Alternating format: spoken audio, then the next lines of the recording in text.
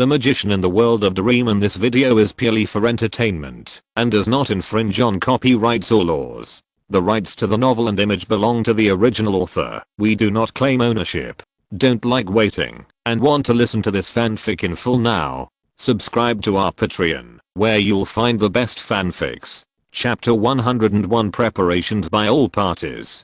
At this time, after Nobita and his friends separated from Junfei and Dekisugi, they were being chased by a bunch of dogs. Because this pig cart was too conspicuous, Doraemon found a place to hide it, and he and others hid in the town. Great, there are not many people here now, just convenient for us to hide. Doraemon took out a doghouse sticker and pasted it on the wall, and then asked everyone to get in. The sticker outside did not change at all. It was just a black piece, making people think it was just a simple piece of paper. If it was Junfei or Dekisugi, they might find something unusual, but these soldiers would not.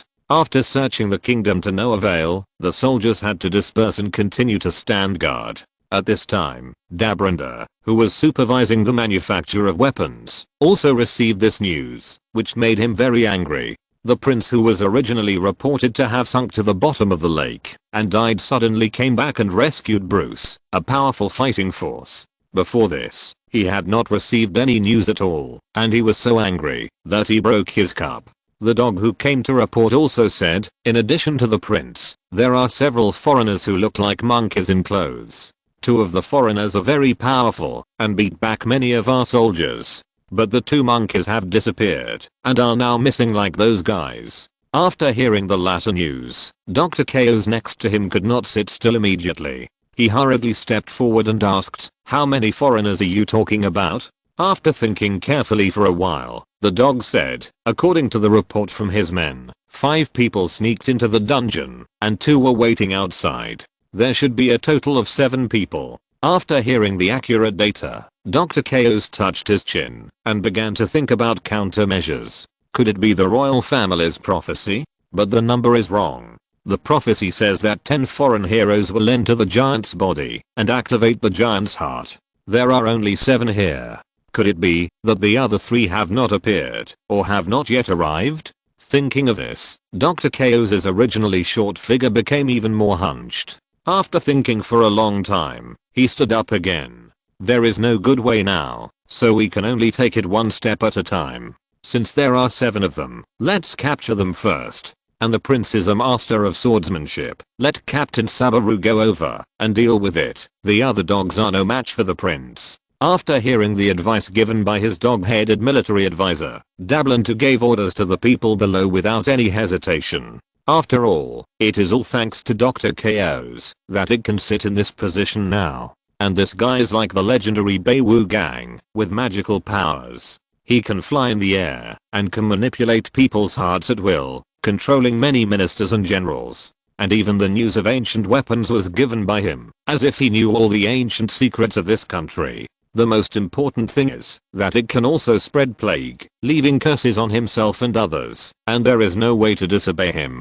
Dabrenda did not dare to despise the words of this old thing with terrible power, and hurriedly executed it. The soldiers in the country received the news, and the painters hurried over to draw portraits, based on the testimony of the witnesses, and posted them at major transportation hubs. And after each posting, there were soldiers who were responsible for explaining. At this time, Yu and Azzy and Demission were still on their way, and now they had left the residential area of the town. Yu and Azzy's magic power had been restored, and he was just waiting to find a place to settle down and start to restore his mental strength.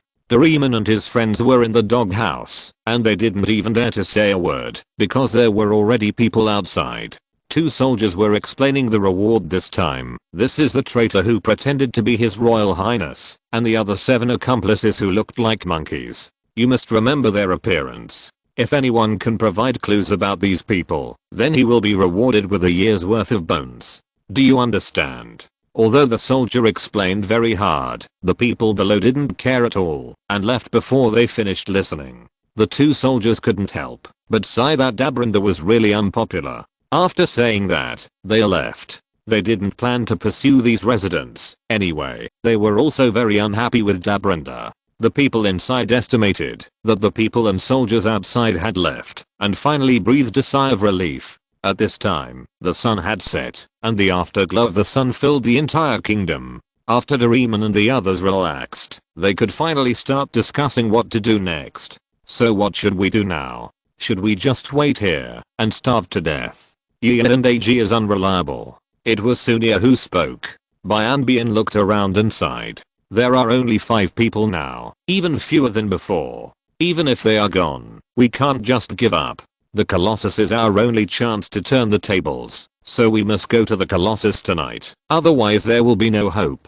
Bian tried hard to encourage everyone here, and also silently cheered himself up in his heart. Nobita also expressed his opinion. Then do we ignore Yuan and Izuki? They were taken hostage, and we can't fight with all our strength. No, Yuan and Izuki were not caught. Shizuka's voice always made them calm down at this time.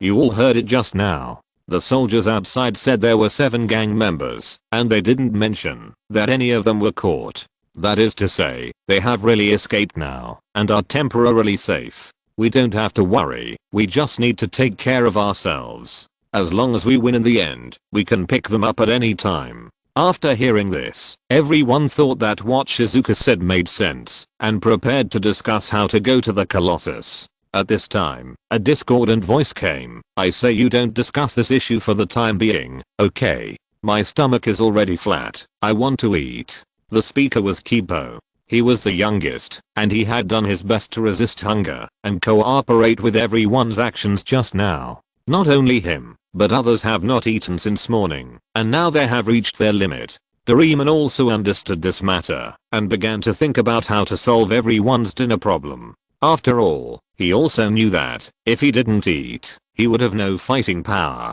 After thinking for a while, he finally selected one of his props, appointment intercom. As long as you make an appointment with this machine, you can enjoy the results in advance. After listening to the introduction of this prop, everyone was confused and didn't understand.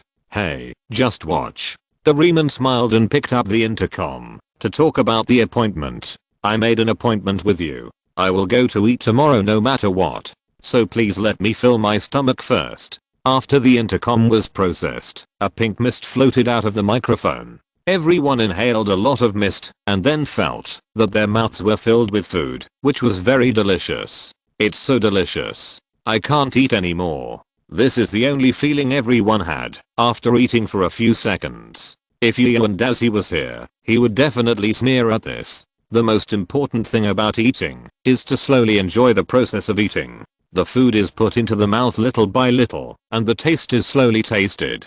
This is the fun of eating. Of course, if you are like them, you can't even eat, and you really can't care about these. Seeing that everyone was full, Doraemon said, okay, everyone, remember to finish today's portion tomorrow. You must do what you promised. Everyone nodded. Bian struck, while the iron was hot and said, now that everyone is full, let's rest now. When it's late at night, we'll go to the Colossus statue and wake up the giant. At this time, Shizuka suddenly walked to Doraemon and said, Doraemon, can you lend me your prop? Doraemon gave the reservation intercom to Shizuka. What's wrong? Are you not full yet? Shizuka shook her head and said to the reservation intercom, I promise you that I will take a shower as soon as possible no matter what. So please let me wash it now. After hearing her words, the intercom was stunned for a while, and then a burst of white mist came out around Shizuka, washing Shizuka clean. Everyone was speechless after seeing this, and they were still thinking about taking a shower at this time. But they each yawned and lay down to sleep. At this time, Yu and Azzy and Chumashin were still looking for a place to stay in the giant statue forest, because they had to find a place where they would not be disturbed, and as he remembered that someone would ambush in this forest before, so he still needed to think carefully to avoid them. He now had 80% of his mental power left, and in order to ensure the success rate of promotion, he had to sleep for a while. In the palace, Dablunter, who had turned the country upside down, was walking around anxiously.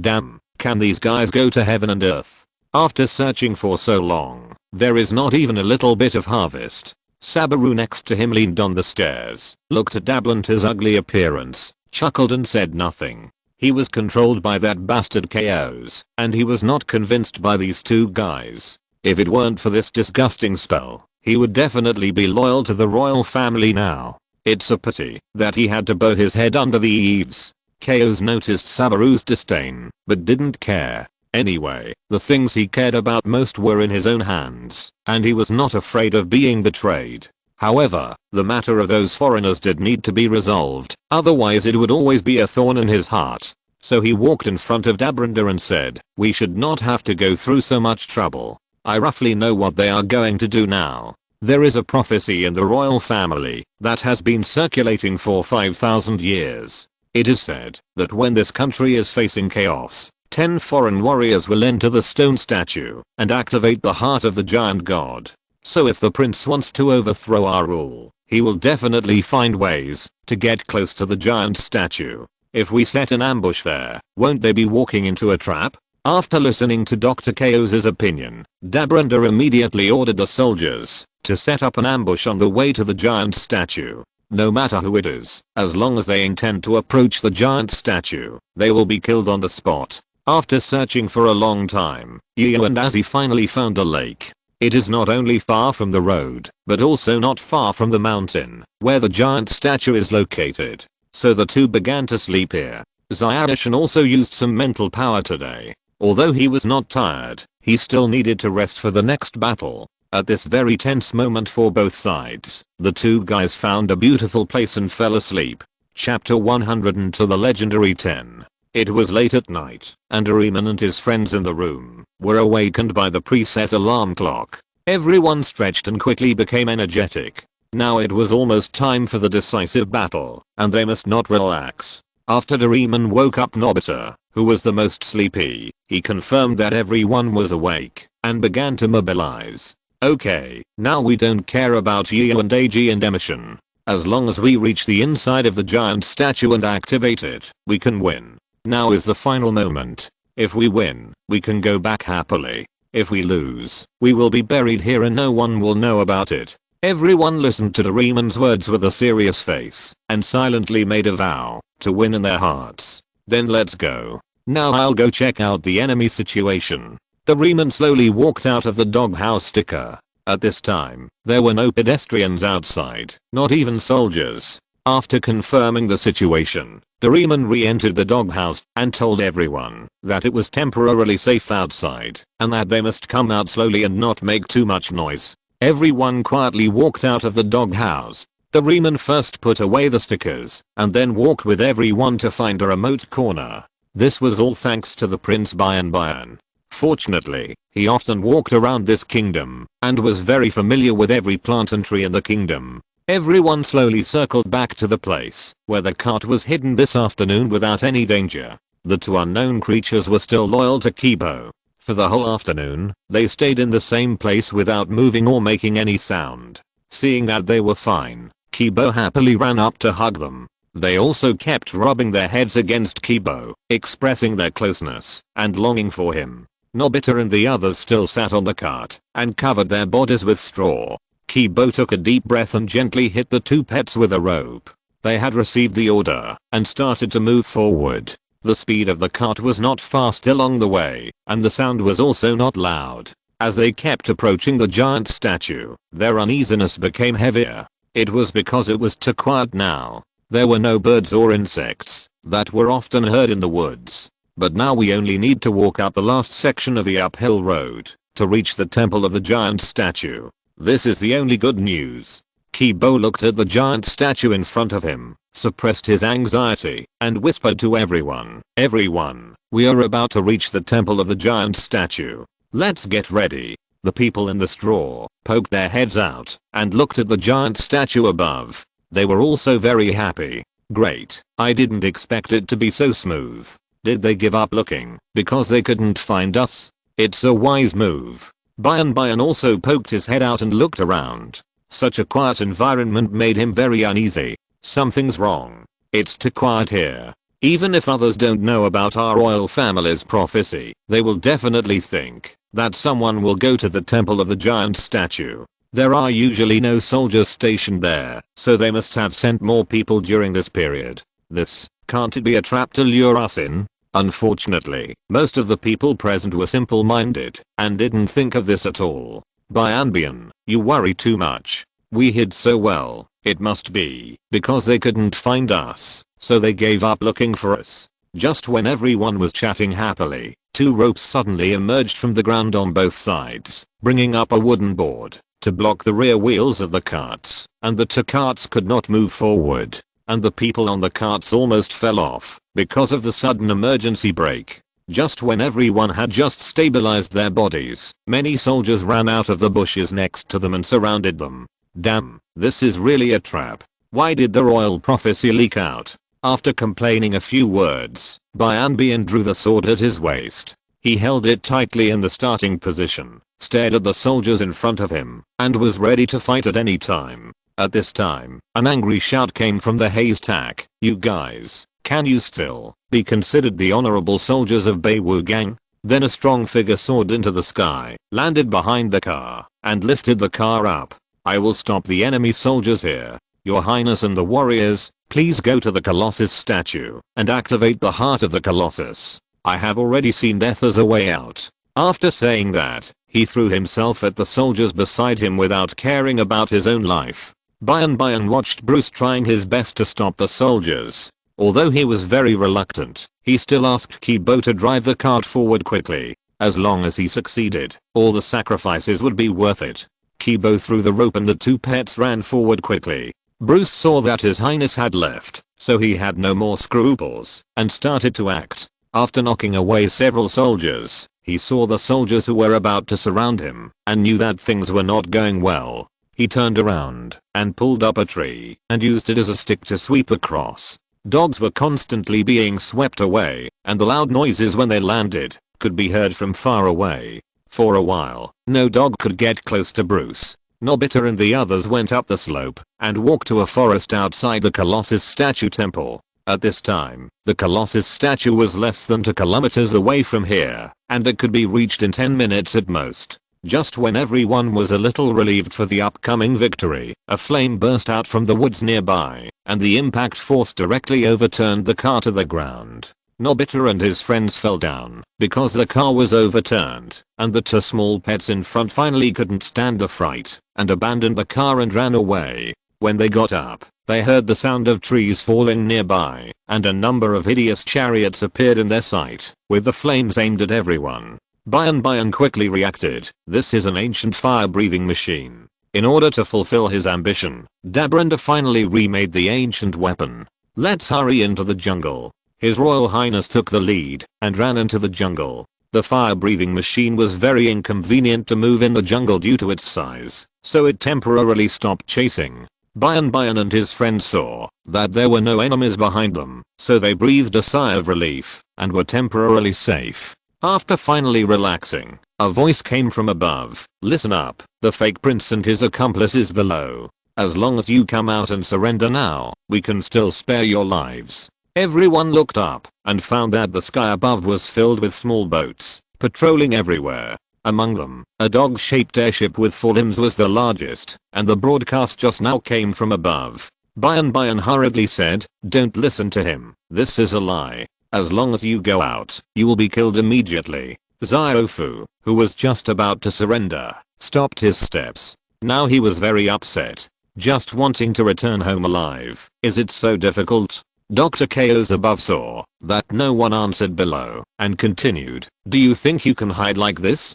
Come on, set fire to this mountain. After the fleet in the rear received the order, the hatch under the ship opened, and bombs fell from the sky one by one, igniting the forest. Seeing this scene, Bian knew that the hope of victory was very slim, and gradually calmed down. Everyone, it seems that the winner is obvious now. I'm sorry that my stubbornness has led you to such a dangerous situation. Then he looked at the other person who was most worried. Kibo, take them and run away quickly. They are my guests. Don't let them die here. Kibo nodded with tears in his eyes and prepared to lead everyone to evacuate here. Then Bian looked at everyone again. Everyone, I still have the royal mission on my shoulders and cannot go with you. I'm sorry I can't see you off. Then the prince turned around and walked towards the direction of the giant statue. He knew that there must be enemies waiting for him over there. But he was the only prince in this country. Even if he knew he would die, he would never back down. Perhaps this country has no tomorrow, but he will definitely die in the darkness with it. With such determination, Bian walked towards the giant statue. Suddenly, a large and powerful hand was placed on Bian's shoulder, asking him to stop.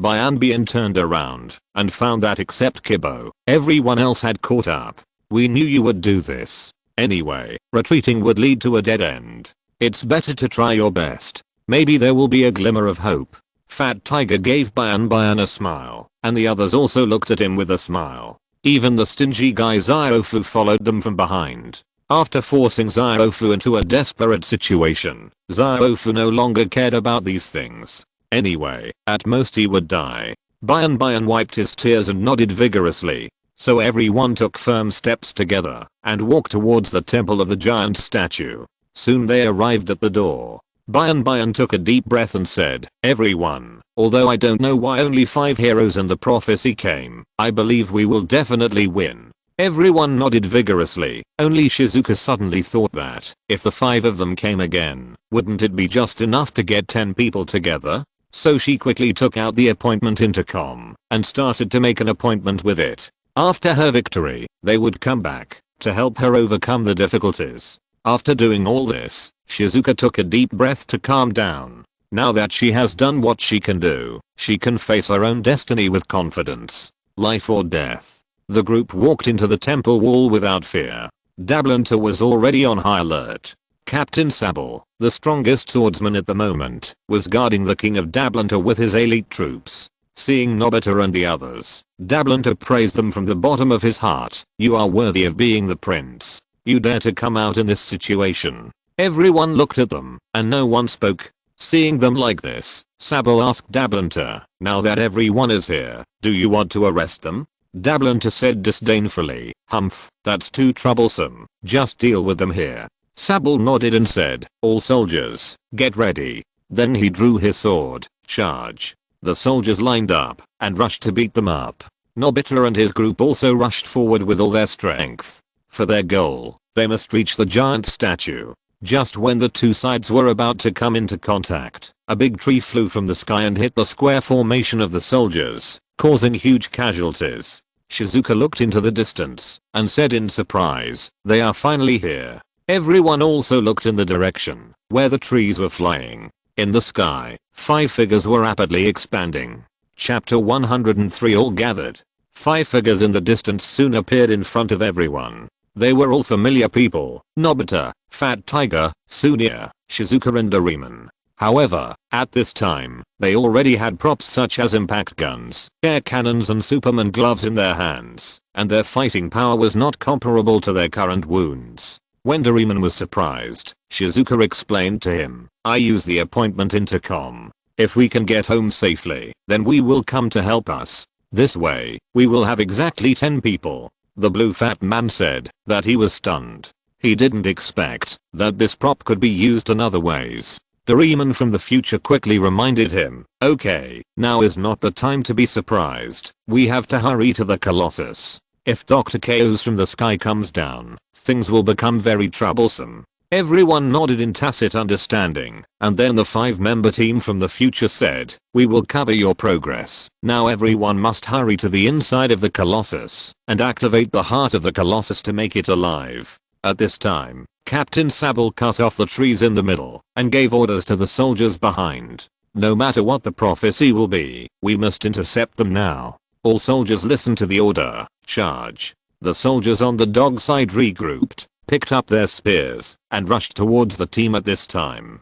But now Nobita and his team, who are fully equipped, are not something that ordinary dogs can deal with, and soon the soldiers were beaten back. Everyone overturned many troops and marched forward, rapidly approaching the Colossus. In order to save time, Bian asked Doraemon from the future, "How do we get into the Colossus later?" "When we get closer, we will see a door.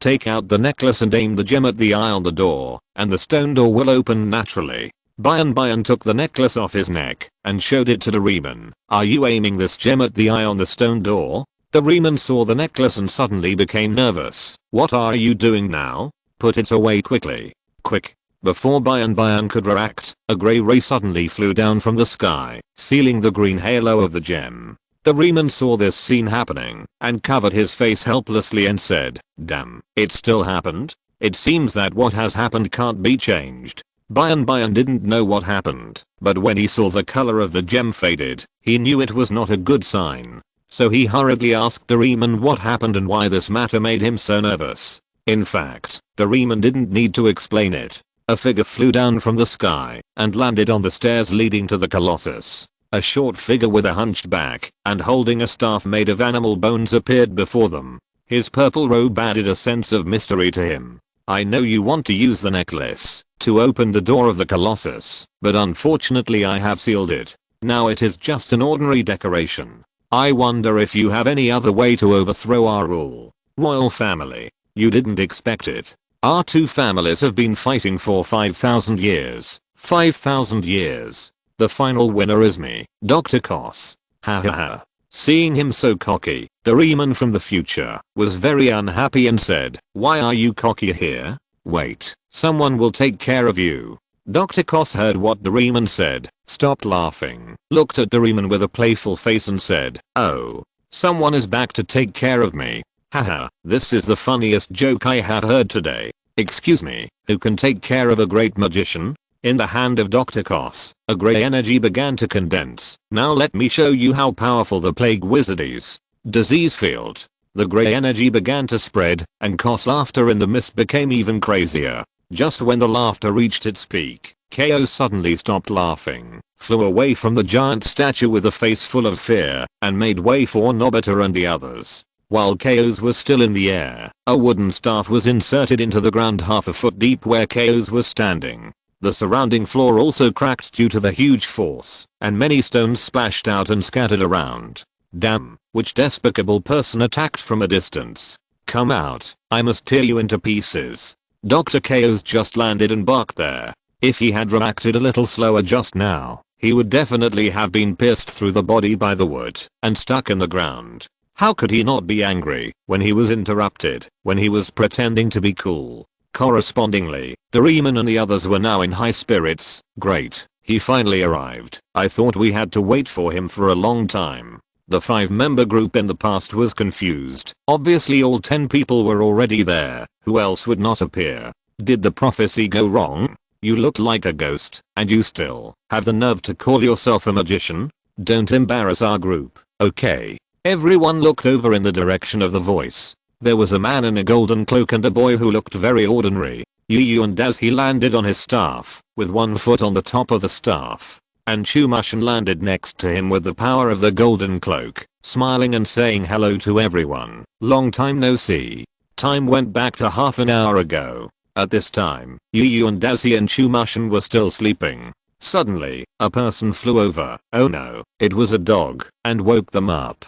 The soldier fell to the ground and had no breath. After confirming his death, Zyadishan dug a pit to bury him, and Yu and Dazi began to prepare for the advancement. Now his magic power and mental power are full, and there should be no one nearby to disturb him for the time being. Even if there is, he believes that Zyadishan next to him will deal with it for me, and will never let them disturb his advancement. Zyadishan also assured Dazi that no enemies will enter this area. Sitting on the stone, Yu and Dazi sank his consciousness into the sea of consciousness, where 10 almost identical talismans were sitting and shining. Yu and Dazi used his mental power to carefully connect them together and gradually merge them. Since he pursued perfection every time he carved the talisman, and they were always in a state of energy resonance, so this fusion did not take too much of his energy. As the initial origin talisman, it gradually absorbed the other 9 talismans. The power of the same root and source made it gradually larger, and at the same time slowly extended more complex patterns. The laws on the surface of the talisman also began to gradually merge, and were engraved on the evolved talisman. This advancement was a metamorphosis, and the quality of the laws and magic power was greatly improved. However, the mage who had mastered such a strong power was not accepted by the world, and he wanted to destroy the person who stole his power at this time. The world will mobilize the power of rules at this time to bombard this new talisman. If the talisman fails to withstand this bombardment and is destroyed by the rules, then it will naturally die. If the magician survives, he will be partially recognized by the heaven and earth, allowing him to continue practicing and receive certain benefits. However, every time he carves a talisman, the power of heaven and earth will not take the initiative to carve rules for him, but he has to carve the rules he has comprehended. However, the power of the rules of heaven and earth that bombards the rules is not strong, and it is only to screen out some weak ones. Yuandazi has already mastered all 9 rules, and even most of them have achieved some success. Naturally, he is not afraid of the rules of heaven and earth. Not only did the power of rules not cause damage to his talisman, but he devoured the power of rules and gained a lot of new insights from it. The next is the power of God. Since he has passed the test of heaven and earth must pay some benefits. This is not only a rule that humans must abide by, but even the world must abide by it. A strong natural force poured into the new talisman, and the talisman gradually expanded and became more than twice as large as before. During this process, Yuandazi's sea of consciousness has also expanded by more than double. Now the limit of his induction technique has expanded from 150 meters to 300 meters.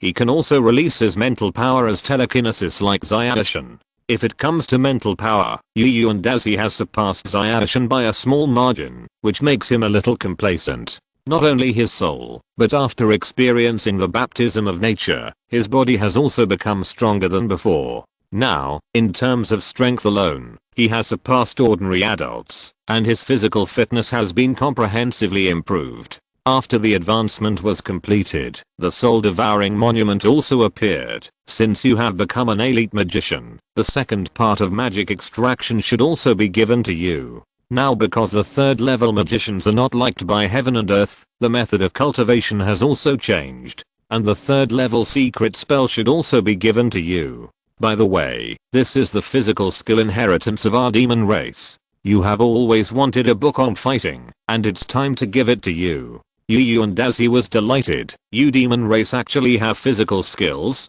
The proud voice of the soul-devouring monument came. Of course. Our demon race has always been famous for its strong physique. How could we not have the inheritance of physical skills? Then why didn't you give it to me earlier? Do you know that I have always wanted it before? The soul-devouring monument sneered. That's because your physical fitness has always been substandard. Now your physique is equivalent to that of a child in our demon race who has not yet practiced magic. Giving it to you too early will be harmful to you. Seeing this, he didn't say much. Suddenly he thought of something. Your demon race has such a strong physique. If you add the strange power and wind magic, wouldn't it be enough to use your body alone to deal with most superpowers? After hearing what he said, the soul-devouring monument once again said with disdain, "Did you think of it now? Let me tell you. Strange power and wind magic are the unique secrets of our demon race. They have never been spread to other races. You are the first human to learn them. At the beginning, we relied on only these 2 spells to become the most troublesome enemy of all races. It was like one punch to kill a kid. You can imagine how strong we were at the time. Most of the other spells you saw were collected by me later." And as he silently wiped a cold sweat, it turned out that your demon race was a group of berserkers in the name of magicians. If the old man heard what he said, he would definitely tell him clearly that he was not using the power inheritance of the demon race, but a modified ancient practice method. After all, the body structures of the 2 are different, and there are many practice methods that cannot be shared. At this time, the soul-devouring monument reminded him again. Okay, the 3rd level spell is given to you, and the physical skills. By the way, the devouring technique and the demon clan's secret technique, combined with physical skills, is one of the ways to improve physical fitness. But don't think about it now. Hurry up and reinforce your teammates. The other side also has a 3rd level magician, just right for you to practice. Because he has no subsequent method of practice, he has been stuck in the early stage of level 3. I don't even want to say how weak he is. And as he instantly became motivated. After sorting out the spells, he gave the golden cloak to Chumushin and flew to the location of the giant statue. Chapter 104 Shame. And as he stood on the staff, looking down at Dr. Chaos and the soldiers of the Dog Kingdom below, his strength is now much better than before. Not only has the total amount of magic power increased a lot, but the quality of magic power has also improved. So Yu and Dazi is eager to have a battle, to test how strong he is. The third level wizard is Dr. Chaos. Dazi set his sights on him. This is his first opponent after his advancement. Dr. Chaos put his hand on the staff, and the disease field that had just condensed on the staff instantly. When he waved his hand, a grey poison enveloped him. Yu and Dazi didn't take it to heart at all. Judging from the energy fluctuations, this is a third level magic. But the magic is very rough, the energy is extremely unstable, the lethality is small, and the dissipation speed is fast. It looks like he really created the magic, otherwise it wouldn't be so bad. Even the soul-devouring monument in the Sea of Consciousness couldn't stand it. How dare this bastard call it magic? What's the difference between this and throwing a ball of magic power directly? For people of the same level, it's fine to just stand there. Indeed, this ball of energy only looks a little scary, and it can't penetrate the magic barrier overflowing from Yu and Daz's body. Not to mention Zaoshin, he is still wearing the embrace of the goddess of dawn, so he will be fine. Unfortunately, Nobita and Doraemon behind them felt weak and dizzy, as if God was calling them to go up 40, and they just wanted to sleep drowsily. Although the two of them would be fine, for the safety of Nobita and others, Yu and Dazi still had to take action. He quickly chanted the spell, and the staff under his feet emitted a faint green light, and then a light green gust of wind spread wildly with Yu and Dazi as the center, blowing away the poisonous fog summoned by Dr. Kos. And Nobita and others also recovered from their weak state because of this gust of wind. This is the latest magic that the soul-devouring monument gave Yu and Dazi after he became a third-level magician, the third-level magic resurrection monsoon. This is a magic that mixes sky and life, which is perfect for dealing with his plague. Not only can it dispel the plague, but it can also make the sick recover quickly. Dazi turned his head and said to the people behind him, Nobita, the 10 of you go inside the giant god and activate the heart of the giant god. I will stop them here. All of you go in, we will fight later, and we won't be able to take care of you. Doraemon didn't rush to leave, but told him loudly, wait, now Bian's necklace has been sealed by him, and you need to unlock the seal to open the way to the inside of the giant statue. And as he stretched out his hand to signal Bian to give him the necklace, and he immediately threw the necklace over. Chaos behind saw that the guy wanted to break his seal, and immediately activated his necklace. Want to unlock my seal? It's not that simple. A hand condensed by the wind flew towards the necklace, trying to take it away, but was intercepted by an invisible barrier in midair, and could not move forward. Dekisugi, who was standing next to Yu and Dazi, looked at Dr. Chaos and said, I won't let you disturb them. Dekisugi used his mental power to build an invisible barrier to intercept this small magic. Yu and Dazi also took the necklace and observed it carefully with his mental power. His eyes of disgust almost materialized. You call this a seal? It's an insult to this term. This so-called seal is just to apply Chaos's magic power on the surface of the magic stone, isolating the connection between the soul of an ordinary person like Bian. Oh no, an ordinary dog, and a necklace. This energy layer can be unlocked by either him or Dekisugi. They just need to use mental power or magic power to hit the surface and break the shell formed by the external force. That's why Yu and Dazi said that this thing is an insult to the seal, and it doesn't deserve to be called a seal. He untied the eggshell and returned the necklace to Bian. Although this necklace is a good thing, it is not worth robbing. Moreover, this thing is of great significance to Bian. If you think about it from his perspective, he would not want such an important thing to be taken away, so let's give it back to him. After Bian received it, he quickly opened the door, and the group quickly ran into the interior of the giant statue.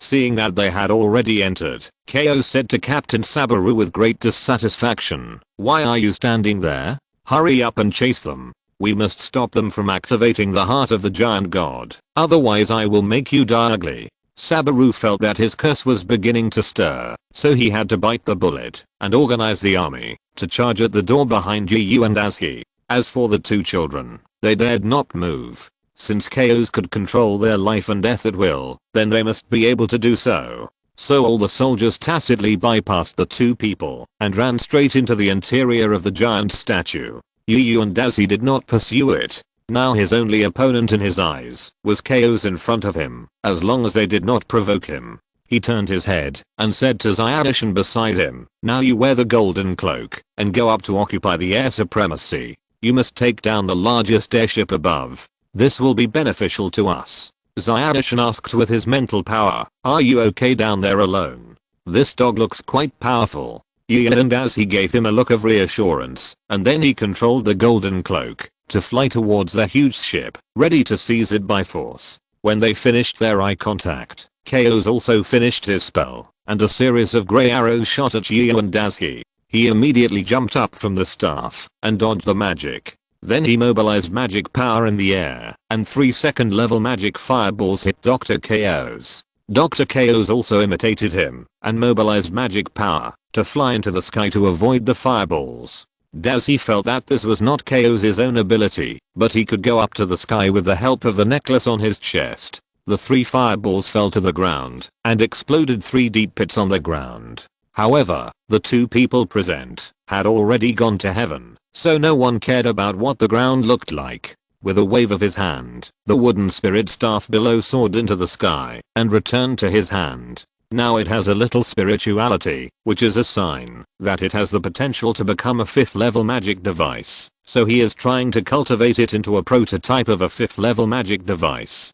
Seeing that Yu and Dazi was safe and sound, he mobilized his magic power to cast the next magic, Ice Storm. Hearing this name scared him. This guy doesn't need to prepare time to use such a high level magic, but seeing Dr. Chaos' actions, he was relieved and even wanted to laugh. It's just that some ice element gathered around, forming a large number of tiny ice needles. This low level magic is also called Ice Storm. Are you really not afraid of being laughed at by others? Although I despise it very much, these things are very small after all, and you will get scratched if you are not careful. And this guy is practicing plague.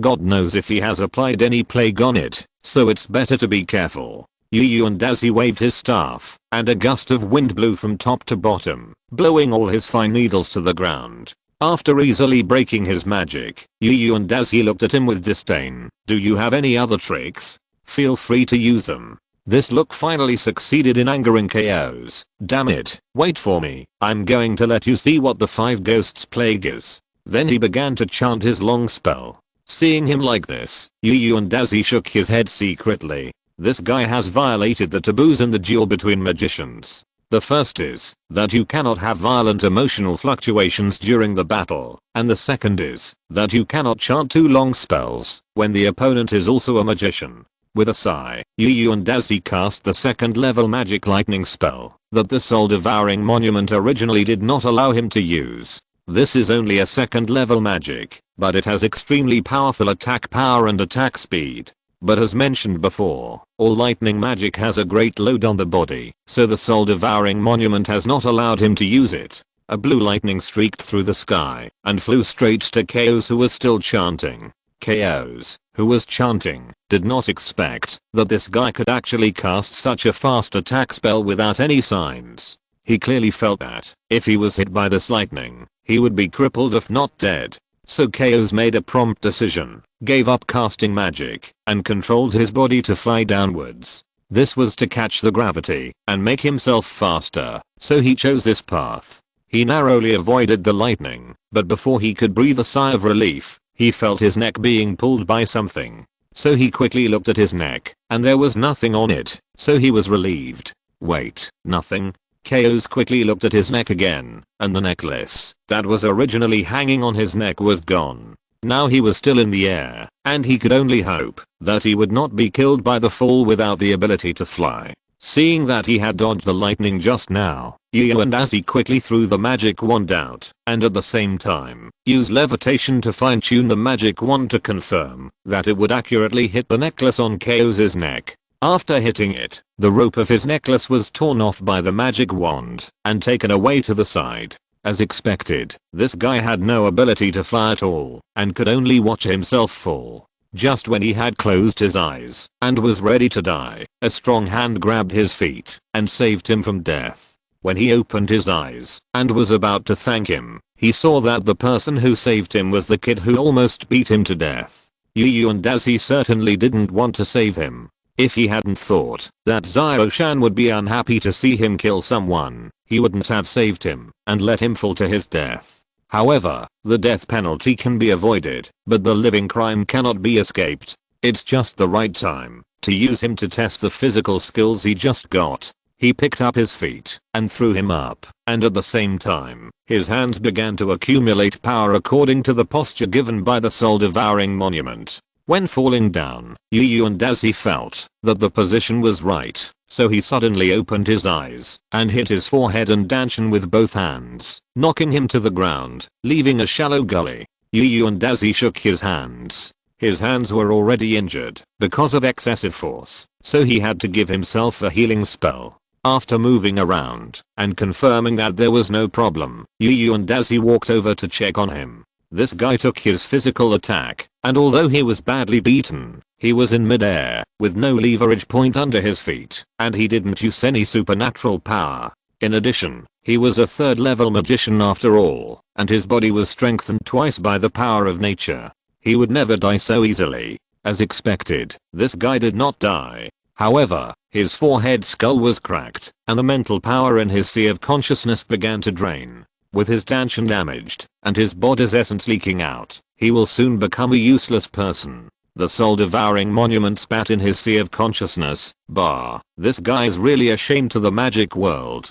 Chapter 105. End of the road. After confirming that Dr. Chaos was useless, and as he breathed a sigh of relief. The demon race's physical skills are really strange, and they can actually produce such an effect. I must practice more in the future. The soul-devouring monument also saw and as his use of the god-breaking technique just now, and came out to give instructions. You didn't use that move just now skillfully, and there is still a lot of power in your body that has not been absorbed. You must practice the basic boxing techniques I taught you more, to make your body strong quickly. Remember, you came to this world not just for fun. We have a mission. Now that you have a certain amount of self-protection power, I will also fall asleep again and start accumulating strength. Then he immersed himself in the sea of consciousness. In any case, it was silent. This old guy is really hateful. He only speaks half of his words every time and keeps teasing people.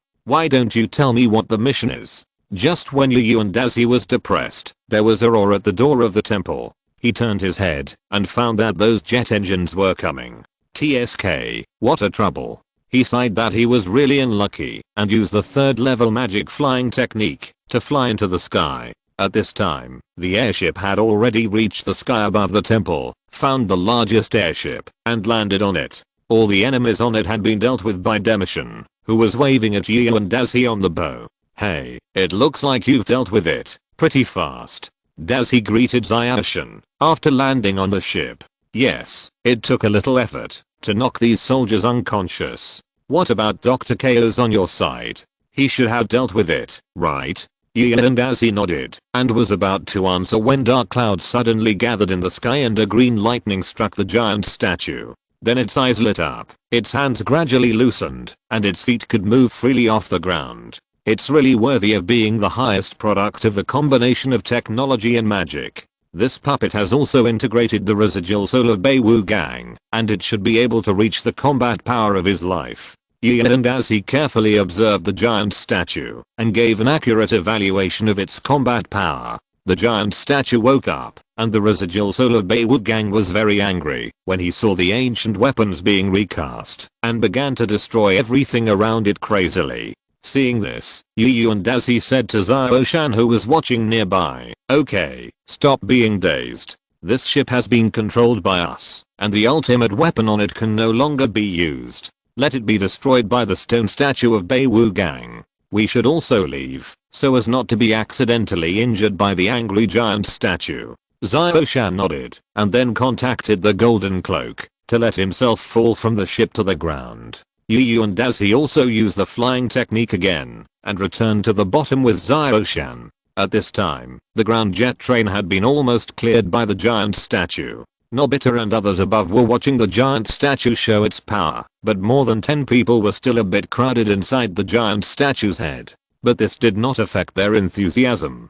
Seeing the giant statue destroying the flying ship one after another, Fat Tiger and others were so excited that they danced with joy, as if it was not the giant statue under their feet that was showing its power here, but they themselves. Landing on the ground, Yu and Dazi used his mental power to call his magic wand. It flew back soon, with a small necklace. This is the necklace that Yu and Dazi had knocked away with his magic wand. The little guy actually brought it back with him. I thought it would take a lot of effort to find it later. This magic wand is really human. Using mental power to sense this necklace, it contains the power of storm. No wonder KOs can use it to fly and cast small wind magic. Unfortunately, this prop is not very useful to him, but it can be left to Xiao-Shan. Putting it away, Yu and Dazi prepared to find something to improve it, and then give it to Dimushan.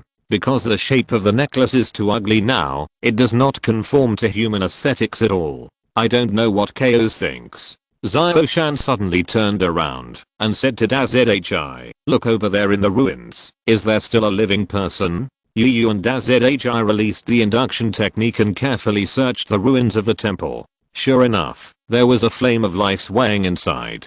The two hurried over and wanted to use a levitation technique to lift the stone above the ruins to save people. But the stones on top are basically all measured in tons, and even if they are lifted, it will consume a lot of magic power, which is not worth the loss. At this time, Yu and Dazi thought that after he advanced, the soul-devouring monument should have given him the 3rd level super strength and wind walk, so he hurriedly searched for his own spells. When searching for spells, he found that the 3rd level spell was no longer called super strength, but giant strength. Wind walk was also renamed to sprint. It can be seen that as the level has been advanced, the names of spells have gradually become more impressive. Without thinking too much, Yu and Dazi chanted a spell to bless himself with giant strength and prepared to save people. After adding the spell, his body changed a little and his muscles began to bulge, unlike the frail look before.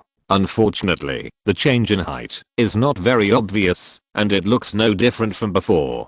Now Yu and Dazi feels that his strength has surpassed the scope of humans, and it seems that he can easily lift the stone pillar in front of him. Yu and Dazi clenched his fists. Does this 3rd level magic increase the power tenfold? He walked to the side of the thicker stone pillar, hugged it with both hands, and lifted it up with a force. It felt like the weight of this stone pillar was like a school bag full of books for an elementary school student. Although it was a bit heavy, it didn't take much effort. He threw the stone pillar aside and continued to clean up the ruins and save people. Soon he cleared the stones on the top, and the stone pillars below were put together in a clever shape, leaving a small triangular space below. No wonder this person survived under so many stones. This luck is really good. Yu and Dazi frowned. This structure was difficult to handle, and it was not convenient to take out the stone pillar. So he had to carefully move the stone pillar to leave a gap that was almost enough for people to enter and exit. Then Xiao-Shan walked in from here, and Yu and Dazi stayed outside to prevent the stone from collapsing suddenly. Not long after, Demushan carried Captain Sabaru out from inside, and it seemed safe. Putting him on the ground, Dazi and Xiao-Shan used their mental power to detect his injuries. There were several fractures on his arms and chest, but nothing else. If you had this injury yesterday, I would have had a hard time treating it. You're lucky. Yu and Dazi used his mental power to connect his bones, and then gave him a level 3 rejuvenation technique. The detection technique sensed that his bones were growing rapidly, and after a few seconds, there was no sign of any fractures. Sabaru, whose injuries had improved, slowly woke up and saw 2 elementary school students standing in front of him. I didn't expect you to come to save me. Sabaru slowly stood up and looked at the 2 people. Now he was about a head taller than Dekisugi and the others, and this scene was quite like a parent watching his child. Yu and Dazi said with his hands in his pockets, "What will happen after I save you? Are you going to fight to the death to prove your loyalty to Dr. Koss?" He did not appear in the original work later. If it was not unexpected, he should have died, so Dazi did not know whether he would fight to the death. However, this wolf dog is still handsome, just like the remake, and he has a good impression on him, which is one of the reasons for saving him. But if he chooses to fight to the death, then Yu and Dazi can only feel pity, because he is not loyal to the royal family. Sabalu shook his head unexpectedly. I will not fight to the death for those two idiots. Just when the two were stunned, Sabalu pointed to his right eye with the blindfold removed, which was grey and white, and there were strange lines flowing. Then he continued, it was that bastard Chaos who blinded one of my eyes with a curse and cast a spell on it. If I don't listen to him, I can't even save the other eye. I can accept dying in battle, but I don't want to become a useless person, so I had to obey his orders. Now that he is dead, the curse will not take effect, so naturally I will not choose to fight to the death. Yu and Dazi estimated that Bian was able to slip away from his hands before, probably because this guy let him go, otherwise it would not be such a coincidence. So Dazi hooked his finger at him and said, come here and show me your eyes. He was stunned for a moment, then came over and squatted in front of Yu and Dazi. He put his hand above his eyes and carefully sensed the curse left by Chaos. This was a little bit of the law of plague that guy had comprehended, and it was indeed a little troublesome. Humph, did this guy use all the laws he comprehended here? It's really boring. The best way to deal with the laws left by Dr. Chaos is to use the same laws.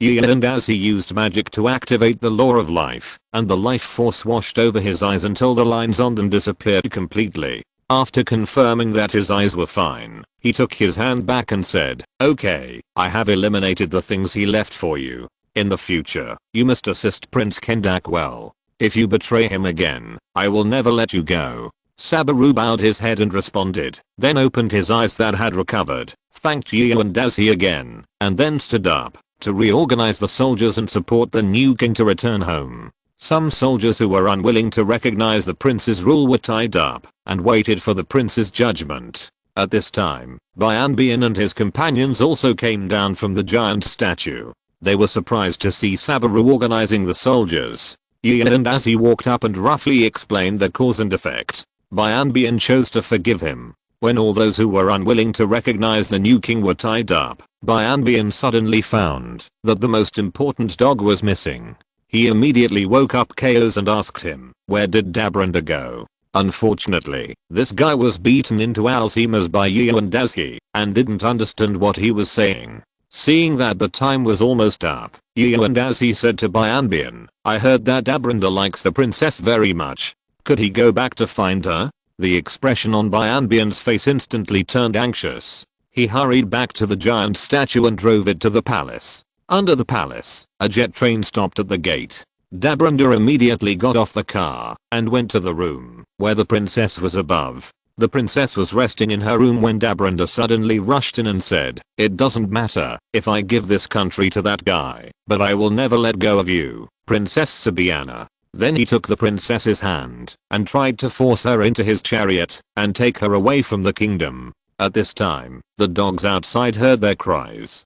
Dabranda pulled the princess to the windowsill and saw the dogs below calling for Dabranda to get out of the way. The one who was calling the loudest was Kibbo. He had told everyone about the prince's deeds, and everyone gathered to ask Dabranda to return the kingdom to Bian. Seeing this, Dabranda knew that he was probably not going to escape, so he took the princess's hand and tried to stab her chest with a knife. Since I'm done, please go to hell with me. When the sharp blade was about to pierce the princess's heart, Dabranda's hand stopped at this moment. He looked at her deeply, and a smile appeared on his ugly face. I just want to give you the best of everything, but now it seems that I have to leave. He let go of her hand, faced the people below, and said the last words of his life. Even if I die, I, Dabranda, will be the king of this country. After saying this, he stabbed his heart with a knife. Chapter 106 The Moment of Separation. Xiaoshan and Dazi relied on their flying ability to get there first. Standing on the roof of the palace, they saw Dabranda committing suicide below. Yu and Dazi couldn't help but sigh that this guy was really infatuated and took the word licking dog to the extreme. It's a pity that most of the licking dogs have nothing in the end. Obviously, Dabranda is one of them, and he even gave up his own life. On the side, Dimushan covered his eyes. Now the scene below made him a little difficult to accept, and as he was also a little uncomfortable. Although he had killed people before, he didn't bleed so much, and he felt a little uncomfortable for a while. At this time, Nobita and the others arrived, and the two Doraemon stopped everyone, except Bian from getting off the car. They knew that the scene outside was not suitable for children to watch, so they let them stay up there. Sabiana and Bian hugged each other tightly in the arms of the giant statue. Bian apologized to her with tears in her eyes. "I'm sorry, I said I would protect you well, but things turned out like this. I'm so sorry." The princess shook her head and said, "No, you have fulfilled your oath to protect me. Look now, am I not tightly embraced by your hands?" The two hugged each other more tightly, and dawn also came at this moment. A ray of morning light sprinkled on them, and the 12 foreigners who were watching the show in the back were moved by this scene. The sun rose quickly. As he saw that Bruce was still missing here, so he said to Chumushin, "You wait here now, I have to go find that hottie Bruce first." Then he chanted the spell of wind walking, and flew into the forest. He saw Bruce kneeling on one knee exhausted from a distance. Next to Bruce were the bodies of soldiers, and two pig-like pets were leaning on him. Landing on the ground, and as he reached out and pulled Bruce up. "Let's go, my general, we have won." He soared as he showed a bright smile and grabbed my hand. "Victory? That's great." With him and the two piglets, and as he used the sky law to bring them back to the kingdom. At this time, everyone was celebrating the birth of the new king and queen. As for Dabranda's body, it had been dealt with by someone, and there was not even a trace of blood on the ground. Since ancient times, the winners are the kings and the losers are the bandits. This world is so cruel. The two teams of Dakshin and his men stood on the platform, and Zyashin was also cheering. As he took them to the platform and joined the celebration. When everyone dispersed, it was almost noon. The two piglets were also returned to Kubo. The current prince had ordered to prepare a big meal at noon to reward the warriors. But the future Dakshin and his men said that they had to go back first, and they had been away for long enough. The current people expressed their understanding and went to see them off. Bian and Kibo also followed to see them off. Shizuka asked the future Shizuka, "Why are only the 5 of you back? Since you and Eiji and Dekisugi went back safely, why didn't they come to help?" The future Shizuka shook her head. "I don't know the details of this matter. But according to the oath I made at the time, this was an agreement between the 5 of us, and he was not included, so he didn't come. But I guess Yuan and the others really don't need the help of this appointment intercom, and they can go back by themselves. Regardless of them, you must keep your promise, and come back to help yourself, after you go back." Shizuka nodded to indicate that she would definitely go, and the future Doraemon handed a new door to the present Doraemon. At this time, Bian suddenly interrupted, "But the prophecy should have 10 foreigners, why are there 2 more? Did Beiwu Gangai's prophecy go wrong? It shouldn't be possible. He made many prophecies, but he never made any mistakes." Seeing Bian's puzzled look, and as he explained to him, "Don't be confused, the prophecy is not wrong. Beiwu Gang predicted that 10 foreigners entered the Colossus, but he didn't say how many foreigners came to this kingdom in total. And now there are exactly 10 warriors who have entered the Colossus to awaken the heart of the Colossus. From this point of view, Beiwu Gang's prophecy is completely correct." At this point, and as he gave them an affirmative look. After all the other doubts were solved, the future Nobita waved goodbye to everyone, and then used the bamboo dragonfly to go to the location of the arbitrary door in the distance. And as he estimated that it was because the current magic circle had been completed again, blocking the possibility of opening the space channel from the outside. That's why they couldn't open the arbitrary door directly on the battlefield, but outside the fog range, and then came up through the underground dark river. Otherwise it wouldn't be so troublesome. After seeing them leave, Bian invited the group to have lunch. Under Bian's leadership, we walked all the way to the dining room of the palace, and the servants had already prepared drinks, and were waiting on the side. "Please take a seat, everyone." Bian motioned everyone to take their seats, and he and Princess Spiana sat in the main seat. "Because I have never eaten your food in the human world, I don't know if it suits your appetite, but please enjoy it and eat more." Then he raised the wine glass high and said, "Now, let's celebrate our victory." Everyone raised their wine glasses and drank the juice in them. It is illegal for everyone to drink alcohol now, although not in Japan. However, and as he didn't like drinking in his previous life, he only took it out to relieve his boredom when he was in a bad mood occasionally. Then he cast his eyes on the food on the table. Well-made cakes, golden roasted meat, bread and local specialties. As he picked up a lot of food and started to eat crazily. Many of the things he had never enjoyed before. Of course he couldn't treat himself badly. There is a saying that only love and food should not be wasted. He picked up a piece of thigh meat sprinkled with sauce and began to taste it carefully. Fat Tiger next to him had no intention of tasting it. He was just eating like crazy. He swallowed the food after chewing it a few times, and he chose to eat all meat. He really didn't understand nutritional balance. The waiter next to him didn't stop and kept replacing the empty plates, and then he would bring up a new plate full of food, and he had to keep adding juice to everyone's cups. He was also very busy. Sabaru next to him was more pitiful because all the previous actions were rebels, so there was no seat for him at this celebration banquet, and he had to perform his duties as a general to protect everyone's safety. Looking at the food on the table, he swallowed a lot of saliva unconsciously, thinking about the taste of the food in his heart. Of course, he had no complaints about this. It was good enough to be able to survive. Seeing that everyone had almost finished eating, and as he also put down his knife and fork, and then said to the servant behind him, "Please give me that jar, thank you." The servant gave him the jar full of juice, and as he took it and gulped it down. All the juice here is squeezed from fruits. It is not only pure and natural without preservatives, but also very delicious.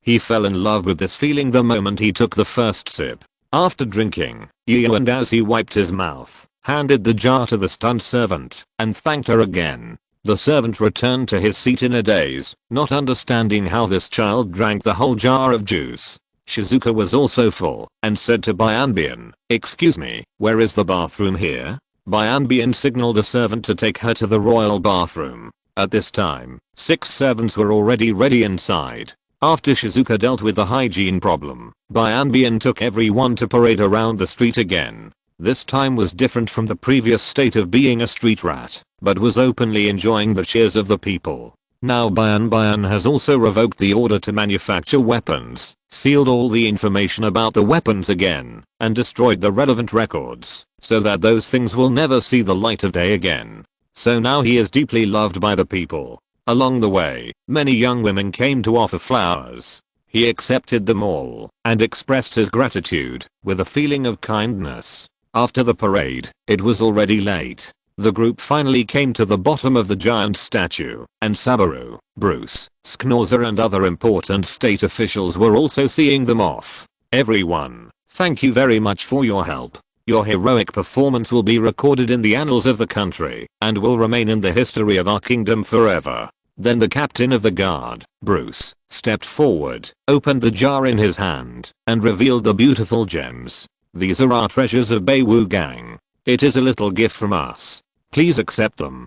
Ziofu couldn't control himself and wanted to go up to take it, but Fat Tiger stopped him with his hand and refused righteously. "We are not helping you for treasure. As long as your country is stable forever, it will be the greatest reward for us." Ziofu heard this bold statement and had to refuse and said, "Fat Tiger is right. These can be regarded as the funds for you to rebuild your kingdom." And as he didn't want to speak, but the embrace of the goddess of dawn in his left hand sent a wave of desire. He was very curious and released the induction spell and found that there were actually quite a few magic stones in it. The golden cloak valued one of the white gems very much and wanted Dazzy to take it away. And Dazzy had to use a levitation spell to catch the gem. "This magic stone is useful to me. Just consider it as my reward." Everyone saw a gem flying from the jar to my hand, just nodded and didn't say anything.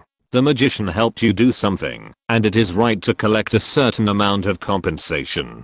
Afterwards, Nobita and Bian stepped forward and held hands tightly. Bian, you must be a good king." Bian also said to Nobita, "Don't worry, Nobita, you have to take care of yourself too." Nobita looked at Bian in front of him.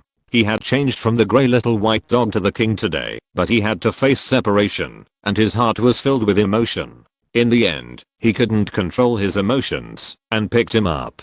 The servants in the back wanted to stop Nobita, but were stopped by the princess. The separation will eventually come, and everyone said goodbye to them one by one, and then walked into the arbitrary door. At this time, and as he always felt, that he seemed to have forgotten something, but he couldn't remember it. At this time, in the basement of Bruce's mansion, 2 dogs were wailing, "Help, is there anyone? We haven't eaten for 2 days." Chapter 107. After the adventure. Back to the world of humans, the setting sun shines on everyone. Sulia thought about the adventure of the past few days, and couldn't help but sigh. This is really a big adventure. The others nodded. The events of the past few days were indeed very thrilling, and they were on the verge of death many times. And Nobita looked at the sunset and said, "We have grown up. Will there be a chance to have such an exciting adventure like now?" And as he shook his head silently in his heart, "I'm afraid it will be difficult for everyone to even meet in the future, let alone gather together for an adventure.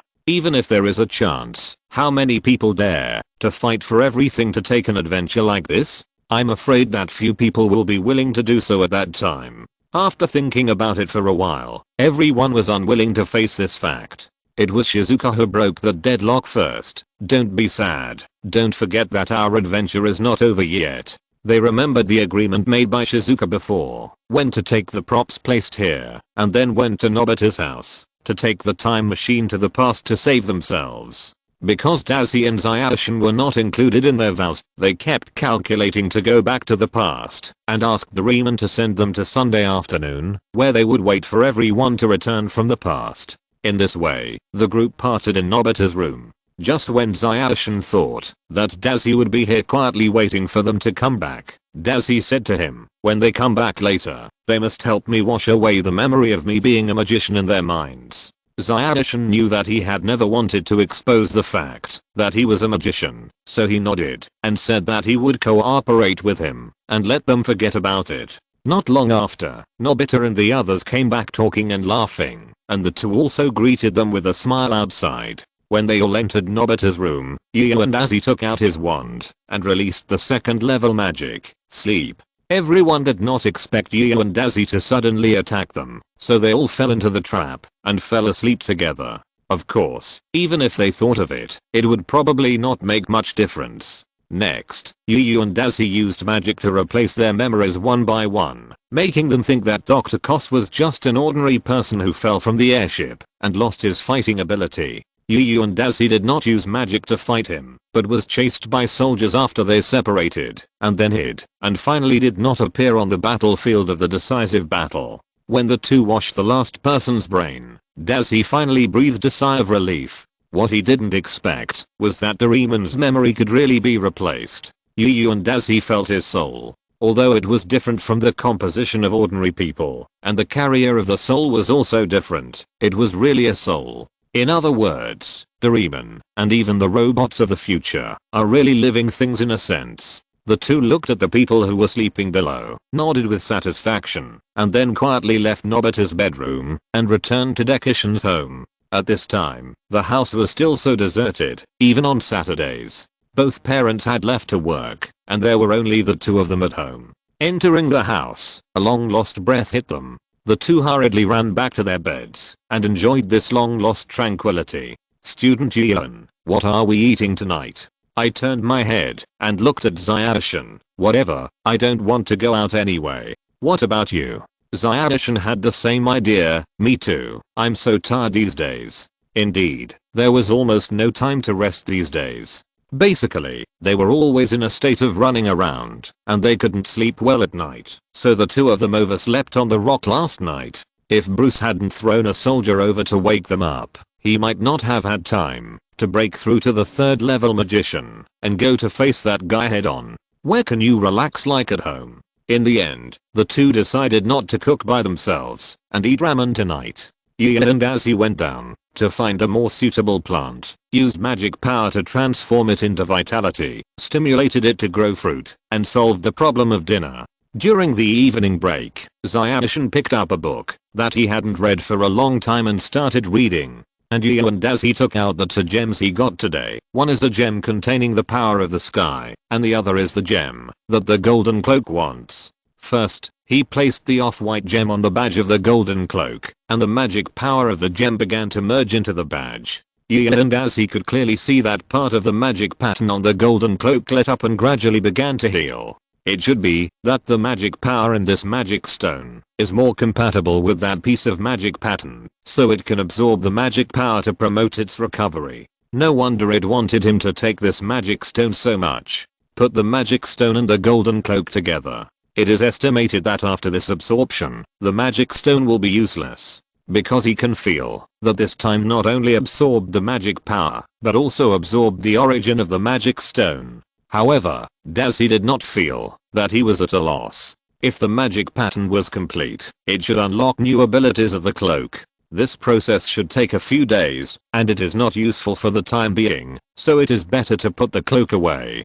Then Yu and Dazi set his sights on another sky gem, and began to think about how to deal with it. He remembered that there were a lot of gold threads left when the golden cloak was disassembled. It was quite suitable to use that thing. It was low-key, luxurious, and meaningful, and it looked very good. He took out the silk threads from his own drawer, and then began to worry, how should I deal with these silk threads of different lengths, to make them into a suitable necklace? Yu and Dazi cast his eyes on his own law patterns. Only 3 types of element, sun, and temperature might be useful. He decided to try the milder elemental law first to see if he could dissolve the gold thread.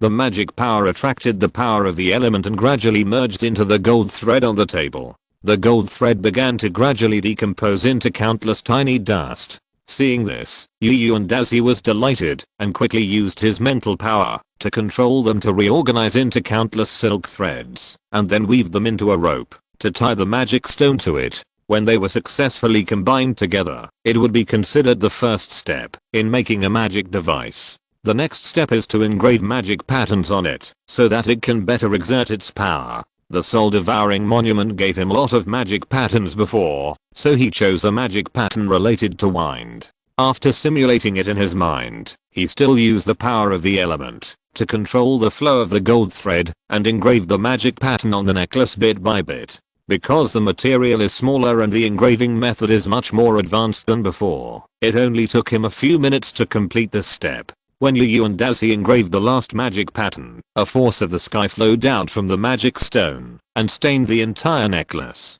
At this time, Chumashin was also attracted by this strange light and turned his eyes. The gold thread gradually changed from the original gold to turquoise with a little breath of the sky. When the magic pattern was fully lit, it suddenly went out at the most gorgeous moment and turned back into an ordinary necklace. Yu and Dazi put the necklace on his neck to try it out. The gold thread was very flexible, no worse than ordinary silk thread. Moreover, after experiencing the baptism of the power of the sky, it became lighter and softer, and it was very comfortable to wear around the neck. He took it off and handed it to Chumashin. Come, imprint your spiritual power on the magic stone. Let it recognize you as its master.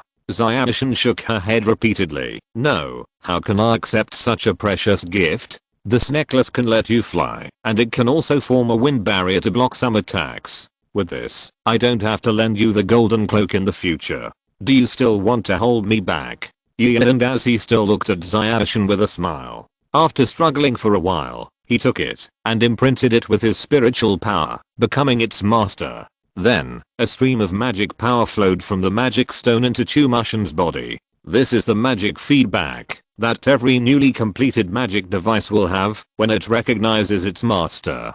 Because Chumashin did not practice magic power, he could not practice it into his own magic power. This sky power wandered for a while, so it had to merge into his body and began to slowly strengthen his body. Dazi estimated that from now on, Chumashin's strength should exceed the current 50%, but his speed is no less than that of an athlete, and it will continue to grow as his body grows. This is the benefit brought by the refined natural power. Of course, Dazi was not envious, because after his advancement, there was still a lot of natural power left in his body, and it took time to slowly absorb and strengthen himself. When Zyashin adapted to the new power, he began to draw the power of the necklace, and he flew up quickly. He excitedly flew out of the window next to him and circled around his roof for a few times before coming down. Although it was slower than when he used the golden cloak, it was a magic device that belonged to him, so he was very happy. After playing tired, he put the necklace on his neck and solemnly thanked Gian as he waved his hand to indicate that it was nothing. After all, helping him was helping himself. After dealing with the spoils, Dazi also took out a storybook from the side and sat next to Zyadishan to read it with him. The two went to bed very early tonight. After all, they were a little tired in the past few days. They were woken up before they slept well last night, so it was right to go to bed early. The next morning, he was still woken up by his biological clock at 6:30. Today was lucky, it didn't rain. The two ran to the roof and began to practice the basic boxing given to them by the soul-devouring monument. It must be said that this boxing technique has a strong training effect. Just practicing it once made him feel weak all over and sweat profusely. Fortunately, he could use magic to remove the odor on his body, otherwise he would have to go back and take a shower early in the morning. Back in the room, Dekisugi had also woken up. And Daisy suddenly remembered that from now on, no one would make breakfast for them, so it seemed that they had to solve it themselves. After making 2 ramen fruits and solving breakfast, the two went to school and entered the classroom that they had not seen for a long time. Chapter 108 The Magical Uses of Delayed Ejaculation Candy. After the two of them sat down in the classroom, Shizuka arrived soon after. When Dazi saw him, he didn't know why. He suddenly felt that Shizuka seemed to be a little more handsome than a few days ago. But Yu and Dazi didn't care. For boys, some changes are normal. Shizuka followed Shizuka to the classroom, greeted Dekisugi, and sat in her seat. The classmates gradually came together. Yu and Dazi looked around and found that only one person hadn't come. The teacher also came to the classroom at the sound of the class bell and began to call the roll every day. As expected, Nobita was late again. After the teacher finished calling the roll, Nobita ran to the door of the classroom in a panic. "Sorry, teacher, I accidentally overslept today." Everyone in the classroom was amused, and the teacher made him stand for a class as usual. This was not over yet. When handing in homework, Nobita also found that he hadn't done his homework. He was taking risks in the past 2 days. Where would he have the time to do his homework? So Nobita was required to finish his homework in the afternoon before going back. Today, during class, Nobita was very energetic and was taking notes seriously. This surprised Yu and Dazi, so he used his mental power to investigate and found that Nobita was not taking notes at all, but was quietly rushing to finish his homework during class. This guy was desperate to make himself stay less in the afternoon. He did not intend to expose this. Nobita could be considered his student, and being left behind would be a shame for him. The time for school to end soon came in the afternoon. At the school gate, Fat Tiger asked everyone to go to the open space immediately after putting down their school bags. The classmates did not understand why, but still agreed to him, and Zyadishan did not refuse. By the way, I remember that Demishan's home is very close to Doraemon. When the time comes, you can call Doraemon too, and he must also participate. Zyadishan nodded, and suddenly had an ominous premonition in his heart, which should not be a good thing.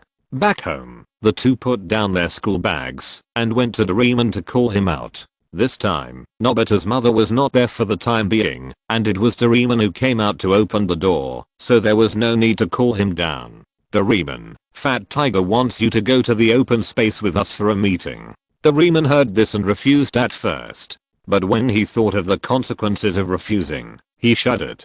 The two people in front of him had the ability to refuse, but he didn't. If Fat Tiger retaliated, it would be very troublesome. After thinking for a while, Doraemon agreed to us. "I will go with you in a while. But now Nobita hasn't come back yet. I have to wait for him to come back before I can leave. Do you want to wait for him with me, or do you two leave first, and then Nobita and I will go by ourselves?" And as he told Doraemon with his hands in his pockets, "If you are waiting for Nobita, then you don't have to wait. This guy has a lot of homework to do," and the teacher kept it back. Although he made up a lot, I estimate it will take at least half an hour to finish it. By then, Fat Tiger may come to visit you in person. Oh, by the way, speaking of this, I remember Fat Tiger also seemed to invite Nobita. You can leave him a message. Doraemon touched his head helplessly. Didn't this kid do his homework again? That's right, I really didn't have time in the past few days. You come up with me, I'll leave a message for Nobita, and then we'll go together. He brought Zayashi and Dazi to Nobita's room. It was very tidy, probably because Doraemon had cleaned it. The blue fat man took out a box of candies from his pocket, poured out 3 of them, and ate them. Then Doraemon started to speak, as if he was saying something, but there was no sound at all. Although Yu and Dazi knew Japanese, he was helpless with Japanese lip reading, and could only wait for him to finish. After a few words, Doraemon turned around, and said to us, "Okay, I have left our message to Nobita, and he will be able to hear it when he comes back. Now let's go find Fat Tiger." Wait. Ian and Dazi pointed to the props in his hand. What is this thing? Doraemon has too many props, and it is impossible for him to remember them all. Only a few of them left a deep impression. He looked at the box of candies and said, "This item is a time delay candy. If you eat one, the sound of your voice will be delayed by 10 minutes. I just ate 3, so my voice will sound here in about half an hour. According to your estimation, Nobita should have returned home by now. Then he will hear our voices. Well, don't let Fat Tiger wait anxiously. You know he has a bad temper. Let's go." The two nodded and followed the blue fat man downstairs. But he was still a little uneasy in his heart, because he remembered that there seemed to be no good result in this episode, but he couldn't remember it. When they arrived at the open space, Fat Tiger and the others had been waiting for everyone in the open space for a while. Seeing that the last people had arrived, Fat Tiger announced, "We just saved the kingdom of Banban and his people yesterday. Do you think this should be celebrated?" Ian and Dazi thought about it and nodded. The opinions of others were the same as Dazi. Fat Tiger felt very comfortable when he saw that everyone was very cooperative. "So to celebrate, I've decided to hold a concert. Everyone must come and participate. Tickets are 100 yuan per person. It's at 4 o'clock this afternoon. Everyone go back and prepare your things now. It will start in a while." Upon hearing this, Xiaofu instinctively said, "But I have something else to do this afternoon." Fat Tiger glared at him, and Xiaofu swallowed the rest of his words tactfully. Nodding with satisfaction, Fat Tiger looked around and said, "Is there anyone else who can't attend because of something else?" Dazi and Xiaoshan both stood up. This was really boring. Even if they were going to study, they didn't want to come and listen to his singing. It was too ugly. Fat Tiger wanted to go up and teach these two a lesson, but he thought that Gio and Daz's fighting ability had always been a mystery, and he would definitely not be able to beat him. Moreover, he and Demishan have always had a very good relationship. If he rashly attacked Demishan, it would also cause him to counterattack. As the saying goes, a good man never suffers a loss in front of him. Fat Tiger knew the situation and made the right decision. "Okay, since you two have something to do, just go and do your own thing. I won't force you." Seeing that this guy was very tactful, Yu and Dazi didn't intend to embarrass him, so the two turned around and left. When they were leaving, they suddenly thought that, since they were out anyway, they might as well buy some ingredients for dinner. So they turned to the vegetable market. Seeing that Fat Tiger was so easy to talk to, the others raised their hands and said that they couldn't come because they had something to do. Fat Tiger saw that these people didn't know how to appreciate it, so he immediately raised his fist to teach them a lesson. Everyone was beaten by Fat Tiger and fled in all directions, and finally had to promise him that everyone would be there. Fat Tiger then happily put away his hands, hummed a little song, and went home to change clothes and prepare for the concert. At this time, Nobita had also returned home and found that there was no one in the house, which was very strange. Just when he was sitting on the floor in a daze, Doraemon's voice suddenly rang out in the room. "Nobita, you are finally back." Nobita was refreshed after hearing this. "What? So Doraemon is in the room. What props are you playing with? Lend it to me. You don't need to ask me for props. I'm not in the room now. This is the sound I left in the room 30 minutes ago. Now I and Dekisugi are listening to Fat Tiger's speech in the open space. I will probably be back soon, so don't worry, do your homework first. Don't let the teacher keep you back tomorrow." It has to be said that Doraemon has a very deep understanding of Nobita, and even guessed what Nobita would say. Nobita saw that Doraemon was not there, so he had to continue sitting on the floor in a daze. Homework? I don't want to write that thing. I really don't know who invented this thing. It's so abominable. Just when Nobita was cursing Robert Vinalis, who invented homework, Doraemon came back with scars all over his body. Nobita heard the noise and hurried down to greet Doraemon. After seeing Doraemon like this, he quickly ran over to help him up. Doraemon, why are you like this? Didn't you go to discuss things with Fat Tiger and the others? Why were you beaten like this? Doraemon said weakly, don't mention it. Fat Tiger wanted to hold a concert. We didn't want to go, and the people who had the ability to stop him, Dekisugi and Izuki-chan, kept to themselves, so we were beaten. By the way, Nobita, Fat Tiger said you must also attend. The ticket for the concert is 100 yuan, and you have to prepare it. The time is 4 PM, and you will definitely be beaten if you are late. When Nobita heard this, he felt that his life had lost its meaning. When Nobita finally came to his senses, he quickly hugged Doraemon. For our happiness, you'd better think of a solution.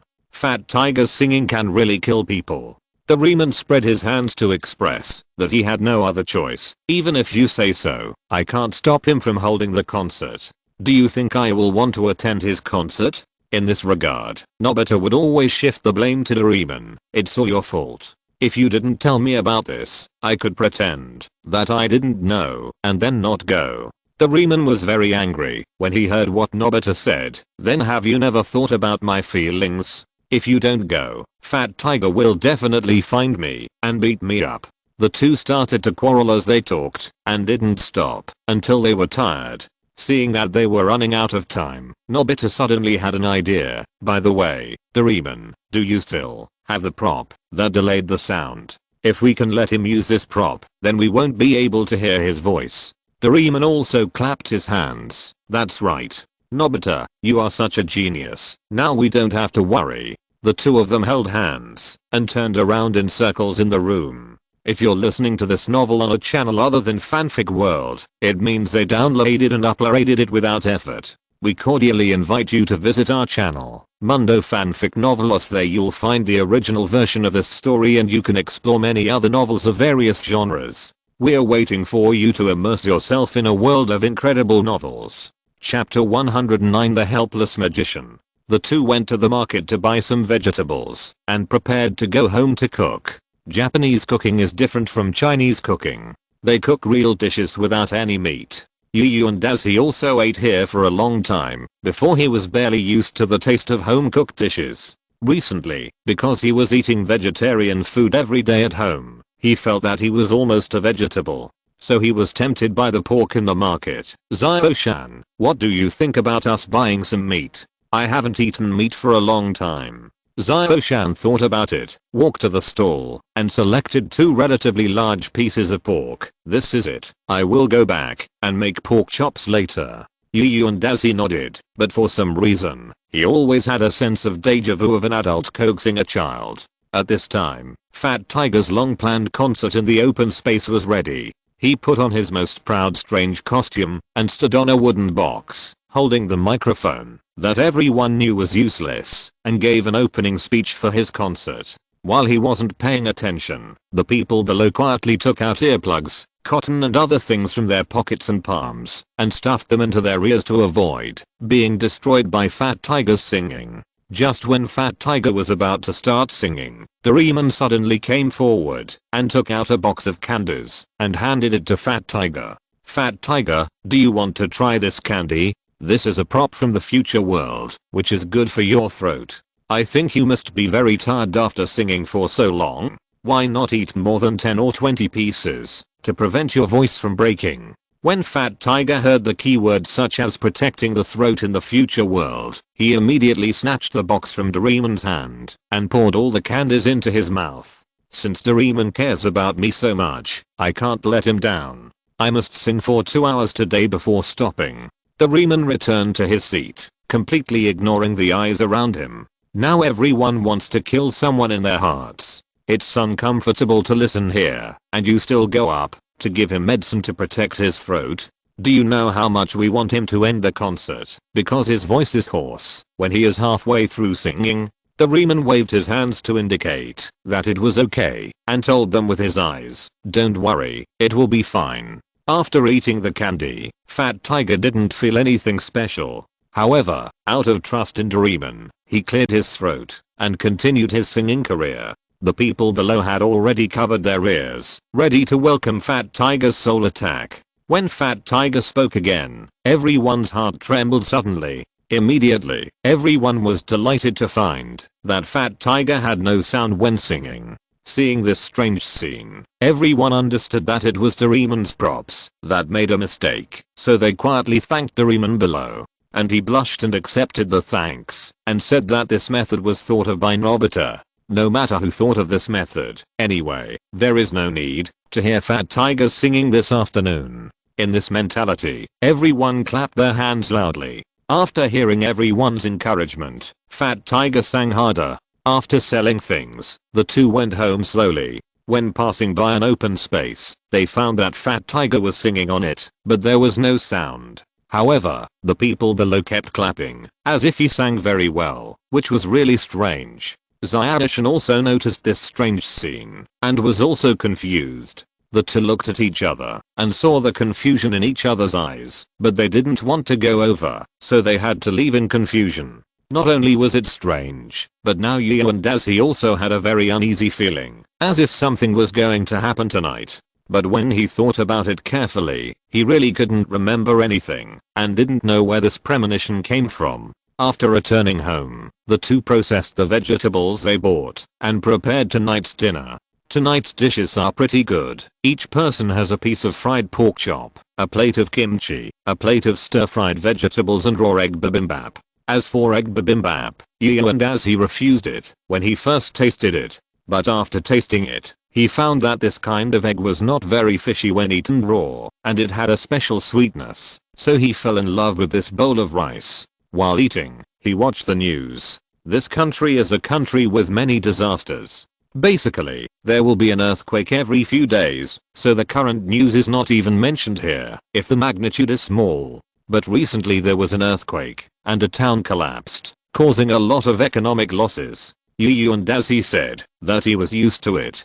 With frequent earthquakes, he really didn't know how this country could survive until now. After dinner, the two returned to the room to read. I have basically finished reading all the books in the current library, and I'm just reviewing them. I have to go out to buy some new books this weekend, otherwise I won't be able to get through the day. It is impossible to practice magic and mental power here every night, and I have to use these books to spice up my life. As usual, I went to wash up at 9 o'clock and then went to bed. Well, it's called sleeping, but in fact, Yu and Dazi began to practice magic quietly at this time, and Shumushin should also be practicing mental power. Anyway, 5 hours of sleep is enough now, so I can squeeze in some time to practice. Before they knew it, time had slipped to 10 o'clock. When the two were practicing hard, a terrible cry suddenly came from the silent night. I'm Fat Tiger, I'm the king of children. This cry scared Yu and Dazi so much that he almost lost his magic power and died on the spot. However, he didn't expect that this was the beginning of the nightmare. It was just a sound test. The magic sound drifted into his ears from outside. This sound has a strong penetrating power. No matter whether it is a quilt, earplugs, etc., it can't be blocked.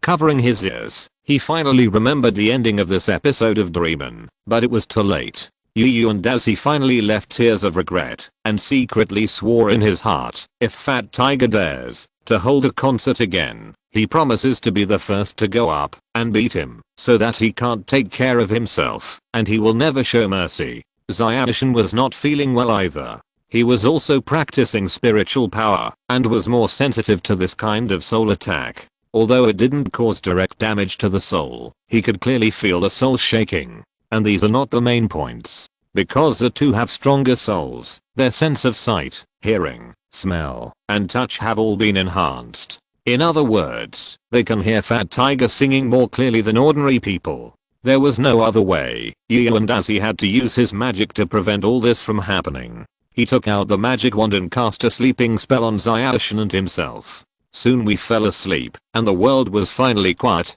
At this moment, Nobita's family was also not feeling well. They were rolling on the ground with their ears covered, and Doraemon was scolding Nobita for coming up with such a bad idea. Nobita was not to be outdone, so he picked up his pillow and started to fight back. The two wrestled with each other on Nobita's bed, and for a moment they temporarily ignored Fat Tiger's singing next to them. At Gangshan's house, Fat Tiger was awakened by his own beautiful singing voice, and couldn't help saying, "Who recorded my singing? It's really beautiful. I must have a good discussion with him about music when the time comes." Fat Tiger's mother was also awakened by the noise, and ran to Fat Tiger's bedroom to question him. "Didn't I tell you not to sing so as not to cause trouble to everyone?" Fat Tiger felt aggrieved. "I didn't sing." Hearing that he dared to talk back, his mother immediately grabbed his ears. "If you didn't sing, then whose voice is this? Are you saying I'm deaf?" Fat Tiger was lifted up by his mother and cried out in pain.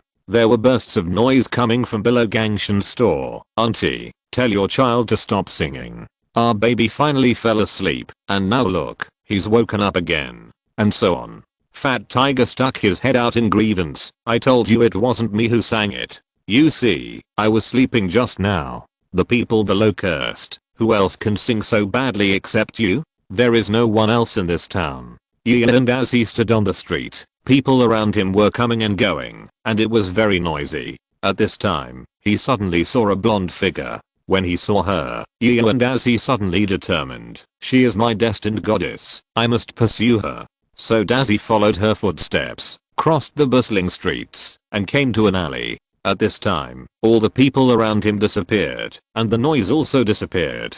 Looking at her flawless face, and Dazzy walked up to her and held her hand. "Excuse me, beautiful lady, may I know your name?" She lowered her head slightly, and a blush appeared on her face. "Tsubasa." And Dazzy thought for a moment and said, "How come your name is the same as that of a popular singer?" Tsubasa was very excited. "Really? Then would you like to hear me sing a song for you?" And Dazzy's heart began to beat. "She actually sang for me." He nodded and agreed quickly. "As long as it's you singing, I love to listen to it, no matter what it is." The blush on her face became more obvious. "Then I'll make a fool of myself." Tsubasa took a deep breath. "I'm Fat Tiger, I'm the king of children." The originally very sweet voice suddenly became exactly the same as Fat Tiger's voice. Hearing this, and Daz's smile froze on his face. Now he felt that his life had fallen to the bottom. When he heard his voice getting stronger and stronger, and as he covered his ears and shouted, "Help." In reality, he covered his ears and woke up and shouted for help. Zyashin, who was next to him, was also overwhelmed by his cry for help and woke up as well. "I can't stand it anymore." And as he, with bloodshot eyes, took out his magic wand and activated his skull or pattern at the same time. The magic stone on the magic wand emitted a beautiful blue light, and then dark clouds gathered in the sky, and lightning struck the source of the sound, followed by heavy rain. The sound of thunderstorms and rain drowned out Fat Tiger's singing, but he felt that it was easier to fall asleep than when Fat Tiger's singing was the background music before. Zyashin snatched and Daz's magic wand from behind. "No, you will kill someone if you do this." Dazzy was not to be outdone. "Even if it's one life for another, I will kill that bastard." Chapter 110 The Consequences of Singing at Night. The next morning, when they woke up, they both had panda eyes. They had fought for a long time last night, until and Dazzy almost exhausted his magic power, and then the lightning and rainstorm stopped.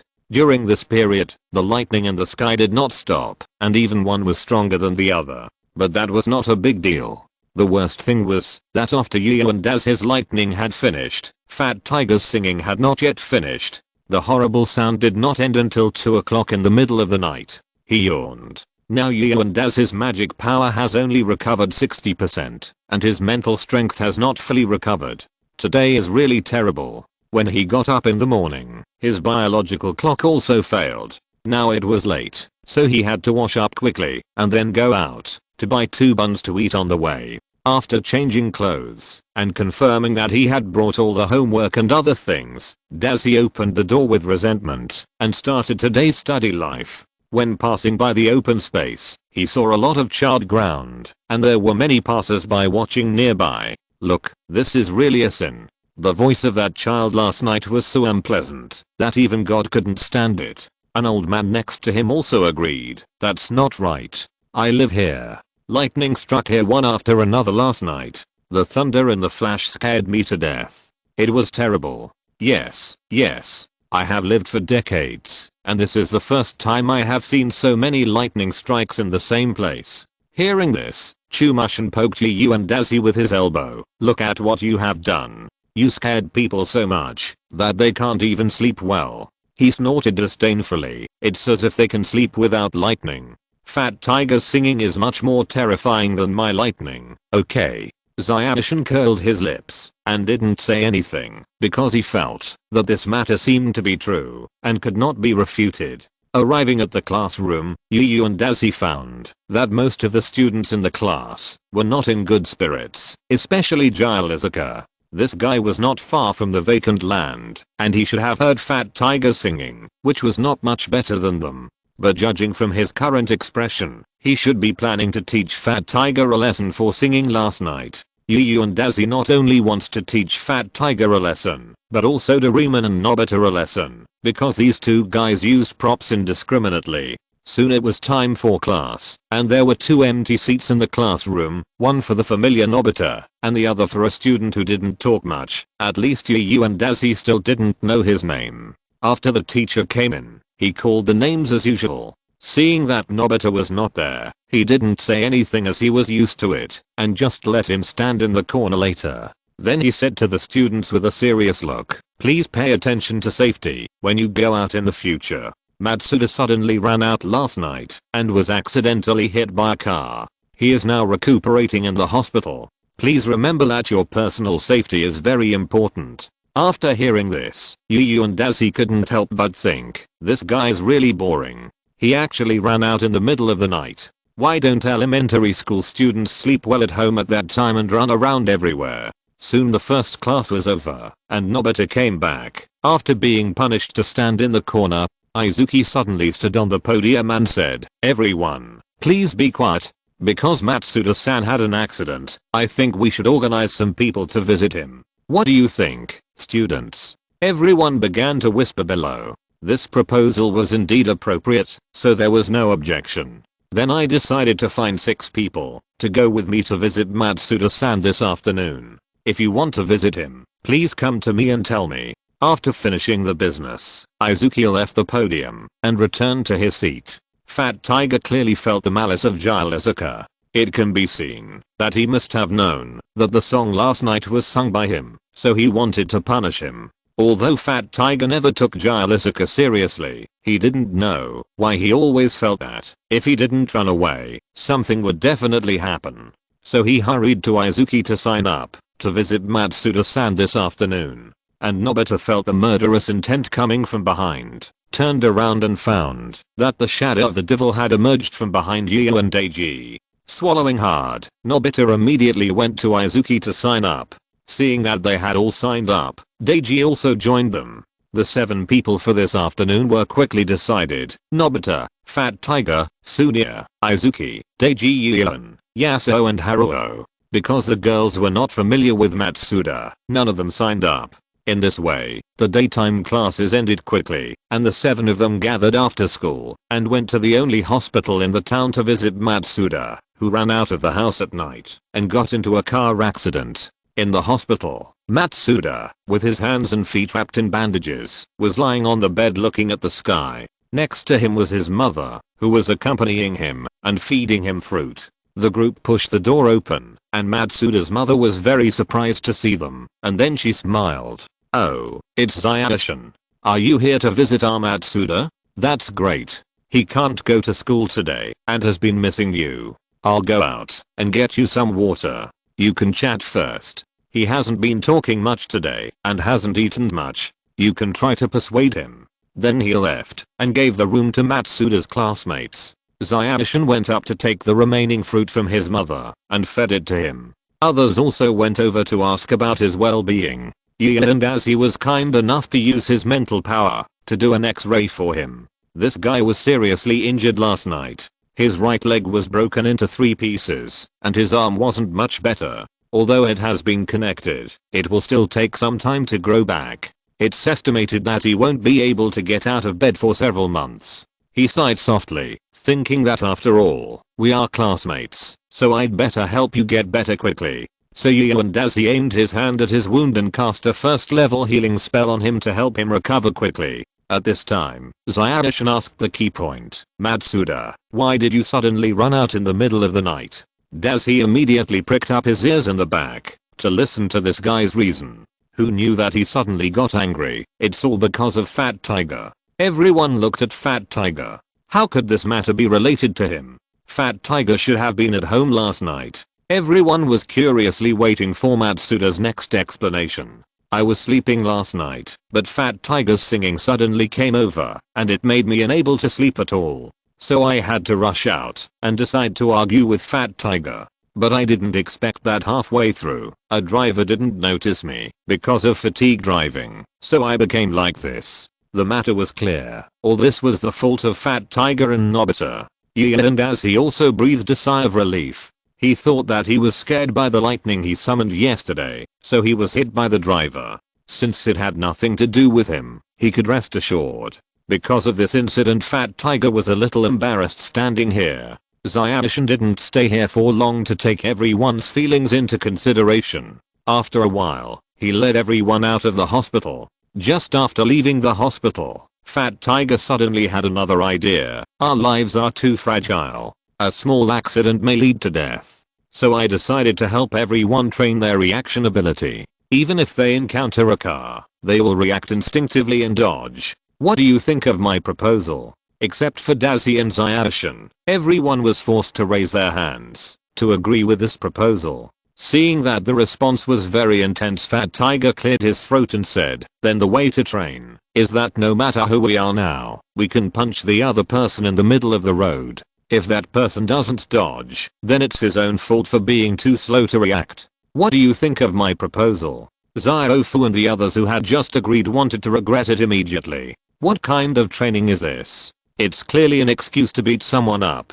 Dazi and Zyadishan were walking in front. When they heard what he said, they said disdainfully, can this be called training? Children's tricks, so boring. Fat Tiger heard that he was denied and rushed towards Zio and Dazi in anger. His eyes suddenly became fierce. Since you are so ignorant of life and death, I will settle the matter with you last night. Thinking of this, Yu and Dazi turned around and punched him in the gap below his ribs. Fat Tiger immediately forgot that he came here to attack and hunched his body. Then Dazi grabbed his head, carried it on his shoulder, and turned around to throw him over his shoulder. When Fat Tiger collided with the ground, everyone felt that the ground seemed to shake, which was enough to show the power of this move. However, Yu and Dazi still held back his strength, otherwise the first punch alone would have sent him to the hospital. If he really went all out, there would be no chance of rescue, and he would have gone straight to the crematorium. It seems that your reaction speed is really slow, so it's really a child's trick. Yu and Dazi clapped his hands in front of him, pulled Shumushin, and left with him. After beating Fat Tiger, he felt much better. Fat Tiger lay on the ground holding his stomach, and it took a long time for him to recover. Damn Yu and Dazi. Fat Tiger looked indignantly at the direction where Yu and Dazi left, but he soon turned his attention to other people. Action Hero and the others soon realized that something was wrong and tried to escape, but it was too late now. Fat Tiger's fist was still very fast and soon left marks on their heads. Nobita was spared because he knew that Fat Tiger would probably take it out on them after Yu and Dazi beat him up, so he quickly disappeared from everyone's sight. Facts have proved that Nobita is indeed foresighted at this time. Nobita returned home, put down his school bag, and began to be a salted fish. He didn't do his homework and didn't go out to play with everyone. Doraemon was very worried when he saw him in this state, so he went over to ask, Nobita, why are you like this again? Even if you don't want to study hard, going out for exercise is also a good choice. Nobita told Doraemon what happened this afternoon, and then concluded, anyway, in the end everyone will take it out on me, I might as well not go. Doraemon thought about it. It seemed that this was almost the same result every time. It was really not good to let Nobita be bullied all the time. So Doraemon reached into the 4-dimensional treasure bag and decided to help him. Chapter 111. You will be like this wall. Doraemon searched for the most suitable props in his pocket, and the props that would not cause danger to everyone. Finally, he took out a shower and said to Nobita, "Nobita, you should go out and play now. It's not a good idea to stay at home all day." After hearing this, Nobita did not continue to take a nap, but sat up and asked Doraemon, "I have said that they will definitely transfer their venting target to me. You let me out now. Do you want me to die?" Doraemon shook his head and did not speak. Instead, he took the shower in his hand, drenched himself thoroughly, and then put it back in his pocket. "Come over and hit me now." Doraemon pointed to his head and said. Nobita immediately became excited after hearing this. "Okay, this is what you said, so don't blame me for being ruthless." Then he rushed towards Doraemon with all his strength. But at the moment when the two collided, Nobita did not feel the touch, but went straight through Doraemon's body. Before he could react to what happened, he hit the wall behind him. "It hurts, it hurts." Nobita covered his head and stood up. He looked at Doraemon in front of him and gently touched him with his hand. He found that Doraemon was just a shadow, not the real body. Doraemon then spoke to explain to Nobita, "I just sprayed the refraction shower. Now the light around me is refracted to the other side, so you only see my shadow, and my body is to the right of it." Nobita followed the direction given by Doraemon and touched the familiar head of Doraemon. "Then how can I restore it to its original appearance?" Nobita asked while touching Doraemon. "This is very simple. Just take out the recovery shower." Doraemon's shadow took out a green shower from his pocket and poured it on his head. Doraemon's shadow began to gradually move to the position of his body. After putting it away, he took out a blue refraction shower. "What do you think, Nobita? As long as you have this, you won't be afraid of being beaten. Now do you want to take a shower and then go out and have fun with your friends?" Nobita immediately made his choice after hearing this. "Need I say this? Come and experience it. I want to surprise them." He took the refraction shower and showered Nobita's head, and Nobita's body began to move horizontally to the right. Looking at his own shadow, Nobita smiled with satisfaction. Then Doraemon, "I'm going out." Doraemon put away his props and waved goodbye to the real Nobita. "Then be careful on the road. Don't get into trouble." Nobita's shadow nodded and walked through the door. At this time on the street, Fat Tiger, Sunia, Yasuo and Haruo were fighting each other happily, and Sunia, who was the shortest, was hit the most. After the four of them had fought for a while, Angshan said, "I suddenly feel that Yuan is right. This is really a boring project." When Pangu heard that his hobby was denied, he grabbed Angshan's collar and said, "What did you say? Do you think you can be as good as Yuan?" Then Pangu raised his fist unreasonably and wanted to beat Angshan up. At this time, Ziofu saw Nobita coming over and quickly told Pangu, saving Angshan, who was in the border of hell. Pangu let go of Angshan's collar and stood at the corner of the street with everyone so that Nobita could not see them. Then, they began to argue quietly about who would hit Nobita first. Seeing that Nobita was getting closer and closer, and everyone's discussion was completely fruitless, Pangu decided to end it all. "Don't argue, I will definitely hit Nobita first." Then he pushed away the others and punched Nobita. Nobita did not dodge the crisis at all this time, but Pangu's punch missed and went straight through Nobita's body. After that, Fat Tiger also crashed into the wall because he used too much force and failed to break. The people behind were stunned. They didn't see Nobita evading and easily defeated Fat Tiger. However, Fat Tiger was obviously unwilling to give up. He didn't expect Nobita to dare to resist. He stood up, rolled up his sleeves, and chased Nobita in front of him, and punched and kicked him. But now Nobita was just a shadow, and his body was not there at all. So how could such an ordinary attack hurt him? Fat Tiger saw that his attack had no effect at all, and finally he had to put away his offensive panting. He gradually calmed down, but Nobita, who was frightened just now, didn't intend to let him go. However, in everyone's perspective, Nobita passed through Fat Tiger's body and walked behind him, and then began to kick the air one after another. But Fat Tiger behind him jumped up in pain as if he was kicked by Nobita, and finally fell into a nearby ditch without paying attention. When others saw Nobita subdued Fat Tiger in this way, they were shocked at first, and then hurried over to help Fat Tiger out of the ditch. The weather is cold now, and if you stay in the ditch for too long, it's no joke. After being pulled up by everyone, Fat Tiger shouted, "This is too boring. I don't want to play this game anymore, really." Then he pushed away the others, and went home angrily. The others also said that this game was really boring, and they left here and went home. Seeing this scene, Nobita's smile gradually became unbridled, and he finally beat Fat Tiger up. Today was such a happy day, but he changed his mind and thought it would be too boring to go back like this, so he might as well take this time to go out for a walk. So he hummed a little song and walked towards the town, ready to go there and take a good look. At this time, Yu and Azzy and Emushin had bought many new popular science books from the department store, and today was very lucky to have a lottery event. Hey, don't you learn your lesson? Let me see how I beat you to death. Yu and Azzy took the shopping receipt and found the prize redemption office in the department store to ask about today's prizes. The person on duty today was also a familiar person. "Oh, you two super lucky kids again. Why, are you going to try your luck again today?" The first prize of the gold ball is a 3-day trip to Hawaii. The second prize of the silver ball is a ticket to experience the future virtual city in Tokyo. And the bronze ball is a brand new rice cooker. Let's see how lucky you two are. When Yu and Azzy saw this person talking about the ticket to experience the future virtual city, Chumushin's eyes changed obviously. It seems that Chumushin cares about this matter very much. Anyway, Yu and Azzy has no need for other things, so why not give this opportunity to Chumushin?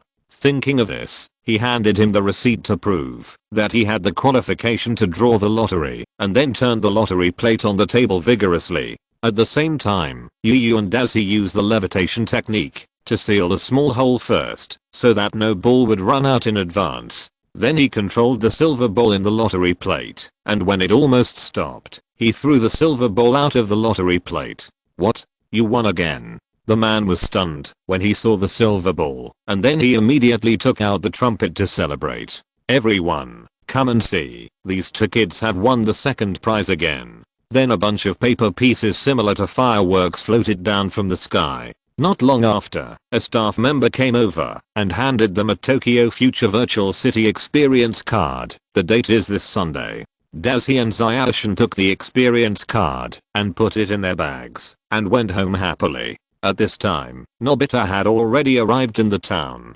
Suddenly, seeing these two people happily going home with a bunch of books, he suddenly felt like playing a prank.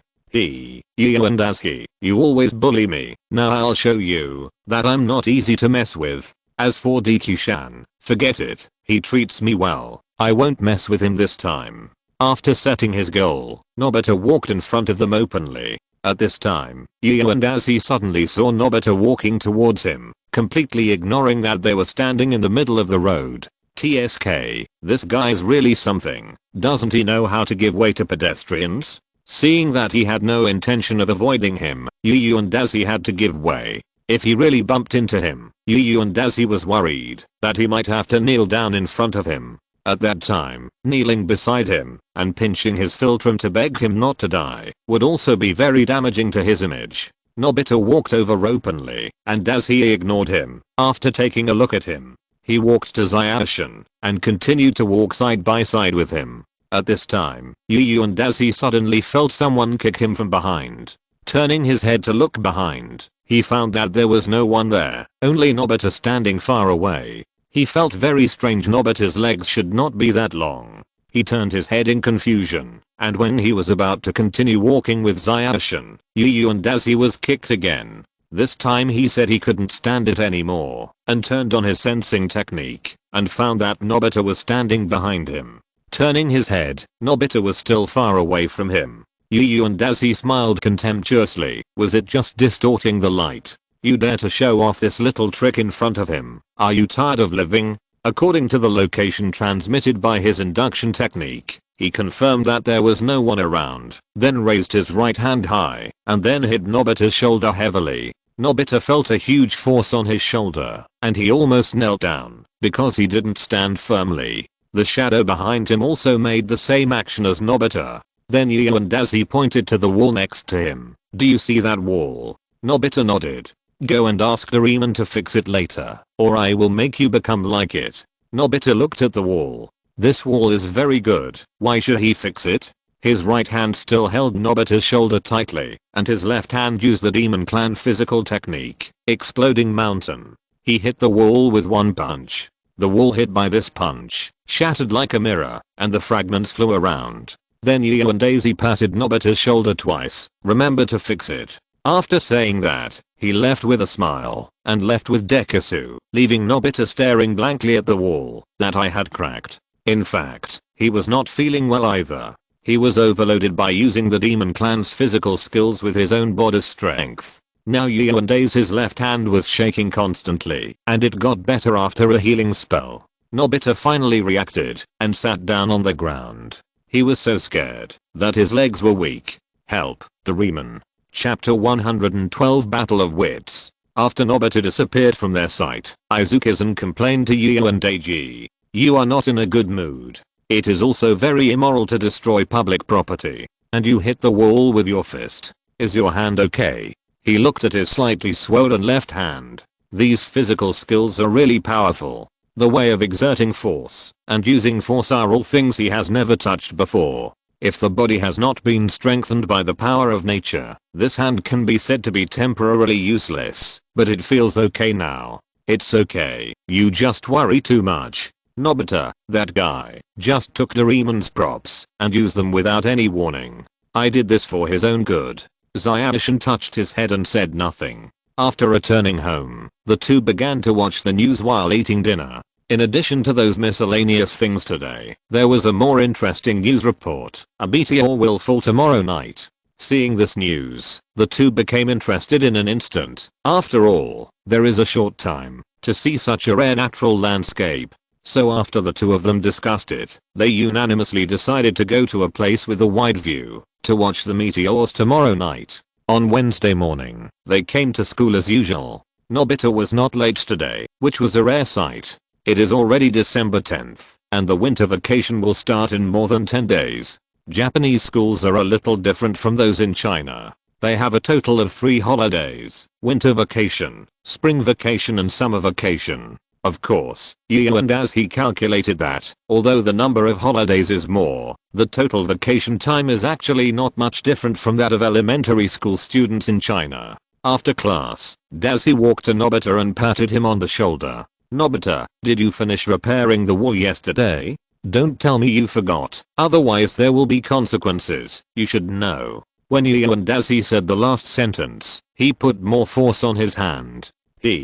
Nobita smiled bitterly and answered him, "After you leave, I will ask Doraemon to use the restoration ray to repair the wall you damaged. There will be no trouble, don't worry." Hearing what he said, Yu and Daisy had no intention of letting go, but squeezed even tighter. "What do you mean I damaged the wall? I think you were scared yesterday. You should have the courage to admit what you did." Nobita saw that he was making things difficult for him, but he didn't dare to resist. "You are right. I accidentally damaged the wall, and this matter has nothing to do with you." "That's right, that's it." Seeing that he was very sensible, Daisy let him go. But Yu and Daisy didn't figure it out. He had been taught a lesson many times. Why didn't he learn his lesson? Looking at Nobita who was rubbing his shoulders, Yu and Daisy mourned for his memory for 3 seconds. The time at school always slipped away when he was practicing magic, and school was over before he knew it.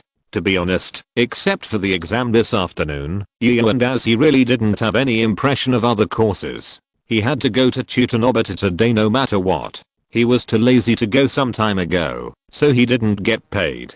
And Izuku was also going to tutor another kid today. Just as the two were leaving together, Shizuka, who was behind, suddenly ran to Izuku's side and started chatting with him. "Izuku, did you know that you can see a very rare meteor tonight? It should be around 8 o'clock. Izuku nodded. "Of course, I knew about this when I watched the news last night, and I have made an appointment with classmate Gian. We will go to the river to watch the meteors together tonight." Shizuka pouted. Why do you two boys have such a good relationship? I'm the most beautiful boy in this class. Why don't you want me now? You two stinky men can just live their lives away. Zayanshin didn't know what Shizuka was thinking and continued to say, the meteor is a natural wonder that is rare. Why don't we go together? It's fun to watch it together. Shizuka smiled with satisfaction. That's great. Then see you at the river at 8 o'clock tonight. After that, she left the sight of the two people with her school bag on her back. Seeing this scene, Nobita looked at Dekisugi with jealousy. And as he saw him like this, and said to him, at 8 o'clock tonight, we will all watch the meteor at the river. I believe you should come and witness this great moment with us, right? Nobita was stunned when he heard his words, and then nodded happily. Dekisugi, I want to see how you are alone with your beloved Shizuka. Tonight I must disrupt your sweet world. And as he carefully observed his expression from the side, jealousy plus a little bit of pleasure, yes, that's it. Tonight I'll see you perform well and ruthlessly break Shizuka's fantasy, but don't let her down. After helping them with their homework, Daisuke and Zayanshin returned home together. Zayanshin was better. After all, the children he tutored were not too bad. But Nobita's ability. And as he thought that, if the world was to select the most hopeless person, he would definitely vote for Nobita. He still remembered that Doraemon had an ending where Nobita became a scientist, but this really didn't look like a person who could achieve success. Maybe time can really change all this, but Nobita has no motivation to do these things now. If Doraemon really died in front of Nobita one day in the future, maybe he would also work hard, right? Also watching the news at dinner time, nothing big has happened in Japan recently. After eating, and as he threw the dishes and chopsticks casually, and the magic decontamination spell washed the dishes and chopsticks clean. Here and as he couldn't help but kneel down to the person who invented this magic. This magic is really easy to use. It can be used to wash dishes, brush teeth, take a bath, etc. Although the person who invented this magic must be very lazy, he must be very smart. After checking the time, it was still early before 8 o'clock, so the two decided to read for a while before going over. Anyway, they had already finished their homework while helping students with their homework, so there would be no unfinished homework. It takes about half an hour to walk from here to the river, and at 7:30 they packed up their books and left home together. This is the good thing about their current home. There are no adults, and you don't have to report things like going out. You can play as long as you want outside, and no one will say anything if you don't come home at night. Although it is not a good thing for other children, it can be regarded as a blessing from heaven for you and Daisuke. On the river, the two found a relatively open place and waited for them here. But it was still a bit cold at night, and it seemed that only Daisuke could act as a human air conditioner. He silently activated the talisman temperature in his sea of consciousness, making the surrounding environment warm so that he would not catch a cold. And Shizuka came to them soon after. The first thing they said when they met was, "Izuki, you guys are here so early." Yu and Daisuke secretly complained in his heart, "Why are you so close to Izuki? Didn't you still choose Nobita in the end? Why are you still acting weird here? Go and accompany your Nobita." He silently looked forward to Nobita's arrival in his heart, and then took the initiative to stick to Shizuka. He waited and waited, but this guy just didn't come. He really deserves to be a spare tire. However, Nobita was on his way at this time. How could it be? It's almost 8 o'clock. If Nobita doesn't come, he will miss the meteor. Izuki looked at his watch and was a little worried. Yu and Daisuke also nodded. If this guy didn't come, he would miss more than just the meteor. Just when everyone had given up waiting and were ready to watch the meteor passing by in the sky, a shout suddenly came from the back. "Hey, Yu, Shizuka, where are you?" Everyone looked at the sound and found Nobita wandering around the river. Nobita's myopia makes it difficult for him to see clearly at night, so he has not been able to find them. No wonder he came so late. Shizuka and Daisuke responded to him loudly, and he finally noticed their presence, waved his hand, and ran towards them. After a while, Nobita finally stood in front of everyone, panting. Seeing him like this, Yu and Daisuke couldn't help but ask him, "What's the matter? Why did you come so late today?" Nobita took a few breaths before standing up and said, I ran along the river for a long time just now and didn't see you, so I came. In the middle of his words, Nobita suddenly pointed his finger at the sky behind everyone and said, Meteor, the meteor has gone. The three of them turned around and found that there was only a little blue flame tail left in the sky of the meteor, which disappeared into thin air after a few seconds. Seeing this, the three of them didn't know what to say, and all of them were silent. Shizuka finally said, Nobita, you are such a jerk. I don't want to talk to you anymore. Then she wanted to leave angrily. Nobita quickly grabbed Shizuka's hand and said, It's okay, Shizuka, isn't it just a meteor? I promise, I'll invite you to watch the meteor shower tomorrow, okay? So don't be angry, I will definitely make it up to you. Seeing that Nobita started to brag again, Zayashi quickly went up to explain to him the principle of meteor formation. Nobita, a meteor is a celestial phenomenon. It is formed because the debris in the universe is projected into the Earth's atmosphere at a very high speed on a parallel track. Although most meteoroids are smaller than gravel, meteors are still very rare. It's not that you say there will be one tomorrow. Nobita patted his chest and said, It's okay, I promise there will be a spectacular meteor shower tomorrow, and I will invite you to watch it at that time.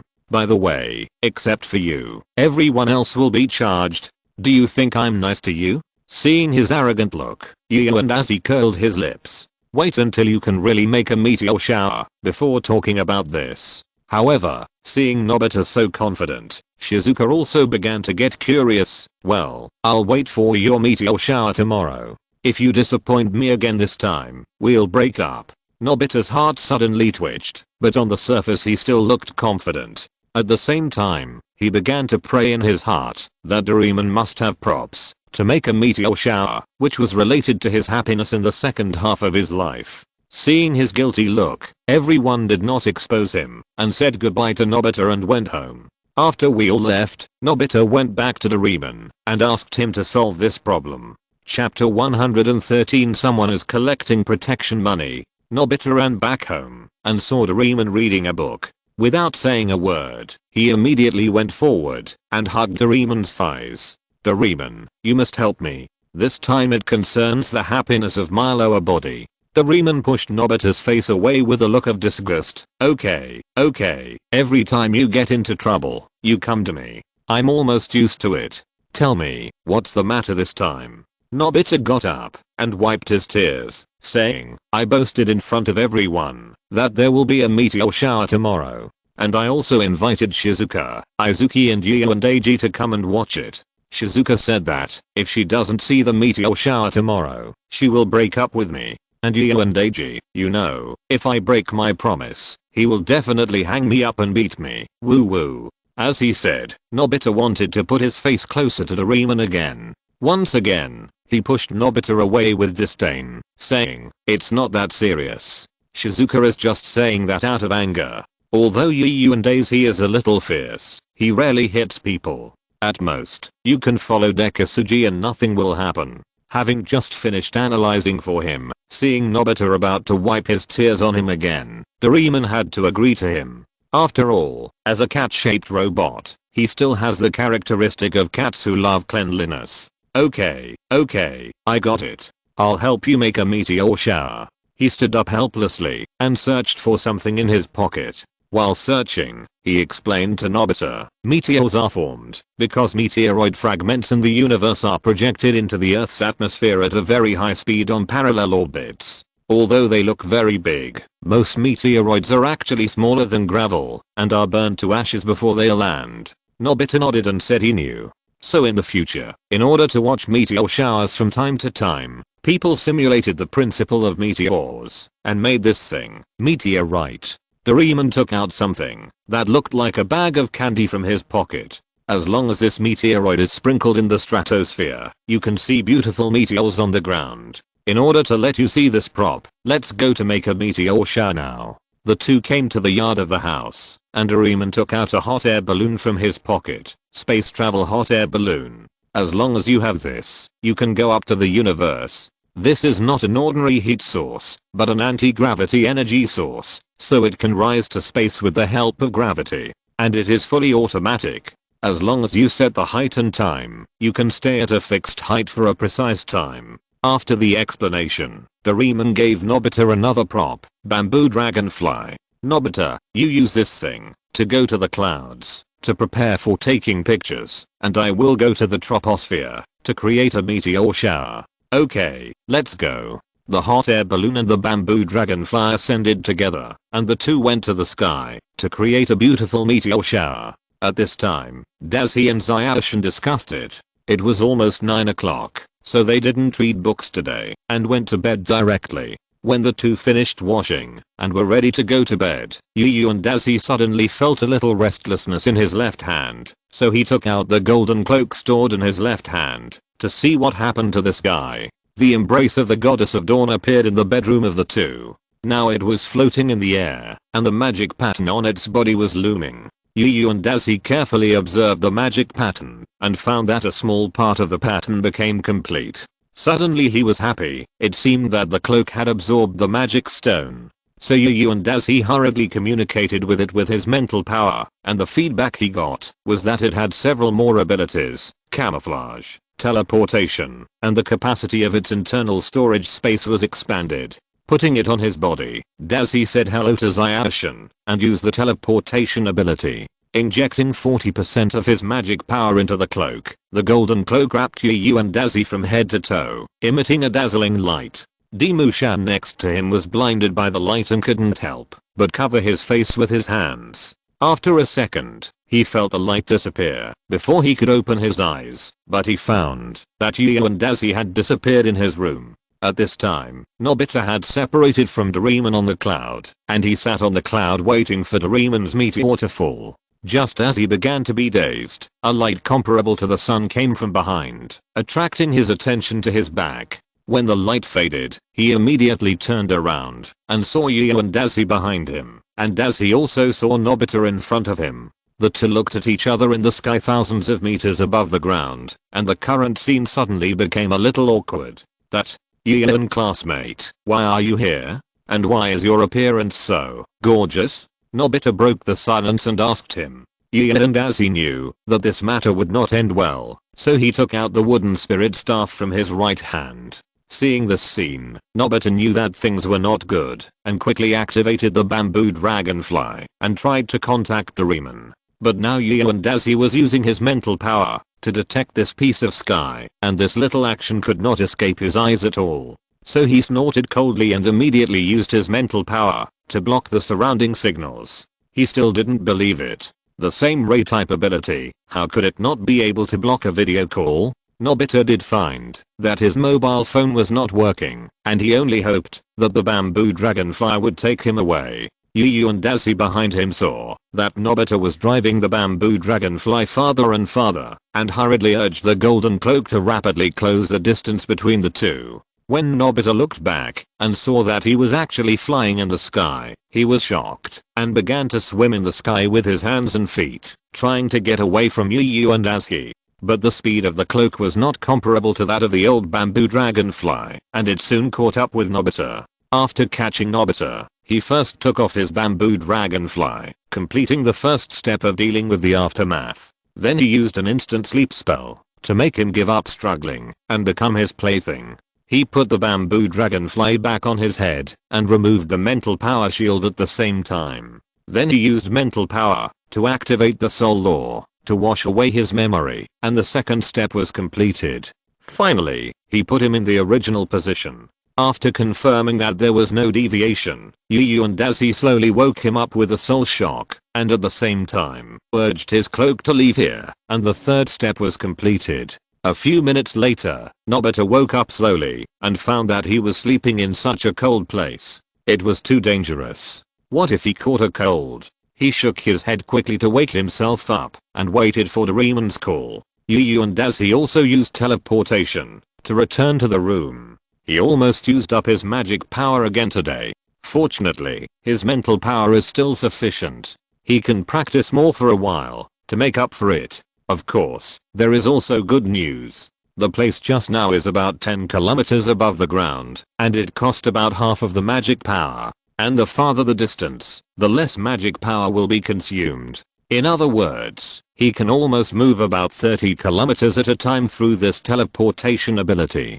Of course, there are also disadvantages. That is, it takes about 3 seconds to read the bar, which is still a bit uncomfortable. And when teleporting, it will definitely bring the special effects of the wild and cool golden legend, which is too attractive. Really, what am I thinking? It's good enough to have one. Why are you so picky? He shook his head to get these thoughts out of his mind.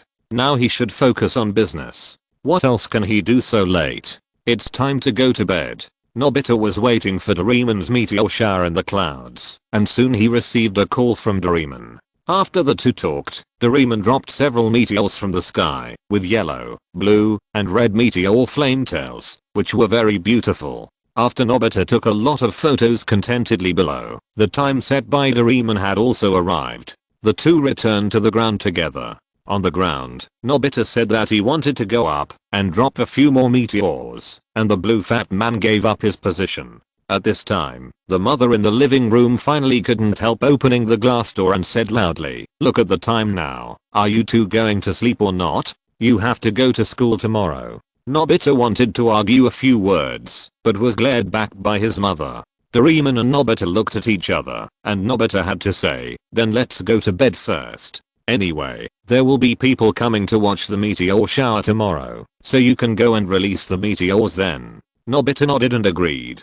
The next day at school, Yu and Dazzy got up late because his biological clock failed because he replenished his magic power late last night. The time when the two went to school was about 10 minutes later than usual, and this time period happened to be the peak time for everyone to go to school. On the way, Yu and Dazzy thought it would be calm, but he heard a piece of news that made him more concerned. A group of people who had been a juvenile delinquent gang were collecting protection fees in this school. It is said that these people are all junior high school students, and they spontaneously formed a gang because they yearned for the Amagachi group.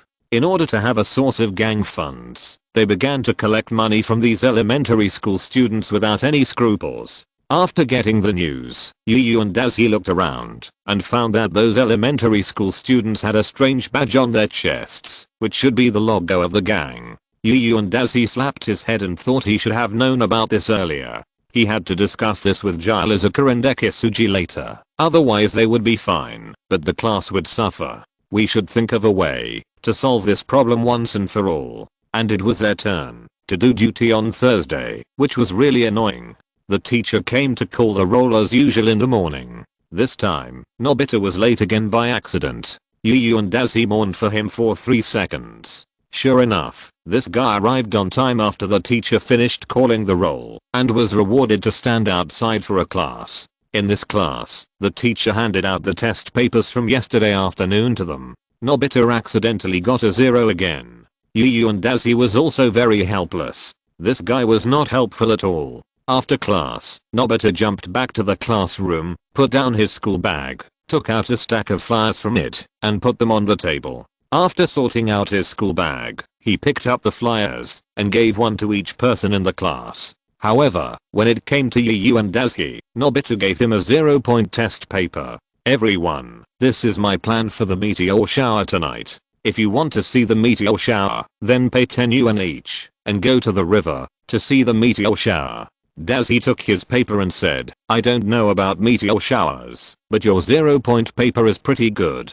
Nobita saw that his paper was held by Yu and Dazzy, so he quickly came over to grab it back, crumpled it up, and stuffed it into his pocket. He didn't bother to care about Nobita, but walked to Shizuka and Dekisugi, telling them that someone had recently collected protection money and asked them to come together this afternoon to discuss how to solve this matter. After listening, they all agreed, and after school this afternoon, they would come together to discuss how to deal with that group of bad boys. Chapter 114. Let's solve the trouble tomorrow. In the blink of an eye, a day passed, and it was everyone's favorite time to go home from school.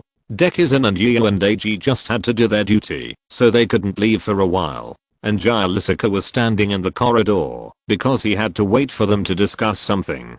The two worked hard and completed today's duty together with the cooperation of their classmates. Although Yu and Dazzy thought that it would be faster if there were only two of them, After completing their duty, Zyadishan and Eiji went out to meet Shizuka and left together. On the way out of the school gate, Shizuka suggested going to the back mountain, which was more secluded and suitable for discussing things. Dekisugi said that there was no problem, and Yu and Eiji agreed. It was also good to be alone in the back mountain without being disturbed. The three of them turned around and walked towards the back mountain. However, on the way, they unexpectedly encountered something. Several tall junior high school students grabbed several elementary school students in uniform and pressed them to the ground and punched and kicked them. Seeing this, Shizuka and Dekisugi immediately threw down their school bags and ran over to stop them. Yu and Dazi hurriedly caught their school bags. Why did these two guys suddenly become so reckless? Although he thought about it, he also carried a lot of things and ran to the place where the school bullying incident happened.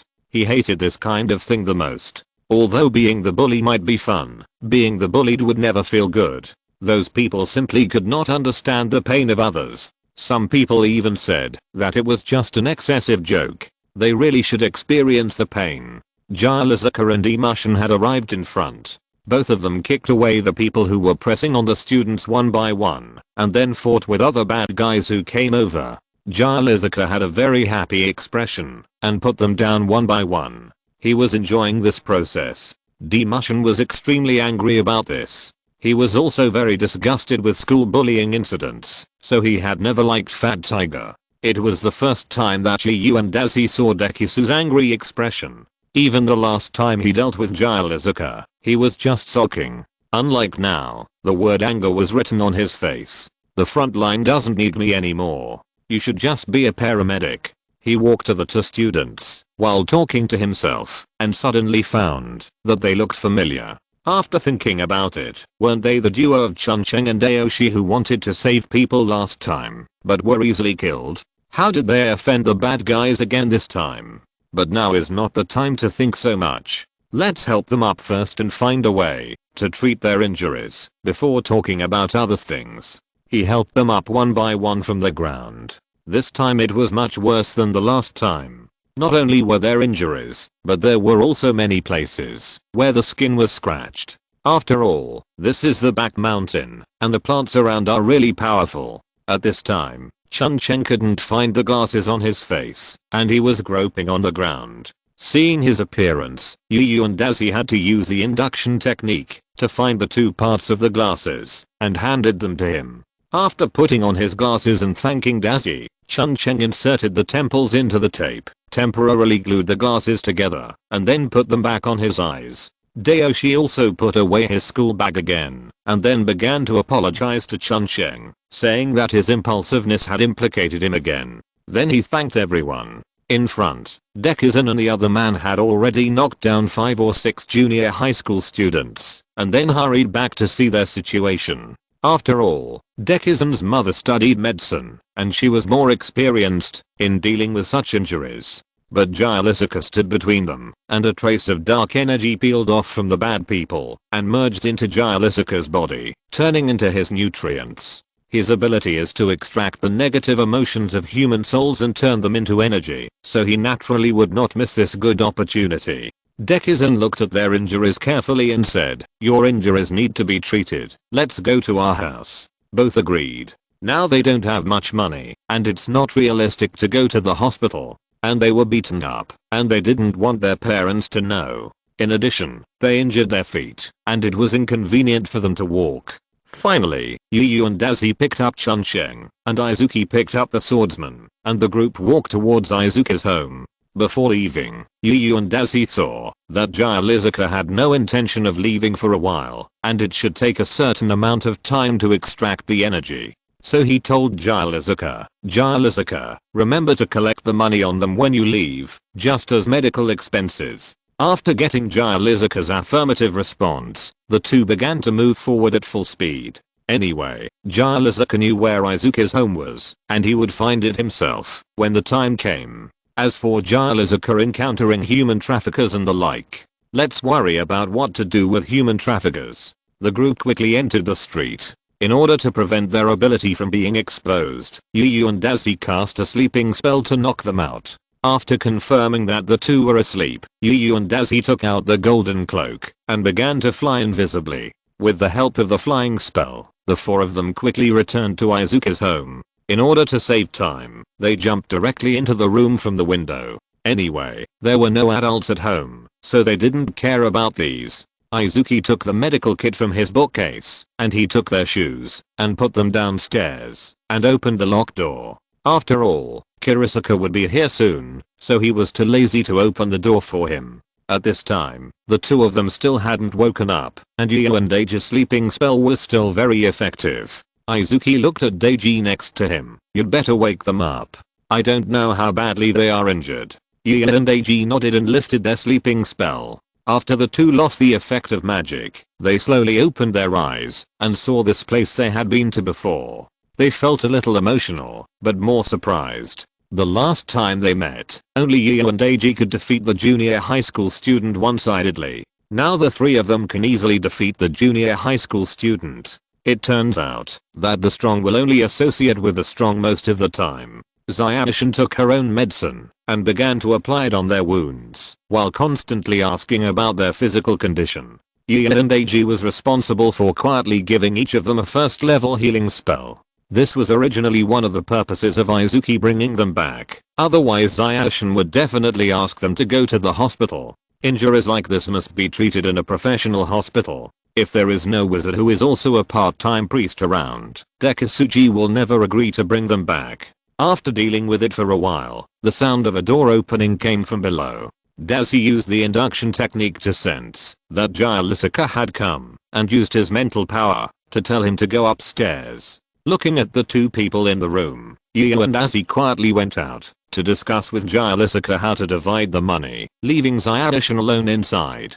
Shizuka took out a stack of 1,000 yen bills from his pocket, which made the two people's eyes worth it. There are at least 500 million or 600 million yen here. Almost half a year's salary. Shizuka divided the money into 3 parts and handed 2 of them to Yu and Dazi. And he suddenly felt a little guilty when holding the money. After all, these are the pocket money that those students had saved with great effort. After a long struggle in his mind, Yu and Dazi finally decided to refuse this windfall and handed it to Shizuka. This money is not the money of the bad boys. Let's return it to those students.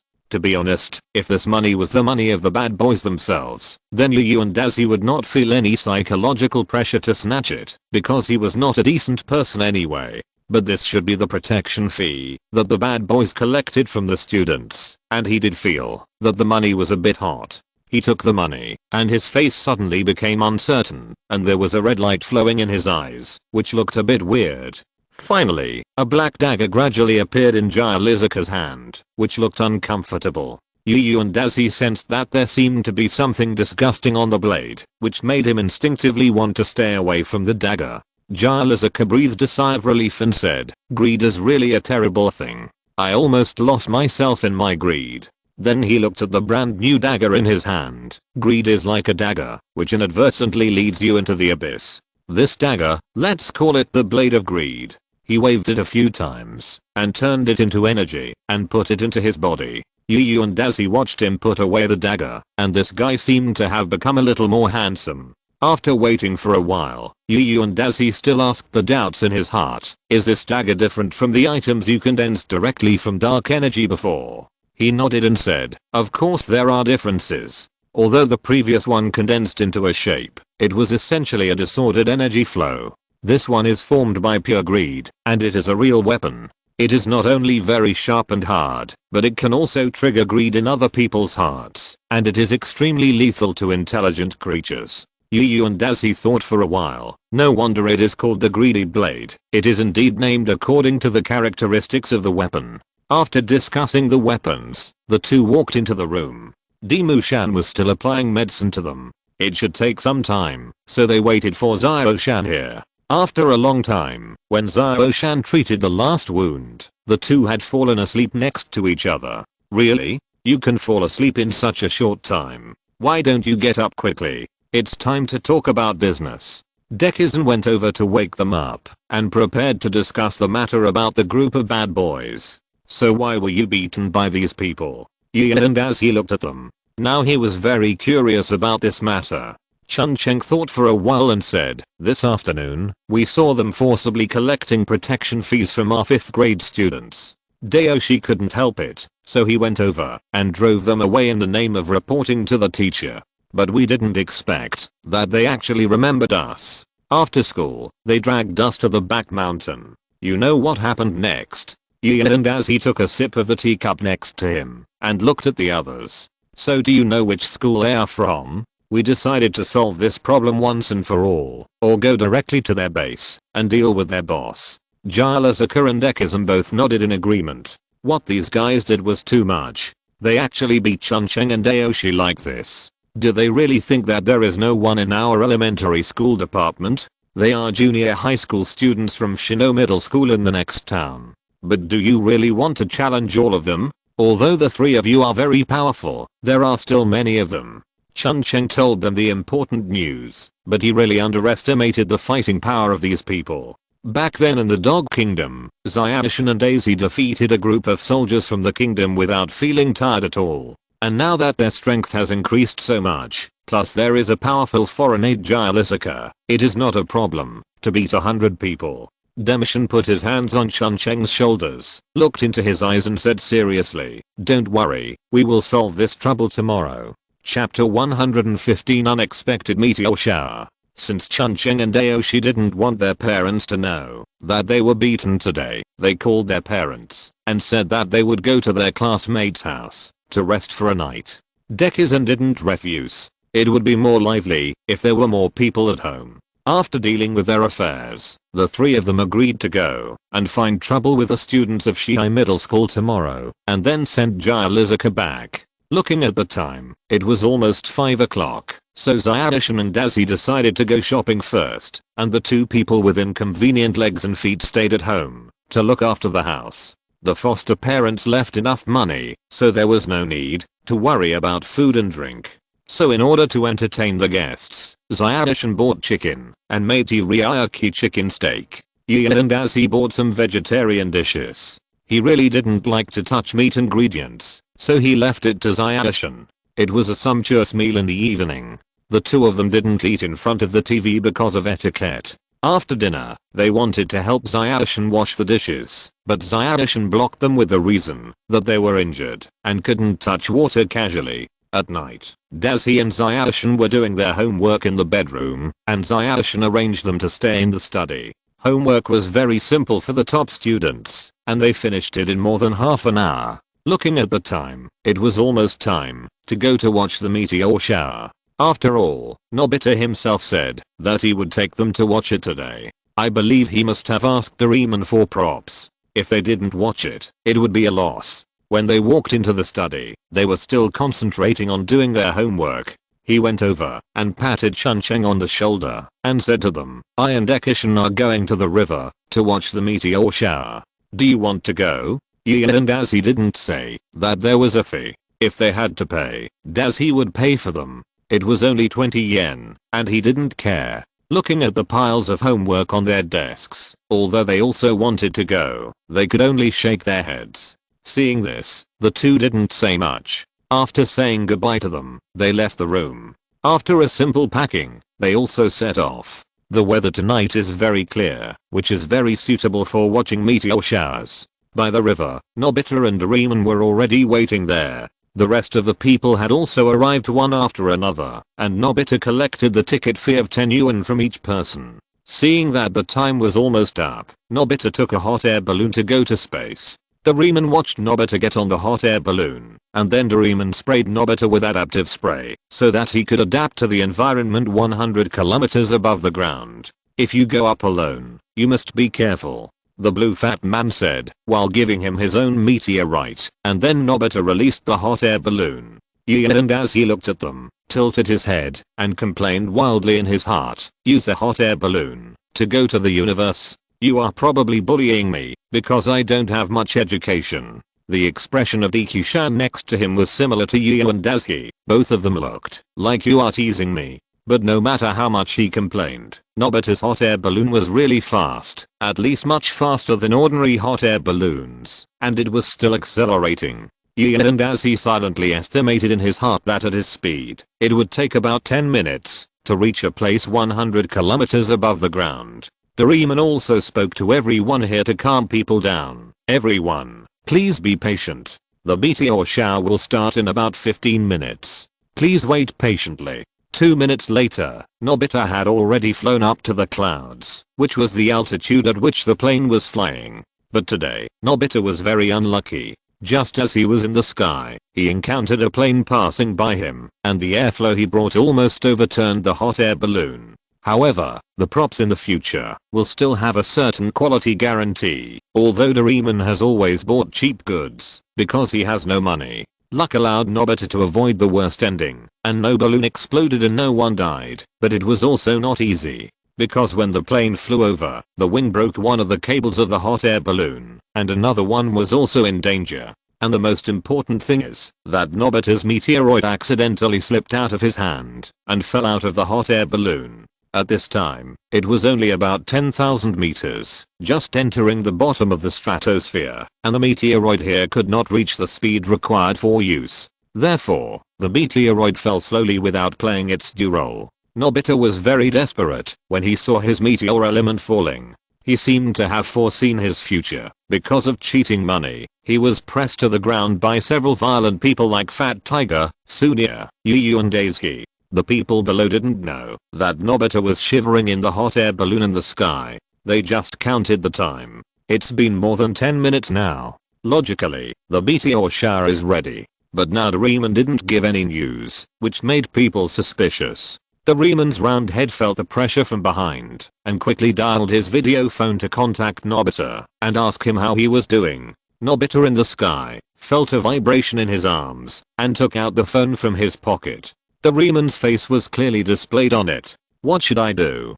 Doraemon called. If I answer the phone, I will die miserably. Nobita didn't answer the phone in the end. He knew that Doraemon called because of something, but he didn't have the face to face him. He decided to wait until this time passed before going down to apologize to Doraemon. As for Doraemon, may God bless you. Seeing that the call was not connected, Doraemon knew that something must have happened above. But when he wanted to continue calling, a few objects suddenly fell from the sky and hit Doraemon on the head. Doraemon picked up the things on the ground with his hands and couldn't help but feel nervous. Isn't this my meteor element? At this time, he had guessed that Nobita had accidentally lost the meteor element in advance, so he didn't answer his call. The people behind him finally couldn't wait any longer and walked up to ask Doraemon why the meteor shower above hadn't started yet. The blue fat man guessed the cause of the incident, but kept silent about it. Didn't you see the expectant look on Yu and Daz's face in the back? Didn't you see Fat Tiger's angry expression? If you say it out, you will definitely be beaten up. It's really abominable. Nobita is always in trouble when he takes his own props. He has to bear the consequences every time something happens. He really has no sense of responsibility. The blue fat man was stabbing the puppet in his heart, but now he should think about what he should do to avoid this disaster. Doraemon looked around quietly, trying to find someone who could help him. The only ones who could calm the whole audience could be the class leader Izuki and his partner Yu and Daiji. Doraemon immediately moved closer to them, wanting to explain the situation to them and let the two help him through the difficulties. At this time, Nobita was in the sky, sitting in a corner and slowly praying for Doraemon. But what he didn't notice was that he was sitting at the corner where the rope was about to break. So under the aura of the protagonist of the world, a strong wind blew over at the right time, and the rope just broke. Nobita didn't sit firmly on it, and accidentally fell down, just throwing away the 0-point paper in his pocket. Oh, my test paper. Nobita was about to cry when he saw the test paper falling, but he had to save his life first. He finally climbed up, but he could not do anything about the test paper that had already slipped out of his hand. He could only watch it get farther and farther away. The test paper floated farther and farther in the sky, but due to the adaptive spray, it temporarily resisted the friction of the air and gradually left a flame tail in the sky. And because of the increasing speed, the temperature also rose rapidly, and the adaptive spray gradually reached its limit. The protected test paper was broken into many pieces in the air, and the flame tail visible to the naked eye also gradually split from one to many. Dashi and Zyashin below listened to Doraemon's explanation and felt very sympathetic to his experience, but it was impossible for them to become enemies with the whole class for this matter. And this was originally your own propaganda, and it was not Zyashin and Dashi who forced Doraemon to perform a meteor shower. Now that Nobita has made a mistake, he wants others to help you bear the consequences. This little calculation is indeed very loud. The two agreed that they couldn't help, but they could give some advice. Yu and Dashi leaned into Doraemon's ear and said, "We both think that you should bear the consequences of this matter. In my opinion, you should just explain the reason and refund the full amount." Zyashin also nodded. "Then you have to promise that there will be a real meteor shower tomorrow night, so that you can escape this disaster. If it doesn't work, you can just hope that there will be a real meteor shower." Doraemon was in a dilemma for a while, but when he saw that Fat Tiger and Sunia had already surrounded him, and other classmates were also approaching him, Doraemon had to take a deep breath and prepare to apologize. Just as he was about to tell the truth, a classmate suddenly exclaimed from behind, "Look, the meteor shower is coming." Everyone looked up and saw a red line of fire streaking across the sky.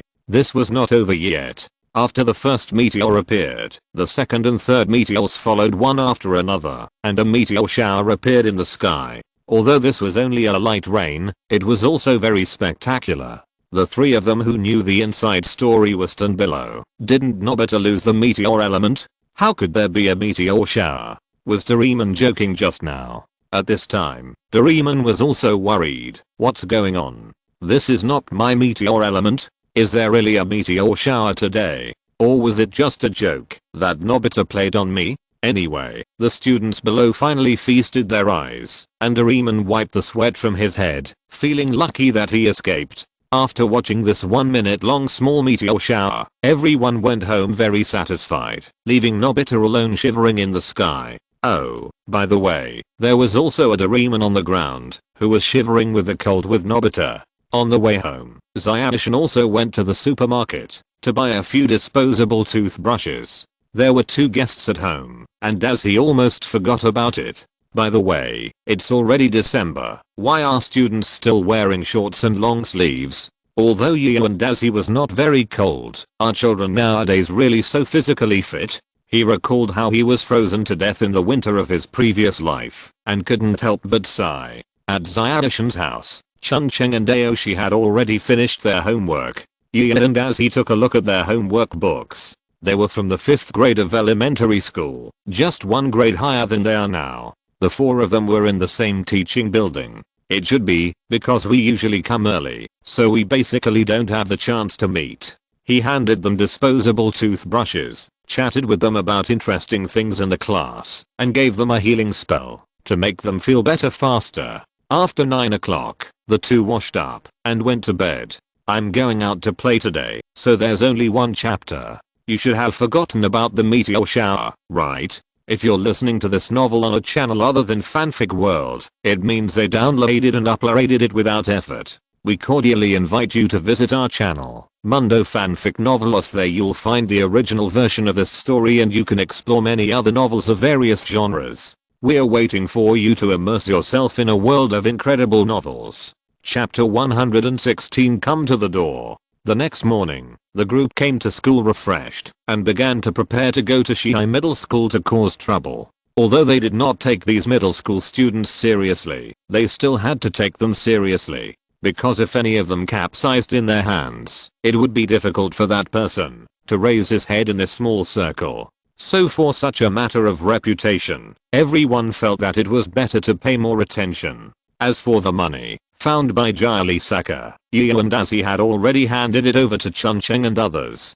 and they also promised Dashi that they would return it all to their classmates. The morning passed peacefully. Just when Zyashin and others began to pack their school bags and prepare to go back for dinner, the teacher suddenly called the 3 of them before leaving. "Yu and Dashi, Demishin and Shizuka, the 3 of you come with me. I have something to talk to you about." The 3 looked at each other. How could they find the 3 of us so easily? Is there really something wrong, or has the teacher noticed something? The group walked into the office with many questions. The teacher had already sat down in the office and took a sip of tea from his teacup. Seeing that the students he had called had followed him in, he cleared his throat and prepared to talk. It's like this. Recently, our city is going to hold a knowledge competition for primary school students. You three are the best in our class, so I want to recommend you to participate. But unfortunately, I only have 2 places. Who do you think wants to withdraw from this team? Hearing this, Yuan Dazi raised his hand without hesitation. Teacher, I withdraw. The other 2 looked at him in surprise. They didn't expect that this person would be so determined. The teacher also coughed and then continued, I haven't finished yet. This competition will be very helpful for your future promotion to junior high school. If you get a certificate here, then when you are promoted from primary school to junior high school, you can basically choose a good school and they will not reject you. If you regret it now, I can still understand. At that time, we will hold a small selection competition to select 2 representatives from our class. You should think about it carefully. What the teacher said was indeed his original intention. If the 3 of them let the teacher choose, he would most likely give up Shizuka. Because since this semester, Daiji and Kozen's grades have basically been first and second, and Daiji has completely forgotten what happened after being controlled by Shizuka last time. As for Shizuka, not only is her grade slightly lower than the 2 of them, but she has also caused some trouble. In comparison, he really prefers the first 2. Daiji nodded again with a firm attitude, because for him, this kind of thing is really too boring. And to be honest, Yuan Daiji doesn't want to spend his whole life here. He still misses his old world. If possible, he hopes he can go back. So if this kind of thing that can help their lives can be given to them, just give it to them. Anyway, for him, this kind of thing is boring and unimportant, and giving it up can also make him have a good reputation. The teacher looked at Yuan Daiji, sighed with some regret, took out 2 forms, and handed them to Shizuka and Dekisugi, and found 2 pens, asking them to fill in the registration information for this competition. Then you guys fill out the form first. I'm going to the 3rd floor of the office building for a meeting now, and I won't be back for a while. Just leave it here after you finish. Zyashin and the others nodded, and then buried their heads in filling out the information, while Yu and Dazi waited by the side. At this time, at the school gate, a group of tall junior high school students wearing black long-sleeved and long pants school uniforms walked in. After entering the small door, they walked straight to the 4th grade teaching building of the elementary school. Boss, it won't be a problem for us to go directly into the school like this. After all, the teachers are still here. The gangster wearing sunglasses smiled and said, don't worry, I've already found out clearly that their teacher has a meeting today and has no time to take care of us. Then he turned his head and said to everyone, we are just here to collect money, no need to do anything. But whoever doesn't pay will be taught a lesson. Chuncheng and Aoshi, who were upstairs, saw this scene and hurriedly began to look for Chumashin and Yu and Dazuki. However, these people were temporarily sealed in the office by the teacher, and they couldn't leave for a while, and they didn't find a suitable fighting force. Along the way, the elementary school students nearby took the initiative to avoid this group of bad boys. The leader was wearing sunglasses, as if he enjoyed the terrified expressions of other students. He chose to be the leader because he liked to see others like this, and the current situation was really suitable. Looking at those elementary school students, he smiled in his heart. Wait, it won't be long before I will find you one by one and then pay the money obediently. At this time, the class in the classroom had just ended not long ago. Everyone had just packed up their things and put on their backpacks to leave, and suddenly a group of bad people blocked the door. Seeing that these junior high school students came with bad intentions, everyone felt a little depressed. After all, the physical difference between elementary school students and junior high school students is there, and this time the person who came was a strong man selected by the boss himself. Just the size alone caused great psychological pressure on the students. All 3 classes were blocked by them. This time point is better, because the teachers are in a farther office and will not be back for a while.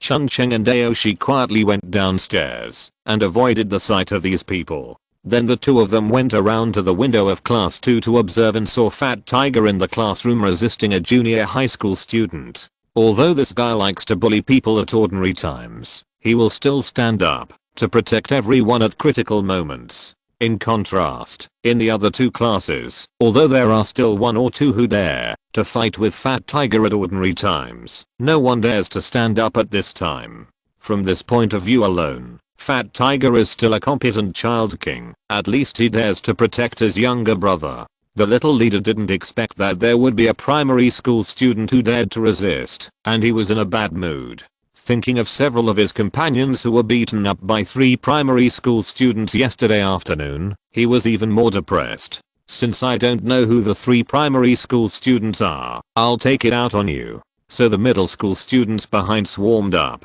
pressed Fat Tiger to the ground, and asked him whether he would pay the money. Although Fat Tiger's strength is indeed very strong, it is impossible to compare with so many junior high school students, and he soon lost the ability to resist on the floor. The little leader walked over and pinched Fat Tiger's face, asking him if he was convinced. Fat Tiger was indignant. "If you have the guts, come over and fight me. I'm not afraid." The leader ignored Fat Tiger's provocation and walked to the other students and asked, "Who else is not convinced?" This is the end of not being convinced. The people next to him understood and immediately hit Fat Tiger in the face. The nice servant outside finally couldn't stand it anymore and threw his school bag from outside to hit the leader's face. The leader inside didn't expect that there was someone outside. He was hit by the school bag and fell down with his head tilted. He stood up angrily, looked at the school bag and shouted, "Who threw the school bag?" The nice servant outside also shouted back, "I threw it. You guys only know how to bully elementary school students."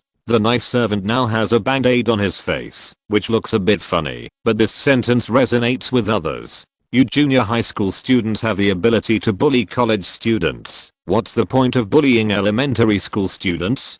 Damn, give it to me. Before he finished speaking, another school bag hit him in the face. This time it was thrown by Chuncheng. The leader threw his school bag out and pointed at the 2 people outside the window and shouted, "Bring them back." Some of the junior high school students behind him immediately let go of Fat Tiger, leaving only 3 of them to hold him down. The rest of them all jumped out of the window and began to capture the 2 elementary school students, Haruhiko and Toshinori. Dekisugi and Shizuka finally filled out the registration form, checked it carefully, and put it on the table. "Okay, we've all filled it out. Shizuka, do you remember the time of the competition?" "Of course, it's 9 o'clock this Sunday morning. I won't forget it." After confirming the information, everyone walked out of the door together and prepared to go back to pack up. Haruhiko and Toshinori couldn't run fast because they injured their feet yesterday afternoon. They were caught back in a few minutes. The younger brothers brought the 2 people to the leader and asked how to deal with them. The leader was completely unprepared for the current situation. He was resisted many times and beaten. He couldn't stand it at all. He was full of resentment and felt annoyed when he saw the 2 people in front of him. At this time, the sword servant was fearless and looked at the leader. Looking into his eyes, the leader became even more annoyed and stretched out his hand to hit him. At this moment, a crisp shout suddenly came from behind. "Stop it." Everyone looked in the direction of the sound and found that it was a little girl. This was the little girl named Tsuneo Shiyumi, who Yu and Dazi had talked to on the mountain. Seeing that even such a little girl dared to resist him, the leader became even more angry. He walked in front of the girl and stroked her face with one hand. "Little friend, do you know what the consequences of meddling in other people's business are?" Tsuneo Shiyumi did not answer, but suddenly grabbed the leader's hand on her face with both hands, and then opened her mouth and bit his finger. The little leader felt the pain in his hand and frantically pulled his hand back. He stepped back a few steps and looked at the blood marks on his fingers. His eyes were red. "Damn it. I will never let you go." The little leader walked forward and wanted to kick Tsuneo Shiyumi. But just as he raised his foot, a pencil case flew over and hit his calf, and a crisp sound could be heard faintly. Everyone turned their heads and looked in the direction where the pencil case flew. At this time, there were 3 children standing at the door of the classroom. These 3 people finally came back. Yu and Dazi had just returned to the teaching building when he heard something wrong here. It seemed that there were many teenagers urging them to pay. So he quickly turned on his induction technique and saw what happened in these 3 classrooms. All the students in class 1 and class 3 sat in their seats, and there were many young people in black school uniforms next to them who were collecting money one by one. Most of the people in their class 2 gathered at the back of the classroom. In front of them were Fat Tiger, Chuncheng and Aoshi, who were suppressed by several bad boys and could not move. The most dangerous one was Tsuneo Shiyumi, because she had just bitten the finger of a bad boy.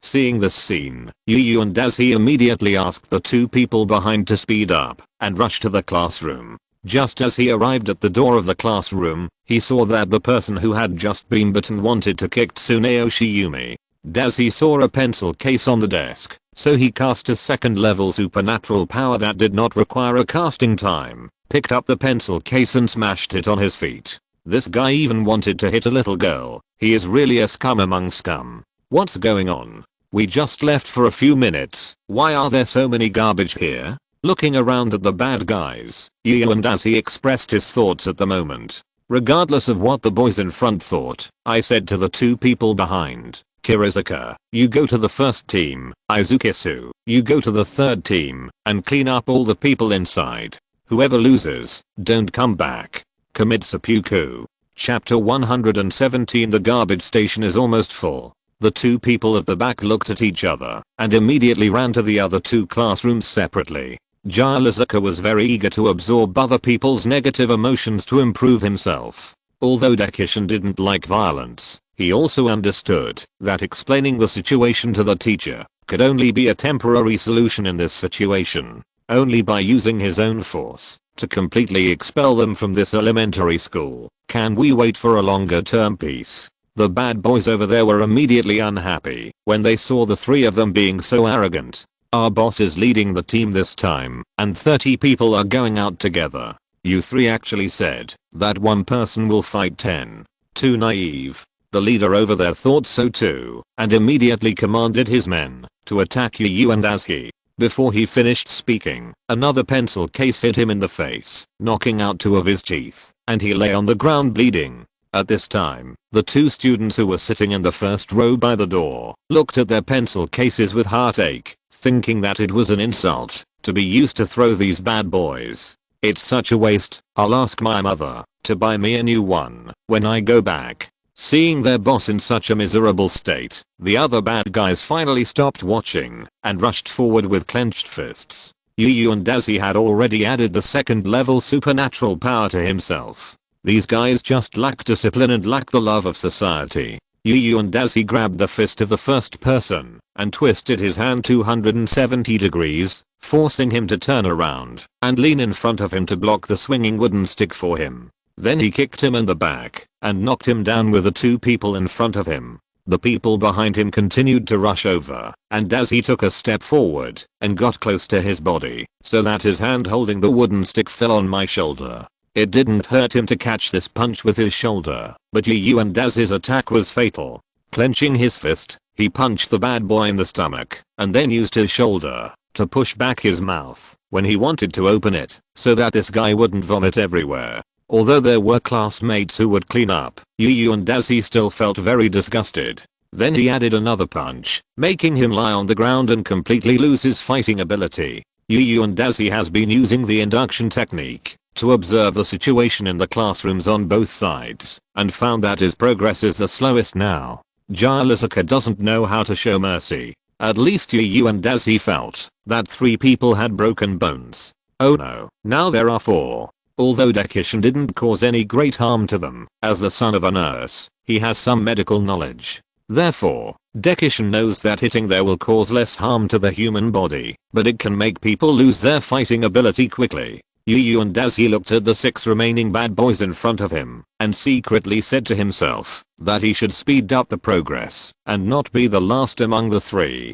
2 more people rushed over to give themselves up, and without saying a word, they stepped on their feet. They lost their balance due to the sudden pain in their feet and fell to the ground without standing firmly for a while. The remaining 3 members saw that the members in front of them fell so quickly, and they wanted to retreat, and stepped back a few steps. At this moment, they suddenly found that there was a window behind them. Seeing Yu and Dazi approaching, he quickly climbed out of the window and ran towards the school gate. Seeing that they wanted to escape, Yu and Dazi sneered. If he let you run away, Dekisugi would not say anything, but Shizuka would definitely laugh at him. And you guys dared to hit your classmates just now.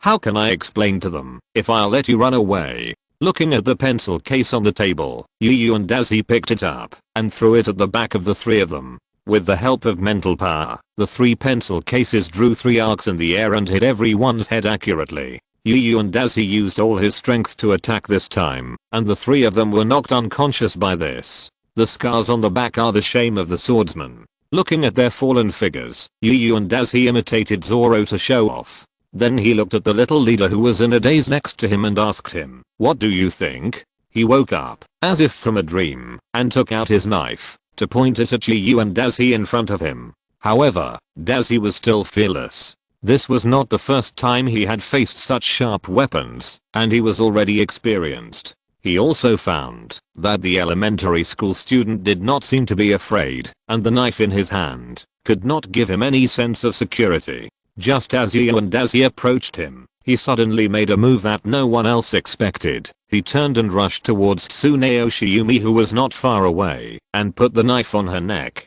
"Don't come over. If you come over, I will kill her with one knife." His hands were shaking all the time, which was enough to highlight his inner restlessness. Yu and Dazi stopped. In order to prevent his classmates from being in danger, he decided to use the safest way. Level 2 magic, soul interference. An invisible wave rushed into his soul, causing him to lose control of his hand. At the same time, Yu and Dazi jumped up and kicked him in the face, kicking him into the crowd behind. "Sorry, I won't negotiate with you for what you did just now." Then he straightened his clothes, "And I won't compromise with you either."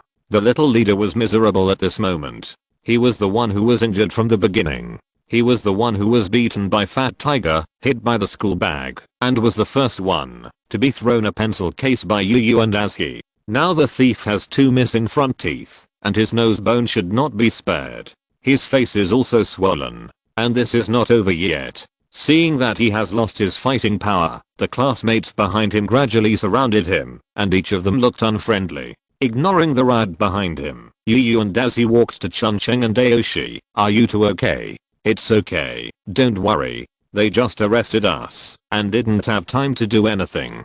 The 2 picked up their school bags that were thrown aside and put away the scattered books. Seeing that there were no new scars on their bodies, Yu and Dazi was relieved.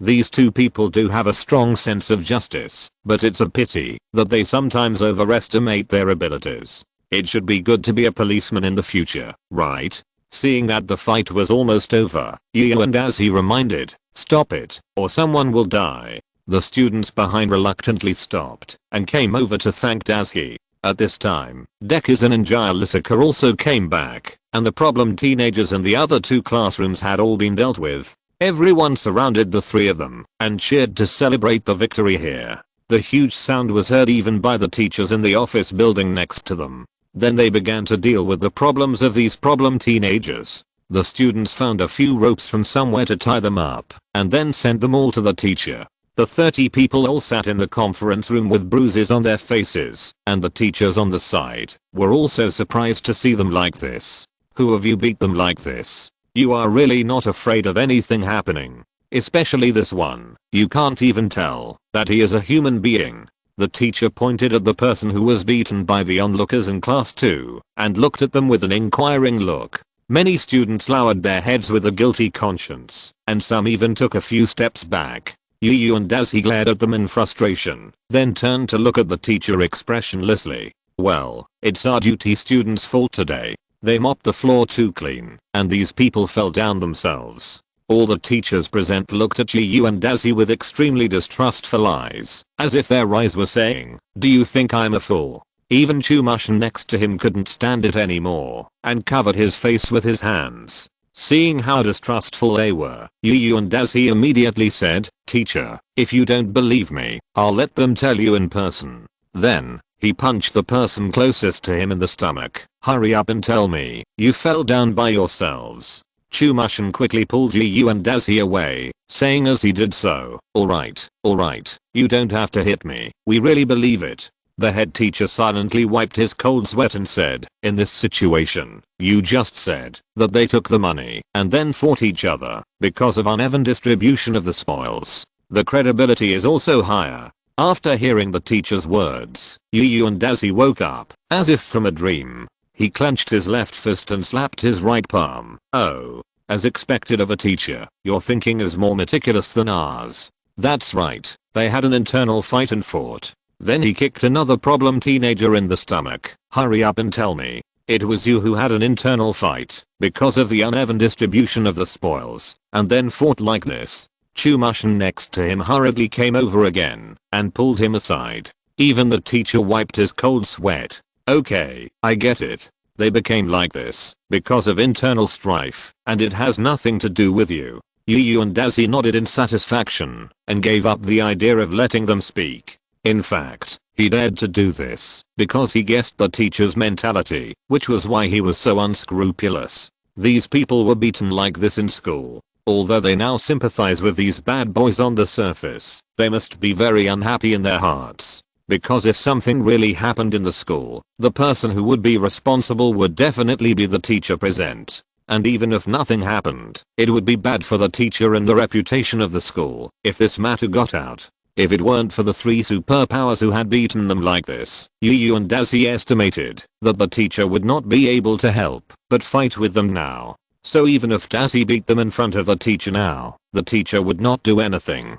At most, he would scold Yu and Dazi for the sake of face, but he probably wanted to do it himself in his heart. And he believed that the teacher would definitely help the students to take the responsibility. The other party was not in the right in this matter. If the teacher handled it well, not only would there be no loss, but he could also get a good reputation. Why not do it? As expected, the teacher stopped talking after seeing us. After a while of silence, he spoke. Let's leave it at that. Everyone hasn't had lunch yet, so let's go. I will contact the teachers at Shihai Middle School to pick up these junior high school students. And we need to give an explanation to the students who were robbed by them recently. We will also ask their parents to come. The principal nodded and said, okay, this matter is our fault after all. Leave the rest to us. You can go back without worry. We will definitely give the students a satisfactory explanation. When the other bad boys heard that they had to call their parents, they immediately cried.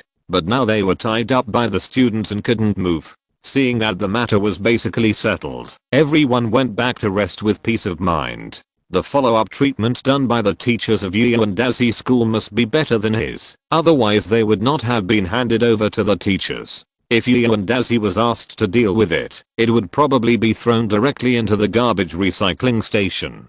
Garbage should stay in the garbage station. There are basically no garbage cans on the streets of Japan. And these are hazardous waste. Chapter 118 Fat Tiger Wants Money. Just when everyone had left the office, Shizuka was still unwilling to leave. When the 3 of them started to beat up the bad guys, Yu and Dazi had already felt that there was energy around him gradually flowing into Shizuka's body. Now there is still energy flowing, but the speed is slower now. Yu and Dazi had to go over and pull Shizuka out of the conference room. Now he is no longer suitable to stay here. When Shizuka saw that Yu and Dazi wanted to take him away, he quickly grabbed the door frame and said with a pleading face, let me wait a little longer, just a little longer. Seeing him like this, Yu and Dazi was speechless. You are absorbing dark energy, how come you look like those skinny people? It's almost enough, there are people watching inside. Feeling that the dark energy around him was already thin, Yu and Dazi said, while pulling Shizuka out.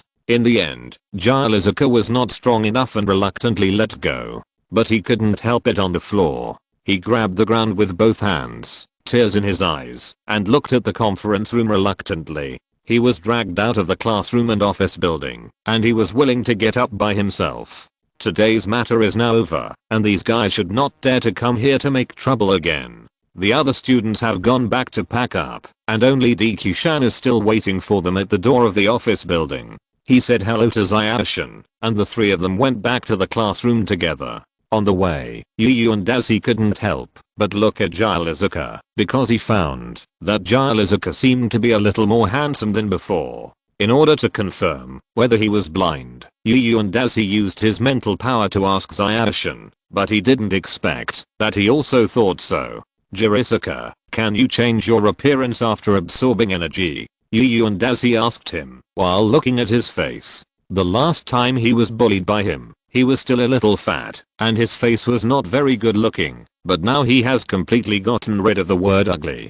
Although he is not handsome, he is indeed pleasing to the eye compared to before. And this change happened after Shizuka awakened his ability and returned to the classroom. He didn't hide it. There was nothing to hide about it. Yes, my dark energy can slowly change my appearance. How about it? Am I much more handsome than before? He put his hand on his chin and posed. Seeing him like this, Yu and Daisy couldn't help but scold him. You are indeed much better than before, but you are still far behind us now. After all, your foundation is there. The three of us went back to the classroom noisily, and Shizuka was scolded the most. Today is Friday, and it is Shizuka's turn to do the duty. But the things scheduled for today have been settled in advance, so Yu and Daisy and the other two did not wait for him. After returning home, Zayashi did not play with Daisy this time, but picked up his own book to read. After all, there is a competition on Sunday, and he needs to prepare. Yu and Daisy did not disturb him, and did his homework. At this time, the principal of the school had almost asked about the matter. The cause was probably that this group of bad boys had set up a club to collect protection fees from elementary school students. And in their school, they actually accepted 5th and 6th grade students. I wanted to recruit the 4th grade today, but I didn't expect to run into a wall. A group of people were beaten so badly that many of their bones were broken, which was really pitiful. There was only one thing that puzzled the principal and teachers. You said that you were beaten like this by Shizuka, Yu and Daisuke, and Imashini say? The principal and teachers looked at the junior high school students in front of them, and they were all very unbelievable. We don't know what Yu and Daisy is like, but Dimashin and Shizuka are two famous good students in our school. How could they fight with you? And most importantly, you were beaten like this by them? There is nothing wrong with everything else, but all the teachers don't believe this. But this is not a big deal. Anyway, it doesn't affect the teachers to ask their parents to come and pick up the students. After asking the reason, the principal called the principal of Shihai Middle School, explained the situation, and asked them to come and pick up the students. The principal on the other side was very shocked. He didn't expect his students to do such a thing. After apologizing repeatedly, he said that he would deal with this matter civilly, and hung up the phone and rushed over. Daiji and Cousin were doing their homework at home when they heard Fat Tiger's voice from below. Yu and Daiji, Dekisugi, let's go play baseball together. Cousin stuck her head out and saw Fat Tiger, Sunia, Nobita, Doraemon, and the rarely seen Yasuo and Haruo all coming. He looked at his homework, which was about to be completed, and wanted to refuse, but then he thought that he still had time tomorrow, so he picked up his baseball suit and prepared to leave. When he left, he saw Daiji sitting still in his seat and asked him curiously, Ian, aren't you going to play baseball with them? Ian and Daiji shook his head. Forget it, I don't want to go out to play today. Dekisugi didn't force him and went out to play baseball by himself. After watching them go away, Daiji quickly finished his homework and then called Shizuka using the phone in the corridor. How is it? How much money did you loot? Shizuka chuckled and said, I collected all the change on them, and 10 people collected more than 5,000 yen. Yu and Daisy also smiled and said, I got about the same, about 6,000 yuan. It can only be said that I got a small gain.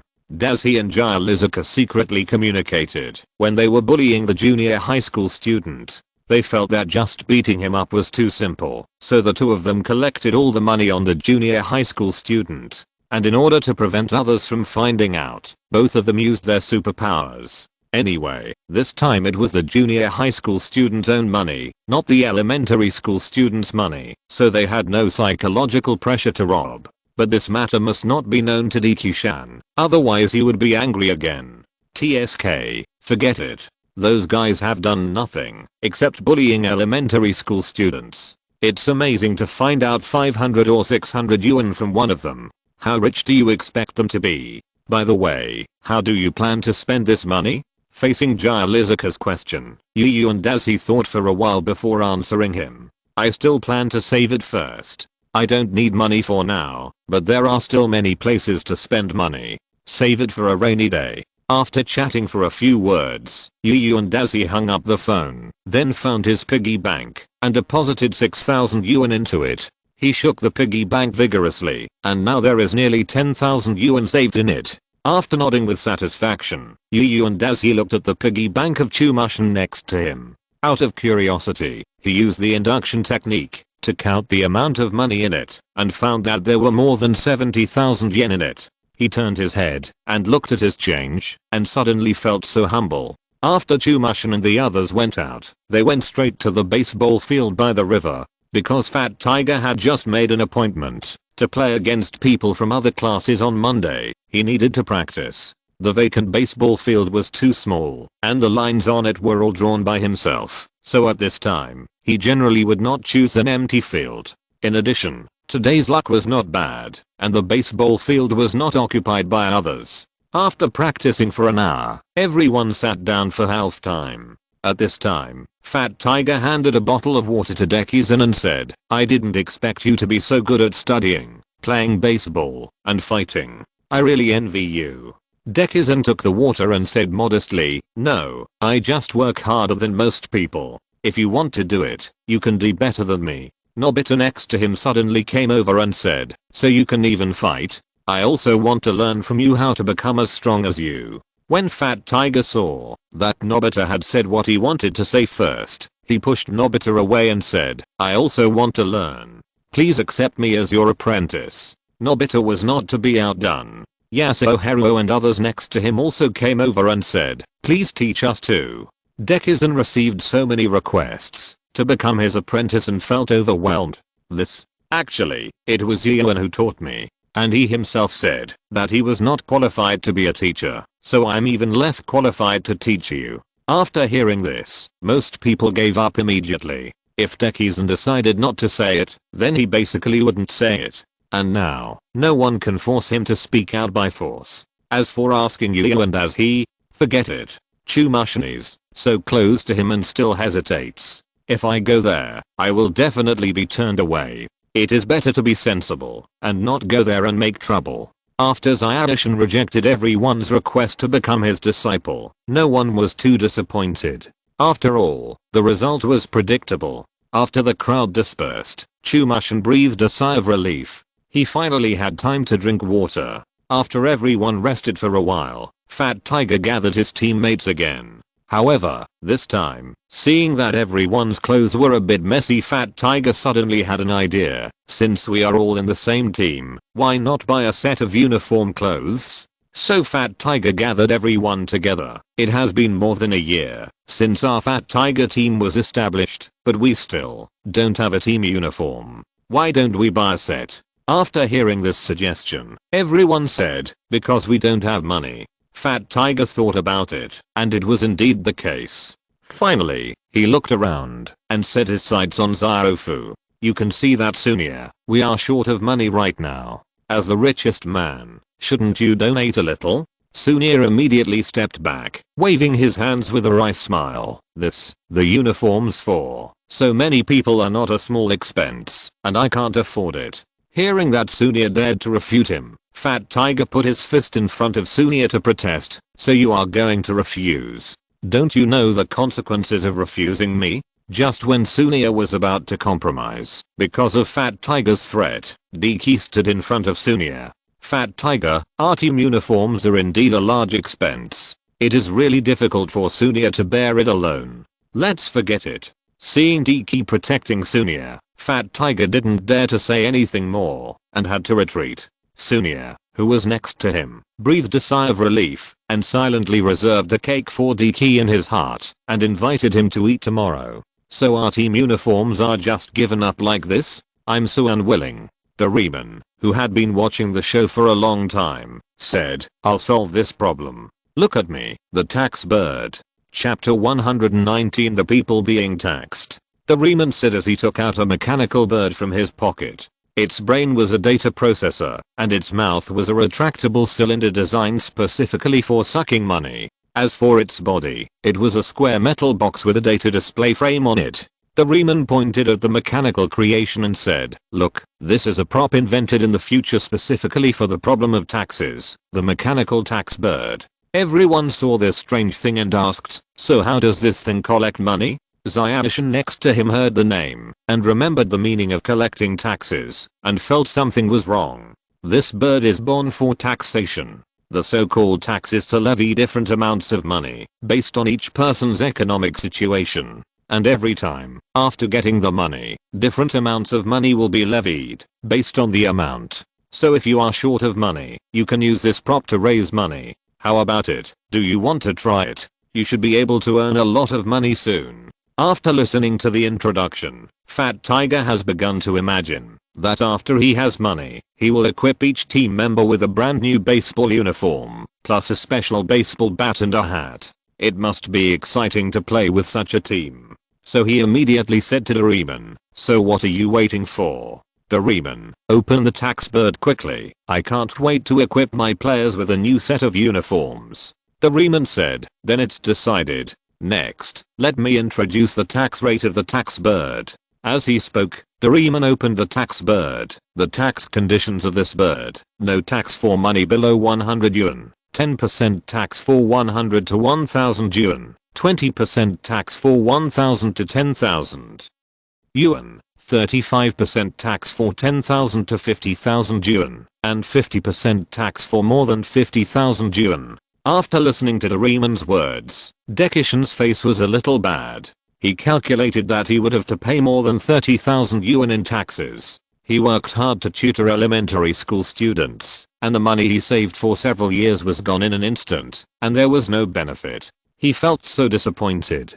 But he had promised them, and everyone paid taxes, so he couldn't not pay. If he had known earlier, he would have learned from Yu Yuan and studied at home this afternoon. At this time, Yu Yuan, as he was concentrating on reading at home, suddenly he felt his nose itchy and sneezed. He rubbed his nose and thought to himself, "Strange, is someone thinking about me?" The tax bird started up and immediately flew into the sky to scan everyone. Check if everyone has cash in their pockets. At this time, the tax bird's eyes were on Doraemon's pocket, and then flew over. "Doraemon, there is cash in your 4-dimensional pocket. Please take it out and pay the tax." Doraemon had to reluctantly take out 100 yuan and handed it to the tax bird. "Damn, this is what I'm going to buy Dorayaki later. I shouldn't have taken out this prop earlier." The tax bird's cylindrical mouth came close to Doraemon's hand, collected the 100 yuan coin, and then poured out 90 yuan and put it in Doraemon's hand. Everyone breathed a sigh of relief when they saw this scene and began to be glad that they didn't have cash on them. When Doraemon saw their lucky look, he was very unhappy and gave them a basin of cold water. "Don't think you can escape without cash. The tax bird will go to your homes one by one to collect your taxes. If you don't believe me, just watch." After the tax bird collected Doraemon's money, it flapped its wings and flew to one side. Haruo immediately recognized that it was his home. Thinking of this, Haruo hurried back. "Damn it. That's my home. Don't touch my money." Seeing how nervous he was, everyone put away their things and followed Haruo to his home to watch the tax bird collect taxes. At Haruo's home, the tax bird had already flown in and started scanning the place where the money was hidden. Haruo just returned home at this time, hugged his piggy bank and said, "No, it's my money, all mine." Seeing Haruo so uncooperative, the tax bird immediately issued a mechanical prompt sound. "Mr. Haruo, if you don't cooperate again, I will take compulsory measures to make you pay taxes." Haruo still didn't let go. "Don't even think about taking a penny from me." The tax bird immediately took compulsory measures. Yangtze therapy. A bolt of lightning shot out from the data box and landed on Haruo, and also gave Haruo a free afro. "Okay, I'll pay." Haruo had to reluctantly hand over his piggy bank for his own safety. Just as the tax bird was about to take Haruo's money jar, it suddenly saw the book next to it and scanned out a 1,000 yuan note inside. It immediately said, "I suspect you are trying to evade taxes, so I must carefully check your room to confirm whether you have hidden money privately." Then it flew into the room and used light to carefully search every corner of the room. Haruo's eyes rolled up when he heard this, and he almost fainted. He quickly hugged the tax bird and begged it not to take the money. But the tax bird used the Yangtze treatment again, and Haruo had to compromise and let it search in his room. Then the tax bird searched out more than 10,000 yuan from Haruo's room, plus the more than 20,000 yuan in his piggy bank, and collected a total of 11,351 yuan. After the tax bird collected more than 10,000 yuan in cash, Haruo felt his eyes go dark, and he lay on the floor. He lost 1/3 of his money in an instant, and felt that his life had lost its ideals, and became a salted fish. The tax bird completely ignored Haruo's thoughts, flew out of the window, and then searched for the next target in the air, and finally locked onto the house where Shizuka was. Everyone looked at Haruo lying on the ground, and their hearts trembled. This amount of money was too much. Seeing Haruo holding his piggy bank and crying, it was as if he saw himself in the near future. At this time, Shizuka was practicing the violin in the room, and had no idea that her piggy bank had been targeted. At this time, the tax bird just flew in to collect the money, and accidentally heard the sound of Shizuka's violin. Suddenly, it felt as if countless electric currents flashed through its computer core, and almost destroyed the processor. Shizuka saw the tax bird, stopped playing the violin and said, "Are you Doraemon's tool?" The tax bird nodded and said, "Yes, I'm the tax bird that Doraemon took out to collect taxes for the benefit of all the elementary school students in this area. So for the happiness of everyone, please pay the tax." Shizuka heard this and saw the Doraemon people rushing down below. Although she was reluctant, she still took out her piggy bank. After scanning, the tax bird reported the exact number. Ms. Minamoto Shizuka has a total of 41,850 yuan in money, and the tax is 14,648 yuan. Then it sucked out 15,000 yuan from the piggy bank and spit out the change of 352 yuan in Shizuka's hand. Shizuka was very sad to see that her money was less than 10,000 yuan. But thinking that everyone was like this, she didn't say anything. The tax bird took its harvest and flew out of the window to find the next victim. Nobita was very happy to see that the tax bird was very strict in enforcing the tax collection system. Because he had no savings, the tax he had to pay had nothing to do with him, so he went home leisurely. In his own home, Nobita found a place to sleep. Doraemon was also very helpless when he saw Nobita like this. Just when the blue fat man was about to take out a book to relieve his boredom, the door suddenly opened and a masked, burly man walked in. Nobita and Doraemon were trembling with fear when they saw that the man was not friendly. Just when the two were about to take out their props to fight, the man suddenly took off his mask. "Hey, Nobita, Doraemon, long time no see." Nobita looked carefully and said, "What? It's my second uncle. Why are you dressed like this? It was really scary just now." The second uncle laughed and handed the mask to Nobita. "This is a gift I bought when I went to Africa before. How about it? Are you happy?" Nobita took off the mask and said to the second uncle with a smile, "Well, I'm very happy." The second uncle continued, "There is something that will make you happier. Because I have to go to India on a business trip for 3 years, I will give you the New Year's money for these 3 years. Here, this is 30,000 yuan. Nobita's face turned black instantly. He actually gave me pocket money at this time. He quickly stretched out his hand to refuse him. But the second uncle was determined to give him the New Year's money, so he couldn't refuse it in the end and accepted it. After chatting with Nobita for a few more words, the second uncle left in a hurry. Nobita looked at the 30,000 yuan in his hand and was very reluctant to pay taxes, so he prepared to hide the money. When he turned around, he found that the tax bird was already behind him. A mechanical electronic voice sounded, "Pay taxes." He reluctantly took a last look at his 30,000 yuan and handed over 10,500 yuan as tax. Then he turned around and wiped his tears in front of the closet. He had just received the money and it was not even warm yet. After receiving the tax bird continued to fly away from the window to find the next house. At this time, the tax bird set its sights on the Zayashi family not far from Nobita's house and flew over there. And as he was reading a book at home and was very excited, suddenly, an ominous sign came over him. He had a premonition that he would lose money today. It's strange. Why do I have such a strange premonition? It must be that I have hallucinations because I read for a long time. I'd better go have a glass of juice. Then as he went downstairs and poured juice from the refrigerator to relieve his fatigue before continuing to read comics. Not long after he left, a mechanical bird flew in from the window, flew to the bookcase, and scanned 2 piggy banks. He didn't know there were 2 people inside, so he thought the money belonged to Chumushin Yinkei, with a total of 86,700 yuan, collected 43,350 yuan in taxes. Then he swallowed a yuan as his piggy bank first, took all the money inside, and threw it on the ground. Then he turned his attention to Chumushin's piggy bank, preparing to withdraw another 34,832 yuan. As he heard the noise upstairs, and quickly activated the induction technique, only to find that his money had disappeared. He quickly put down the juice, and instantly used the wind and strange powers to return to the 2nd floor, grabbing the tax bird that was about to swallow the money again. Hurry up and spit out my money, or I'll tear you apart. Let me go. This is the tax collected by Fat Tiger for everyone's happiness. The tax bird struggled in Yuandaz's hand, trying to escape his grip. I don't care who it is. If he dares to steal my money, I will never forgive him. The last person who dared to come here to steal money is still in the hospital. Then he grabbed the body of the tax bird with his other hand and tore it in half at the neck. Chapter 120 Blacklisted by the buffet owner. In this way, the tax bird that swallowed a lot of money was destroyed by Yuandazhi.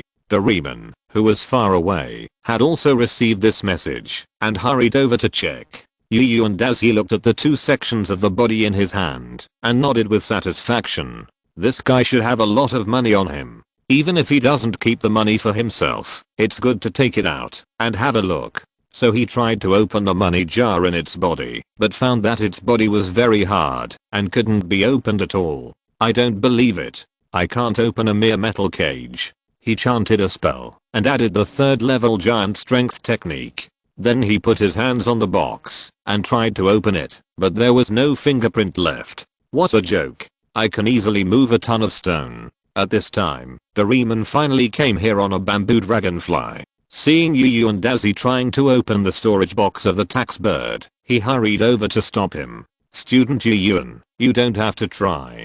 The box of the tax bird is made of a special alloy that can prevent artillery shells and laser weapons. And it is also resistant to high and low temperatures. It can't be opened by fire or other methods. You should give this thing to me, and I will return the money to everyone. Because the tax bird had been destroyed by Yuandazhi, he didn't intend to pursue it. Anyway, this thing is just a disposable prop.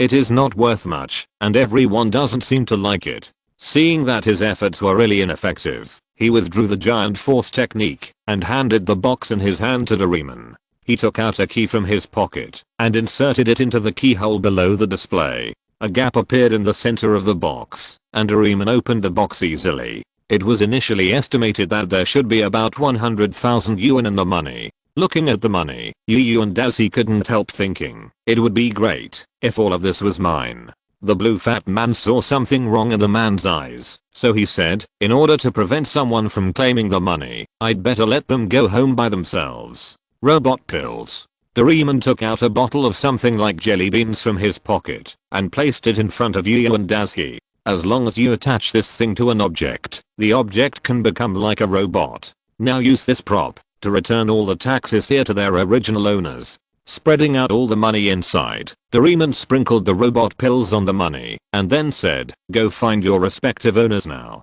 The money received the order and flew up one by one, starting to look for the direction of their owners.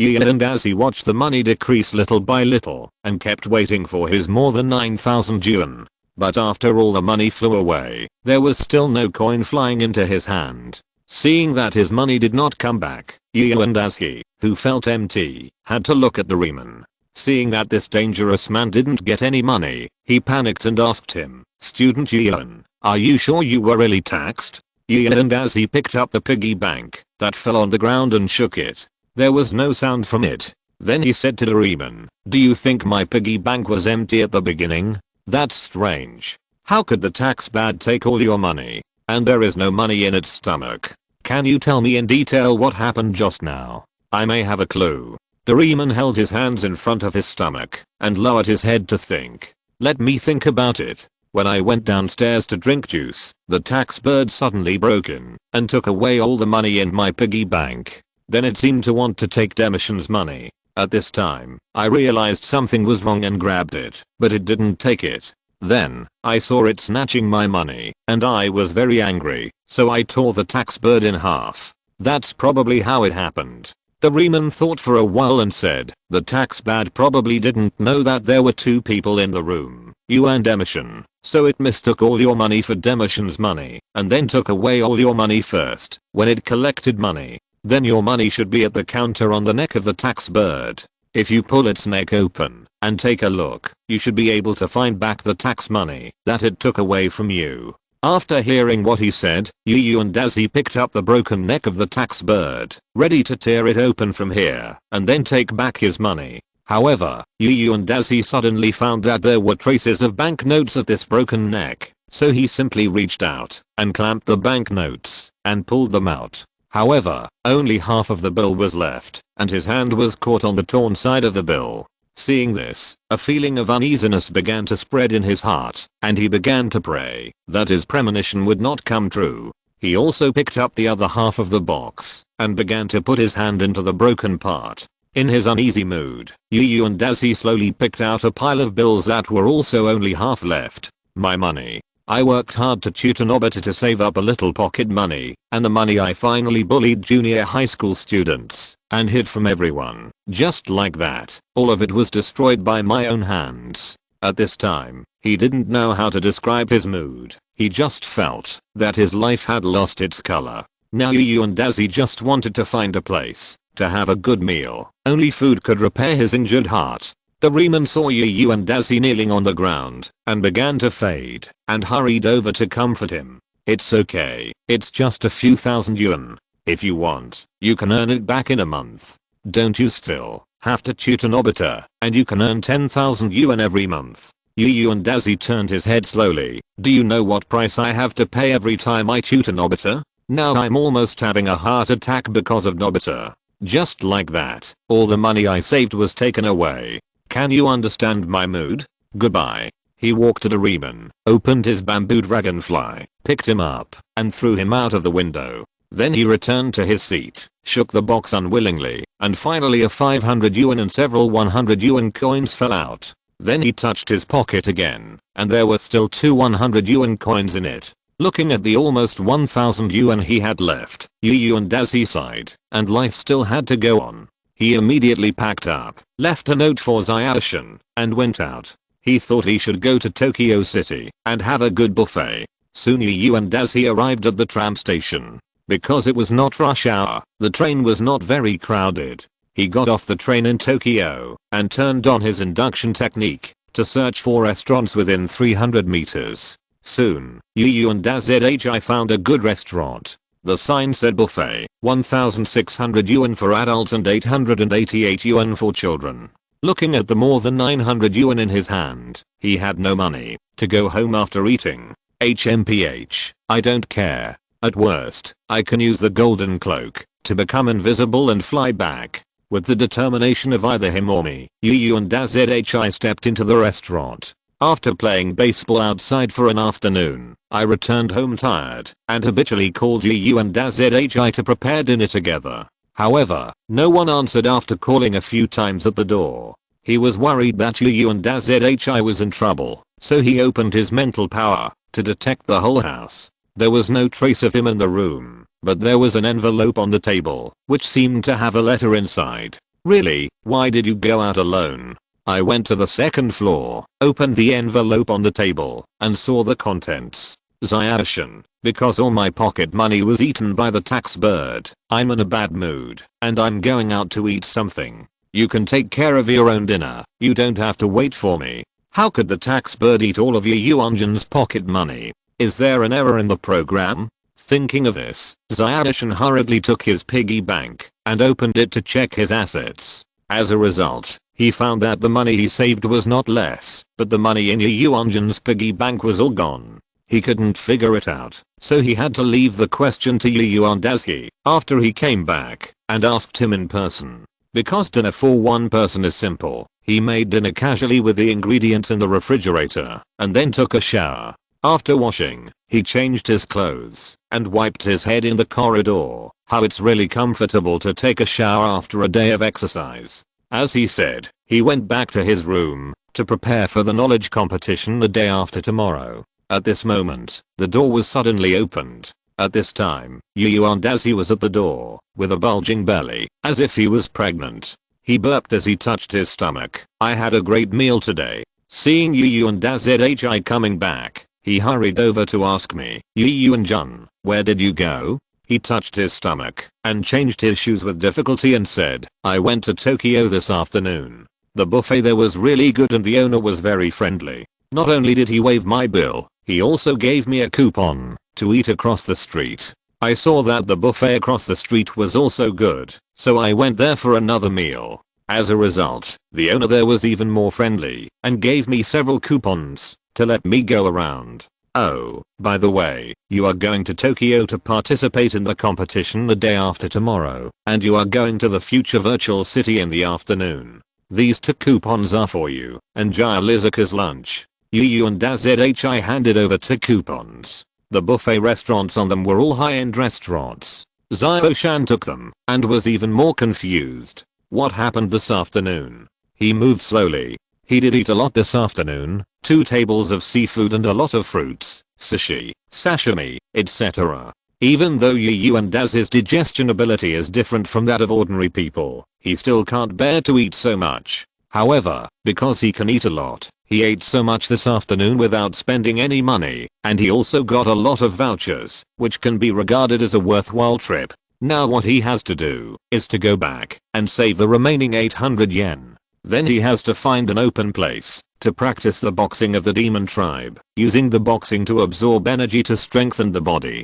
Otherwise, all the energy from eating so much will be wasted, and he may even gain weight. Seeing Yuandazhi like this, Xiaoshan had no choice but to watch him go, then went up to collect the vouchers, and then started his own review plan for the evening. No matter what Yuandazhi did today, he still had to prepare for his game. If he lost in the game, it would be bad to waste the vouchers that Yuanjin brought back for him.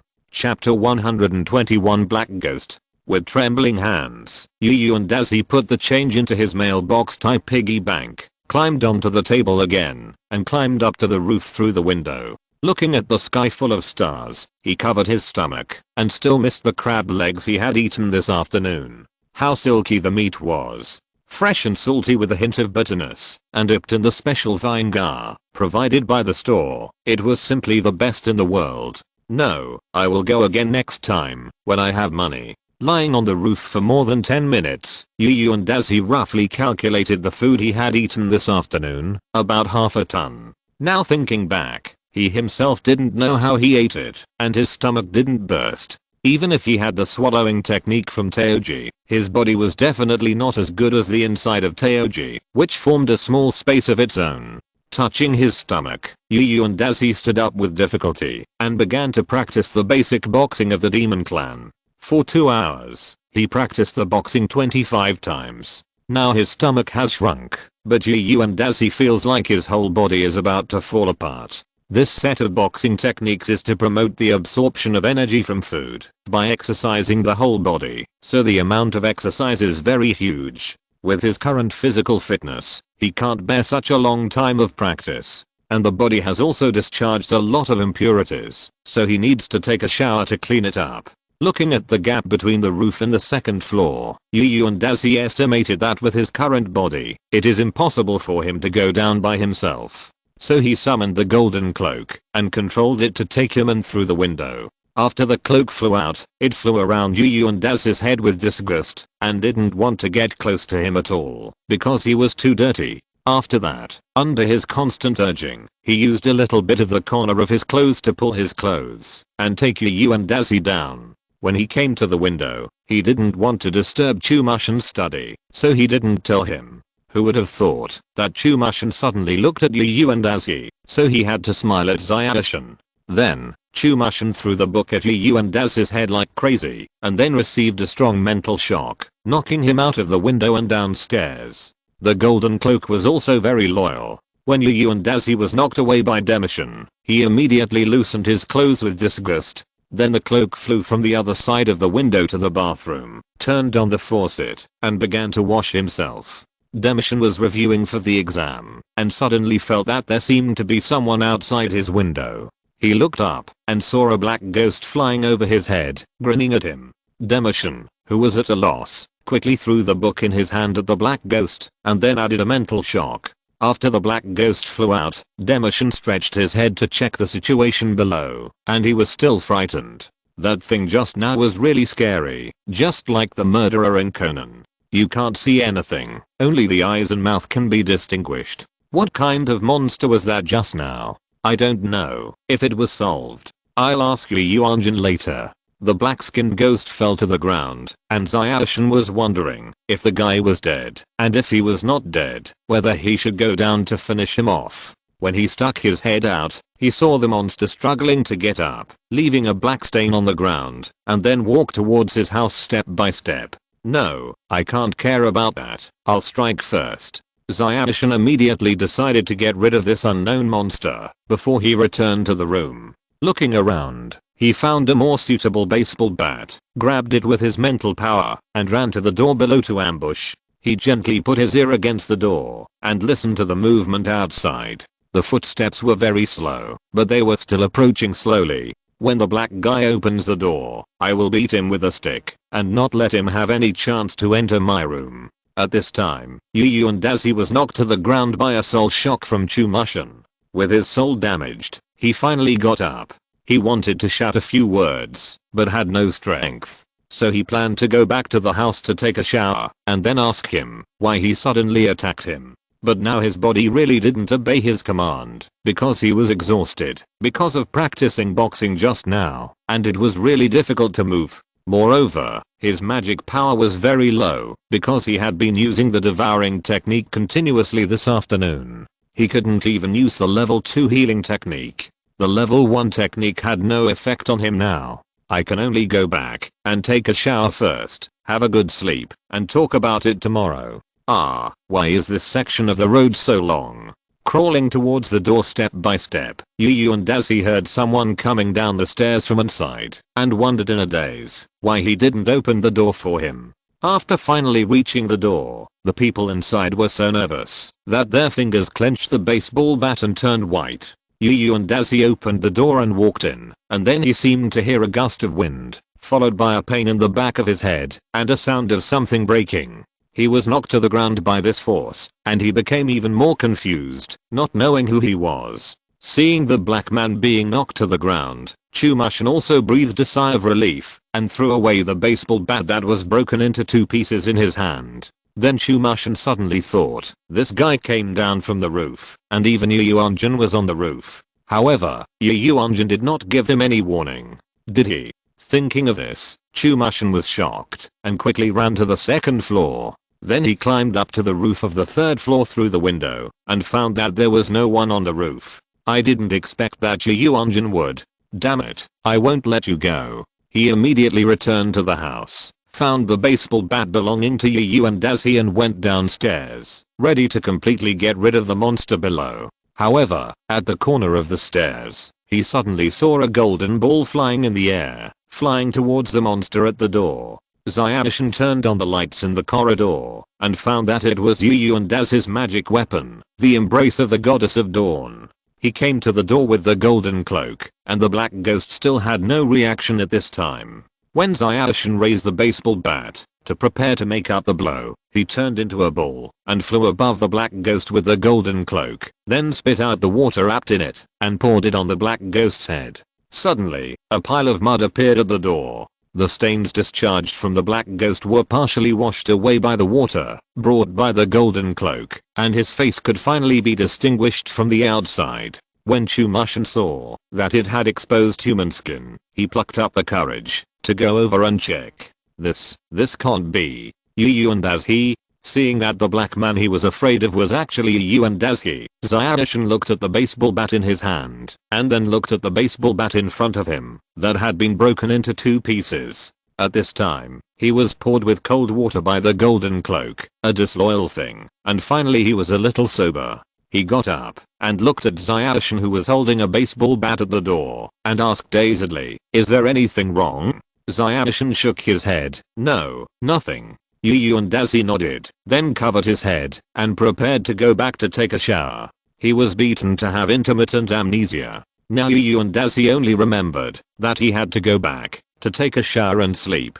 He went to drain the water alone, and Xiaoshin used his mental power to sweep out all the sewage here, and cleaned up the footprints outside. As for the sewage, it can be used as fertilizer for the flowers and plants outside. After washing, Yu and Dazi returned to bed and fell asleep.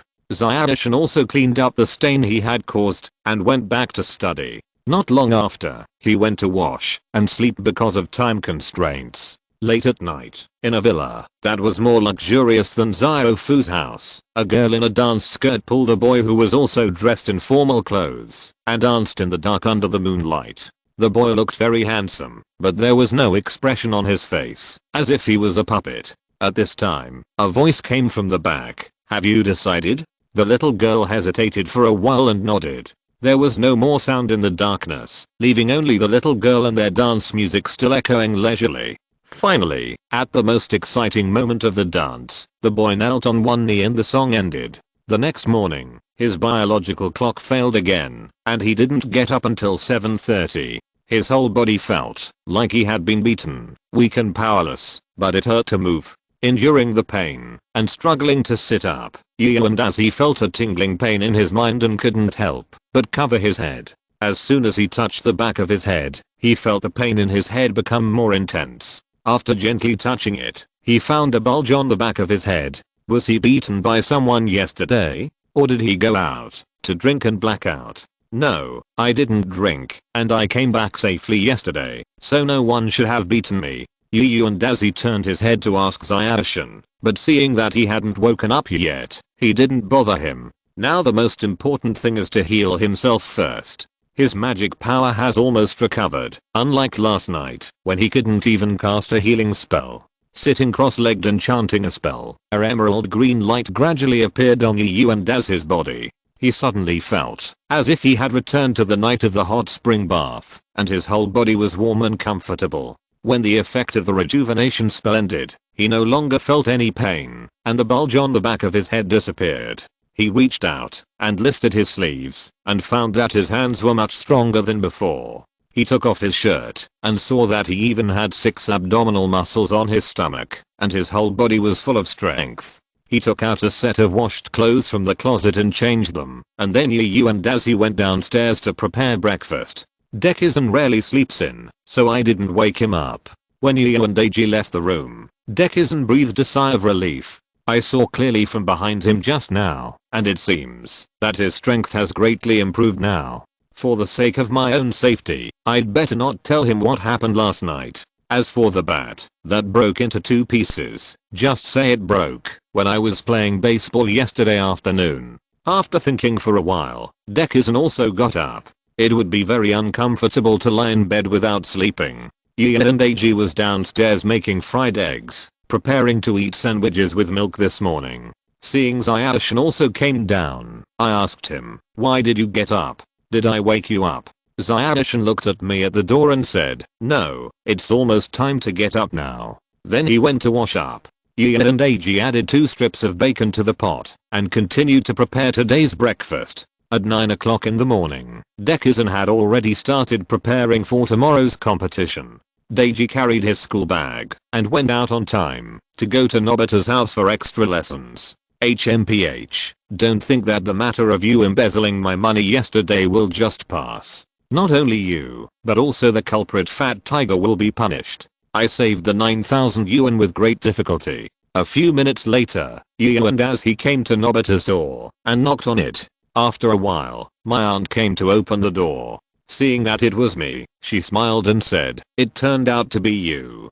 Come in quickly. I will call Nobita to prepare for homework immediately." Then she turned around and went upstairs to wake Nobita up. At this time, Doraemon was reading a book in the room. Suddenly, he felt two murderosaurs approaching and hurriedly called Nobita. "Nobita, get up. Your mother is here to call you." Nobita turned over and said, "What are you afraid of? Anyway, there is no class today, so she can come." Just as Doraemon was about to continue talking, the door was suddenly opened roughly, and then the angry face of the Empress appeared. "Nobita, I'll give you 5 minutes to get up, wash up, and come over for breakfast, or you won't get your allowance for this month." Nobita quickly sat up and answered, "Yes." Seeing that Nobita was so obedient, his mother nodded in satisfaction, and then said to Yu and Daisy behind him, "Then the rest is up to you." Then she left. He nodded and walked into Nobita's bedroom, put down his school bag and said, "Hurry up and eat. I'm going to teach you a lesson today."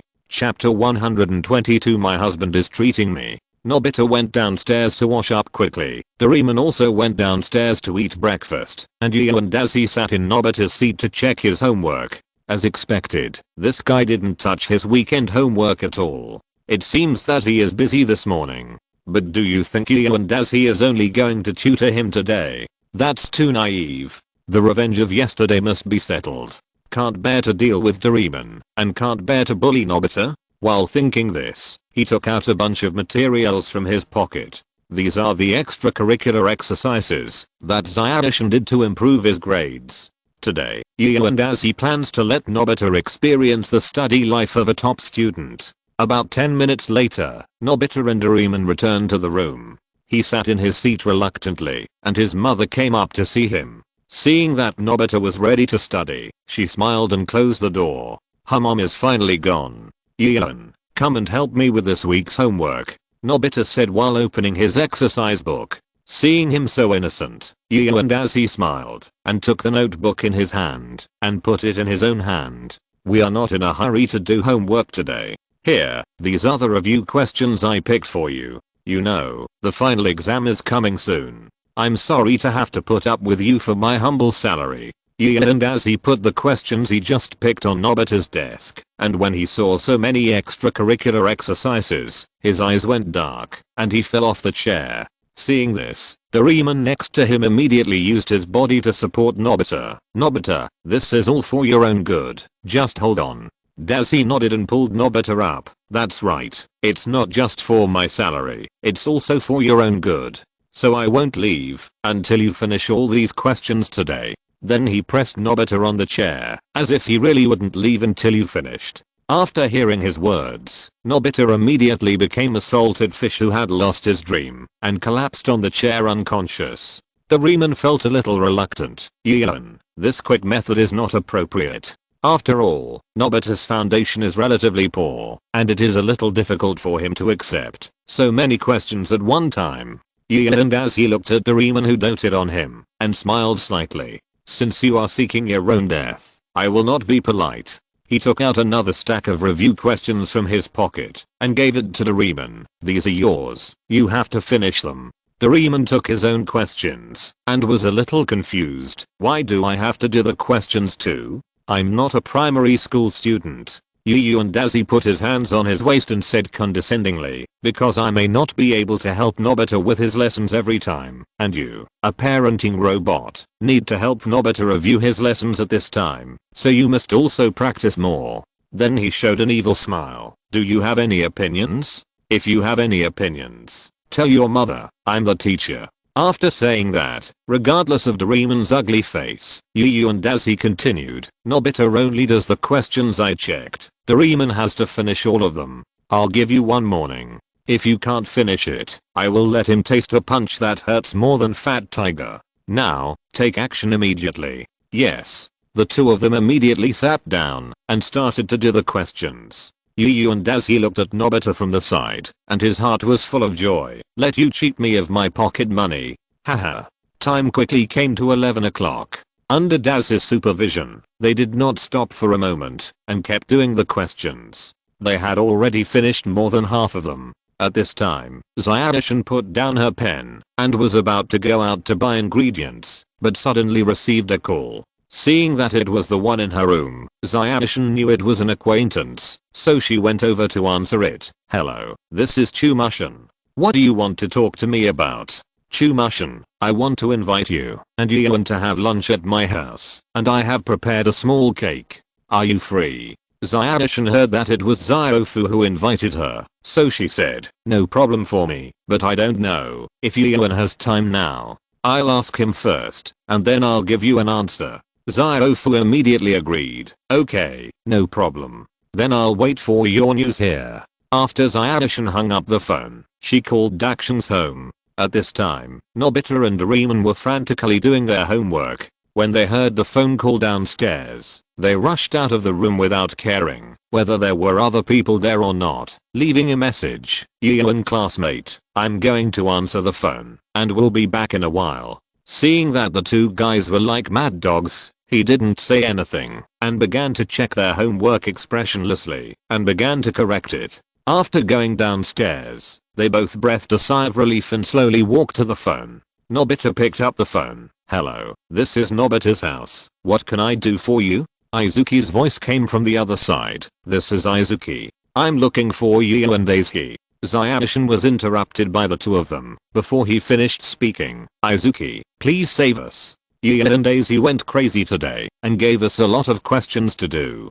He also said that he would beat us if we couldn't finish them, and he didn't even let Doraemon go. Woo woo. Zyadishan smiled bitterly after hearing it, knowing that this was his revenge for them swallowing Yuan and Daisy's pocket money yesterday, and he couldn't say anything about it. Give him the phone. I'll talk to him. Nobita and Doraemon heard this and went up to him as if they had been granted amnesty. Yuan, Isaac-san wants to talk to you and wants you to come down quickly. Hearing that the call was from Isaac-san, he was a little surprised and went down to answer the phone. Isaac-san, what's the matter? It's like this. Sunia wants us to go over for lunch, so I want to see if you have time. If you don't have time, I won't go. I'll make lunch at home and wait for you. Yuan and Daisuke looked at the two people next to him who were full of hope and finally softened their hearts and decided to let them go. It's rare for Sunia to treat us, so of course we have to go. Wait, I'll be back in a while. Okay, I'll reply to Sunia like this. See you later then. Then Sunia hung up the phone and prepared to reply to Sunia. Daisuke looked at the two people next to him. You're lucky today. I have something to go back first. But Nobita, if the teacher says you haven't finished your homework on Monday, I'll make you pay. Then he went back to the second floor to pack up. Seeing that Yu and Dazhi was finally leaving, the two of them sat back to back on the floor. His aunt also came up to him and said, this is your award for this week. I'll be in great demand in the future. Yu and Dazhi took the envelope and thanked his aunt. Then he put away all the test papers he had just taken out, picked up his school bag and left. The two of them smiled and watched Yu and Dazhi's back as he walked away. When he finally disappeared in the crowd, the two of them cheered immediately. When they got home, Dekishan was still studying upstairs. Dazhi went upstairs to put his things away and said to him, okay, let's go. Zio-shan put down the book in his hand, stood up and asked Yu and Dazhi, are you deliberately making things difficult for Nobita and Doraemon today because of what happened yesterday? He glanced at Zio-shan and said, it's partly because of this. But the main reason is that the final exam will be in less than 2 weeks, so I have to give them more practice. Don't worry, I didn't deliberately make things difficult for him. All the questions are within his ability. At most, there are more questions. Zio-shan nodded and said nothing more. He and Dazhi set off for Sunia's house. To be honest, it was a little unexpected that Sunia, a stingy guy, would treat them, so they must not miss it. More than 10 minutes later, the two stood in front of Sunia's door and rang the doorbell. After a while, a sharp-tongued lady came out to open the door for them. It's Izuki and Yu and Daisuke. Sunia has already told me about it. Please come in. I have prepared a lot of food for you today.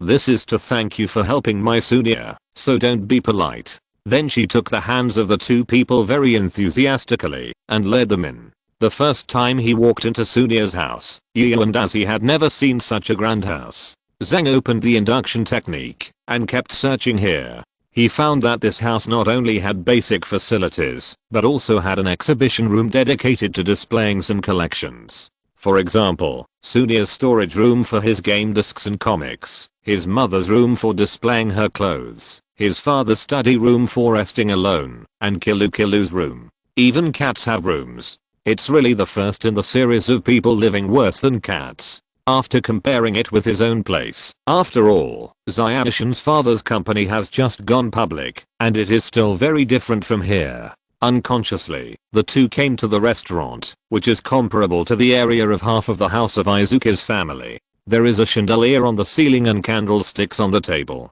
There is also a closet next to it, and the flame inside is burning all year round, making the environment here warm as spring. Xiaofu sat in his seat and combed his bangs neatly. "Ah, you are here. I have been waiting for you for a long time." Seeing the two of them coming, Xiaofu stood up and politely pulled out chairs for us. His mother looked relieved that her son was so polite. After thanking them, they sat on the chairs specially pulled out by Xiaofu, and then Yu and Dazi focused on the dishes in front. The greasy foie gras, the steak with marbling patterns and the plump foie gras instantly attracted his attention. "This is a thank you gift from classmate Yuan for saving me yesterday at noon, and Chu-Mu-Shan for helping me out in the afternoon. Please don't be polite, enjoy it." He raised the juice in front of him and clinked glasses with the two in the air, and then the three of them drank it all. Then Yuan and Dazhi started to fight for the steak in front of them. "Although you don't have to be polite, just treat it as a normal amount of food. I'm afraid that they will be scared if you eat too much." When they were almost done, the aunt pushed a small food cart in and said, "Thank you for taking care of me during this period. This is just a small token of respect. I will ask you to take care of me more in the future." He opened the lid on the top, and there was a newly made cake inside. Xiaofu cut the cake and gave it to Xiaoshan and Dazhi. Yuan and Dazhi scooped up a little with a spoon and observed its fillings. A layer of fruit, a layer of jam, and finally another layer of fruit. He put it in his mouth and took a sip, and the cake melted in his mouth, and the fruit and jam inside burst in his mouth at the same time, and the taste was delicious, sweet but not greasy. "Hey, this is imported cream and high quality fruit. How is it? It tastes good, right?" Seeing that Sunia was showing off again, they said a few compliments to him, and after eating, they almost said goodbye. Chu-Mu-Shan still had to review this afternoon, and Yu and Dazi also had to go back to practice magic. If you're listening to this novel on a channel other than Fanfic World, it means they downloaded and uploaded it without effort. We cordially invite you to visit our channel, Mundo Fanfic Novelos. There you'll find the original version of this story and you can explore many other novels of various genres. We're waiting for you to immerse yourself in a world of incredible novels. Chapter 123, Shizuka's Artifact. Thank you for the hospitality today. Yu and Dazi and Dekishan stood in front of the door to thank the aunt and Sunia. Sunia's mother liked them very much. She stood at the door and kept saying welcome to come again next time. On the way home, Dazi said to Xiaoshan, "I'm going to stay in the back mountain for a while, you go back first." Xiaoshan nodded and agreed. The two parted at this intersection, and Yu and Dazi walked towards the back mountain of the school. An hour later, at Nobita's house, Nobita, who had escaped the disaster, was in a daze in the study. After the morning, he naturally had no mood to do homework. It would be better to take a nap. Nobita did it as soon as he thought of it. He immediately folded the cushions and lay on them to sleep. I don't know how long it took, but Nobita was woken up by his mother in a daze. "Nobita, if you have nothing to do in the afternoon, go out and play with your classmates. What's the point of sleeping at home all day long?" After being rudely woken up, Nobita's sleepiness disappeared. Seeing that his mother was a little angry, Nobita couldn't refute it. He could only tidy up his room and then said to Doraemon, who was reading comics, "I'm going out to play first." Doraemon didn't even turn his head. "Well, you should be careful outside alone." Nobita heard the reply, and no matter how Doraemon perfunctorily said, he went out alone. After Nobita went out, Doraemon put down the book in his hand and looked at Nobita's back worriedly. He will be bullied in a while and then come back crying for help, right? Although I also want to take the props now. You must be able to stand on your own in the future. I really hope you can grow up quickly so that I can save my worries. After saying that, he turned over and continued to read comics. Nobita reluctantly went out and walked to the place where everyone usually gathered, that is, the open space. Everyone was indeed here, and at this time Fat Tiger was showing off on the cement pipe. Let me tell you, my cousin taught me karate this morning. Who of you is willing to come up and experience it? Sunia and Shizuka left and shook their heads. Nobita at the back didn't hear it, so he ran up and asked, what do you want to experience? Sunia saw that Nobita was so stupid, so he immediately betrayed him. Nobita, Fat Tiger said he wanted to teach you karate. Nobita got excited when he heard it. Really? That's great. I've wanted to learn karate for a long time. Fat Tiger jumped down from the cement pipe and started to move his fingers. Of course. Nobita, I promise to teach you karate right now. Only then did Nobita realize something was wrong, and he stepped back repeatedly. I think I'd better not do it. After all, the tuition for karate is still very expensive. Fat Tiger stepped forward. It's okay, since we are friends. I will let you experience the power of karate for free today. Then he grabbed Nobita's hand, turned around and threw Nobita to the ground. Fat Tiger clapped his hands and said, this is karate. Let me tell you, now I have the confidence to beat 10 junior high school students. Nobita slowly got up in the distance and then began to sob slowly. Today, he was bullied by Fat Tiger again, but he didn't dare to tell his mother, so he had to go back to find Doraemon. As he spoke, he wiped the tears from the corners of his eyes with his dirty sleeves and began to move slowly. At this time, in the room, Doraemon seemed to have a feeling. Now it's almost time for Nobita to be bullied and come back to cry to me. Sure enough, a few minutes later, Nobita returned home with scars all over his body and then hugged Doraemon and started crying. Doraemon, help me, Fat Tiger. Nobita told Doraemon what happened today, and he immediately stood up angrily after listening. These two guys are really unrepentant. This time I will give you a powerful prop. Then he put his chubby hand into his pocket and slowly fumbled out a black belt. Karate black belt. As long as you wear this, you will have the power of a karate black belt. As long as you touch someone, you can throw him away. Nobita, put it on and try it. Nobita took off the black belt and tied it around his waist, feeling that he was no different. So he stood up and asked, I feel like I'm no different than before. Is this how this tool is supposed to be used? Then he wanted to touch Doraemon. He saw that Nobita actually wanted to hurt him, so he quickly turned around and tried to get away from Nobita. But Doraemon was a bit heavy after all, so he was still a step slower and was touched by Nobita's evil hands. At the moment the two came into contact, Nobita's body was controlled and his eyes became extremely sharp at this moment. With a loud shout, he threw Doraemon 4 meters away with one hand and hit the wall on the side. That's fine. Seeing that he had become so powerful, Nobita immediately set off with full confidence. Doraemon was still lying in the house, and his eyes had become mosquito-repellent eyes. Walking on the street, Nobita began to search for the traces of Fat Tiger and Sunia. As expected, enemies often meet on narrow roads, and Nobita soon saw Fat Tiger and Sunia in front of him. After showing off in his heart, Nobita immediately rushed up to Fat Tiger and said, Fat Tiger, let's have another karate match. Fat Tiger in front heard Nobita's request, turned around, and said calmly, forget it, you are not my opponent. If you come, you will only get hurt. Then he patted Sunia's shoulder and continued to move forward. Nobita stayed where he was. He was full of revenge, but his enemy actually changed his nature to a kind form. Don't you think this is infuriating? After a moment of silence, Nobita thought that Fat Tiger had always bullied him, and this matter could not be let go. Then Nobita rushed towards them, ready to knock them both over. But Sunia threw the can he had just finished drinking on the ground, and Nobita, who had no eyesight, never paid attention to his feet, so he stepped on the can that Sunia had just thrown, and did a backflip on the wide street, landing gorgeously. The two people in front also heard the movement and turned around to see Nobita lying on the ground. The two laughed at him tacitly and then left without any intention of going over to help Nobita. After finally getting up, Nobita covered his back.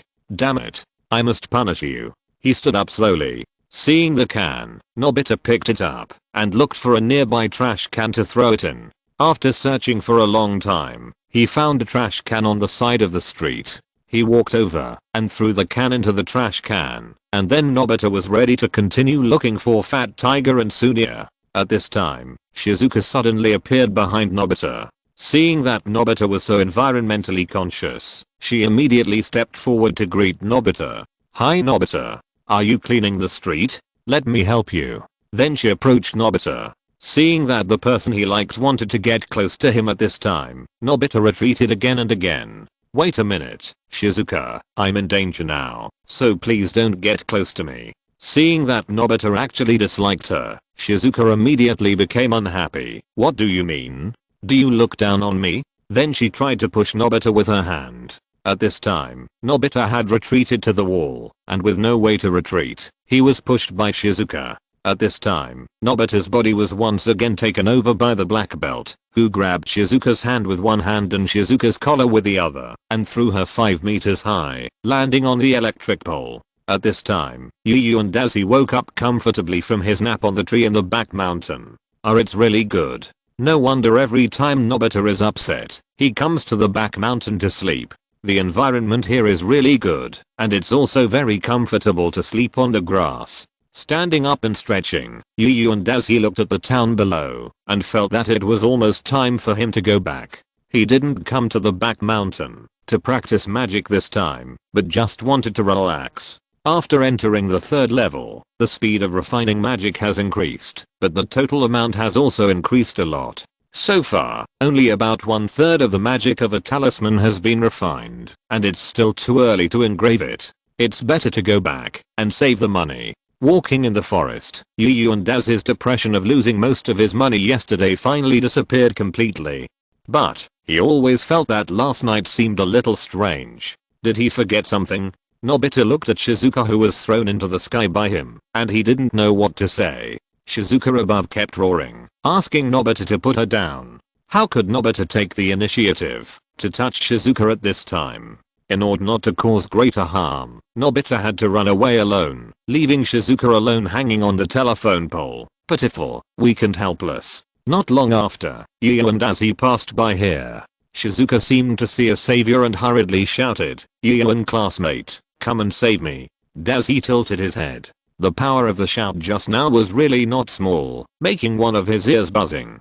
Turning around and looking in the direction of Shizuka, he found that she was hanging on the telephone pole. Then Yu and Dazi stayed where he was. It appeared. Shizuka's magic anti-gravity skirt. A must-have artifact for girls at home and travel. But be careful, you must not go to London, because Newton was buried there after his death. After quietly complaining about the setting of Shizuka's skirt, Yu and Dazi went over and carried Shizuka down. What's going on? Why did you run up the electric pole? Humph, it's that guy Nobita. I just wanted to help him clean up the garbage, but he actually threw me onto the electric pole. Shizuka pouted because she was angry. Yu and as he imagined this scene in his mind, it seemed quite beautiful, and he couldn't help laughing. Shizuka on the side was even more unhappy. She snorted and left. He didn't chase her. She was angry. What did it have to do with him? It wasn't him who did it. Continue walking towards your own home. Today is a very comfortable day. Go back and continue practicing. Anyway, there is nothing to do now. Chapter 124 at Extermination. After returning home, Yu and Dazi started practicing today according to his plan. As for Nobita, he didn't bother to care. Anyway, if Nobita really did something wrong, Doraemon would help him clean up the mess, and it would never be his turn.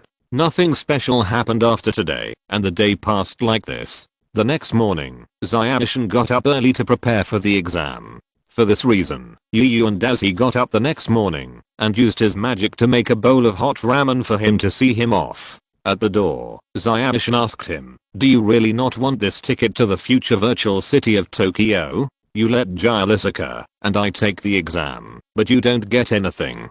Don't you feel regretful?" Yeah, and as he refused, forget it, I don't care about these, just have fun. If you win the first prize in the competition, I will be very happy. Then he looked at the watch. Okay, it's getting late, you should leave quickly. If you miss the exam, it will be a waste of time. Sayashin nodded. Then I'll go out. If you feel lonely at home, come to Tokyo to find me. See you in the evening. Then he waved and left. After sending Sayashin away, Yu and Azzy prepared to use magic to clean the house thoroughly. Although they usually take turns to clean at home, it is impossible to compare with a big cleaning. Open the induction technique and explore the whole house. Just as he was about to clean, he suddenly found that there were mice in the attic where no one usually went. Opening his eyes, the whites of his eyes were once again covered with red bloodshot. Rats should be eliminated. He immediately flew to the attic and fired a small air cannon at the rat pile.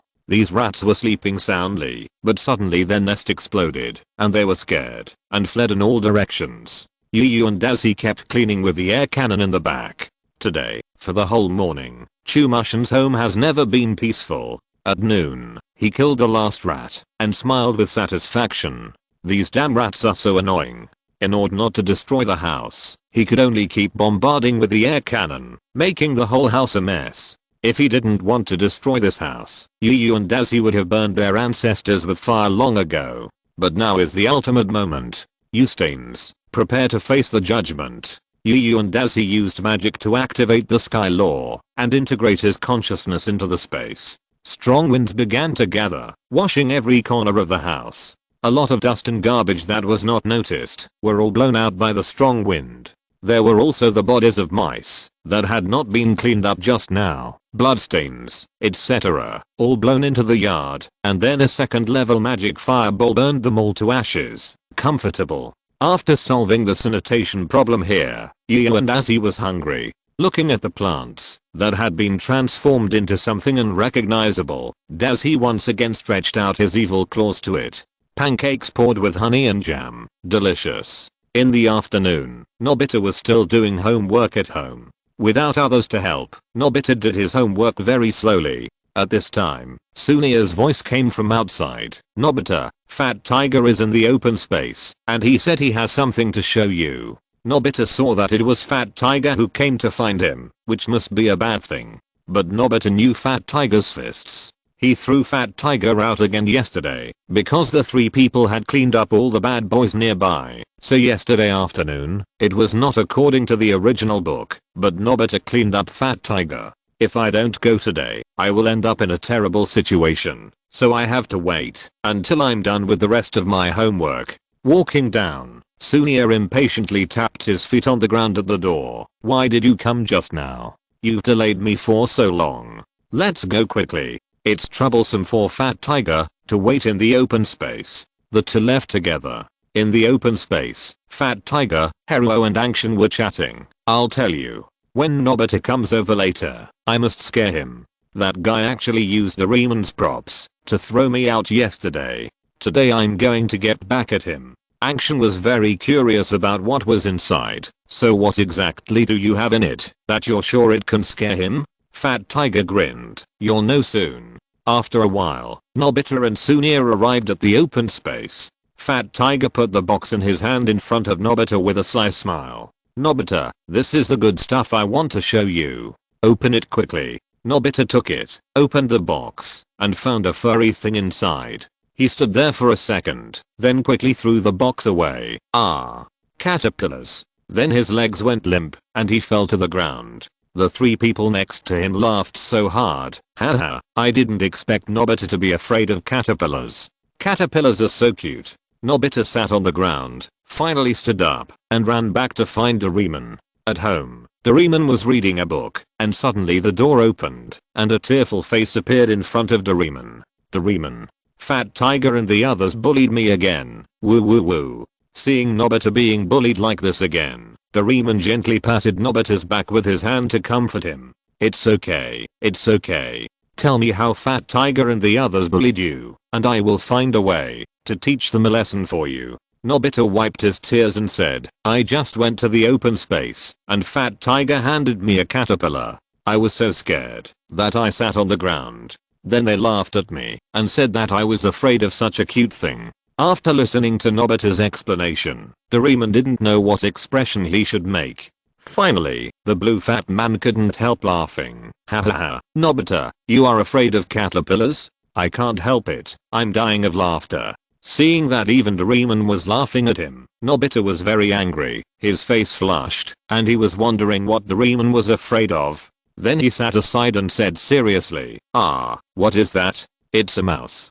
Doraemon immediately jumped up from the ground. What? There's a mouse. Then he took out a Thompson submachine gun from his pocket. There's a mouse there. I'll shoot it to death. Nobita saw that the muzzle of the gun was actually pointed at him, and hurriedly comforted Doraemon. There is no mouse. I just scared you just now. Put the gun away quickly. Doraemon then realized that he had lost his composure, and blushed and put the deadly weapon he had just taken out back into the 4-dimensional treasure bag.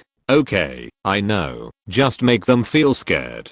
Here, the weakness maker. Doraemon took out a cube, unfolded it, and 2 blackboards connected together appeared. The way to use this prop is to write the person's name on the left and the thing you want to scare the other person on the right. That's it. Then Doraemon looked around and prepared to demonstrate the use of this thing to Nobita. At this time, the mother came in, holding a stack of dorayaki and said, Nobita, Doraemon, come and have some snacks. Then she left. Nobita quickly picked up a piece of dorayaki and prepared to finish it before Doraemon. Doraemon is particularly sensitive when it comes to dorayaki. He quickly wrote Nobita on the left side of the weakness making machine and dorayaki on the right side, then stacked it and looked at Nobita with a smile. Nobita was about to put the dorayaki into his mouth, but suddenly he thought that this thing was dorayaki. Dorayaki. It's so scary. Nobita quickly threw the dorayaki aside and crawled into the corner trembling.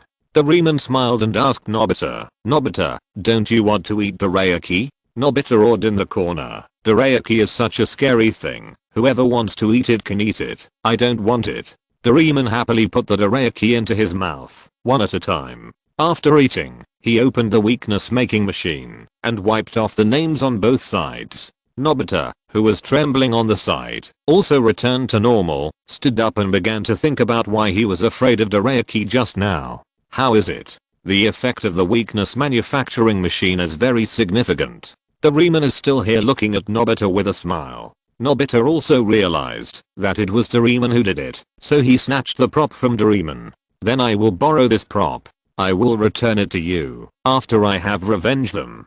Doraemon said that he had no objection. Then you should be careful and don't use the props indiscriminately.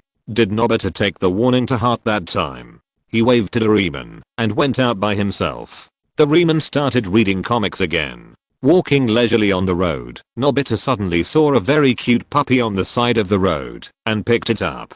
He wrote Fat Tiger's name and the species of dog on the weakness manufacturing machine. Then he held the puppy and continued to look for Fat Tiger, who was still chatting with Hero Wangsheng and others at this time, not knowing that danger was approaching. Nobita walked to the open space and found that there were not only boys there, but also Shizuka and her bestie. They were listening to Fat Tiger and the others talking about how they were afraid of caterpillars, and they were imitating Nobita's previous actions. Seeing that someone was so embarrassed, Nobita put the puppy behind him and walked to Fat Tiger's side with a mysterious smile. Fat Tiger, I'll show you something good.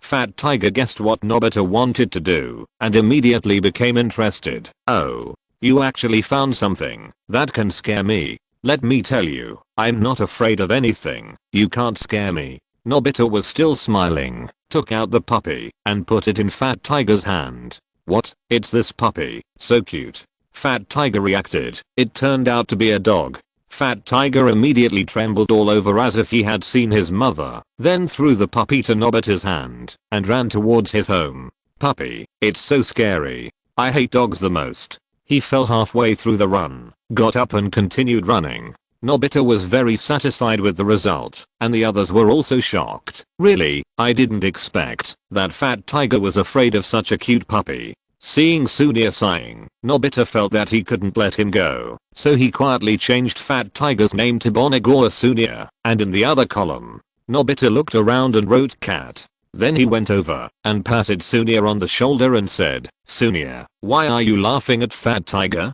Aren't you afraid of cats?" Then Nobita pointed to the cat basking in the sun on the roof. Sunia was about to refute Nobita when he saw the cat on the roof. Just like Fat Tiger's reaction just now, it cried and went back to its mother. Seeing that his revenge was achieved, Nobita returned home very satisfied. Today is a really happy day. Chapter 125 Nobita deserves a beating again. After returning home, Nobita saw that Doraemon was not there, so he put the weakness maker on the ground. Then he thought about it and decided to do his homework in the evening and take a nap first. So he folded the cushion in half and put it aside, fell down, and began to recall the happiness of this afternoon. When people are in a good mood, they always fall asleep very quickly. After a few seconds, Nobita fell asleep and a small snot bubble came out of his nose. Although that's what he said, Nobita always falls asleep so quickly. Doraemon returned home and saw that Nobita was taking a nap again without listening to the advice and covered his head with his hands. This guy is really hopeless. If he doesn't finish his homework quickly, he will be called by the teacher tomorrow morning. Then I will also suffer. No, I have to find a way to wake him up.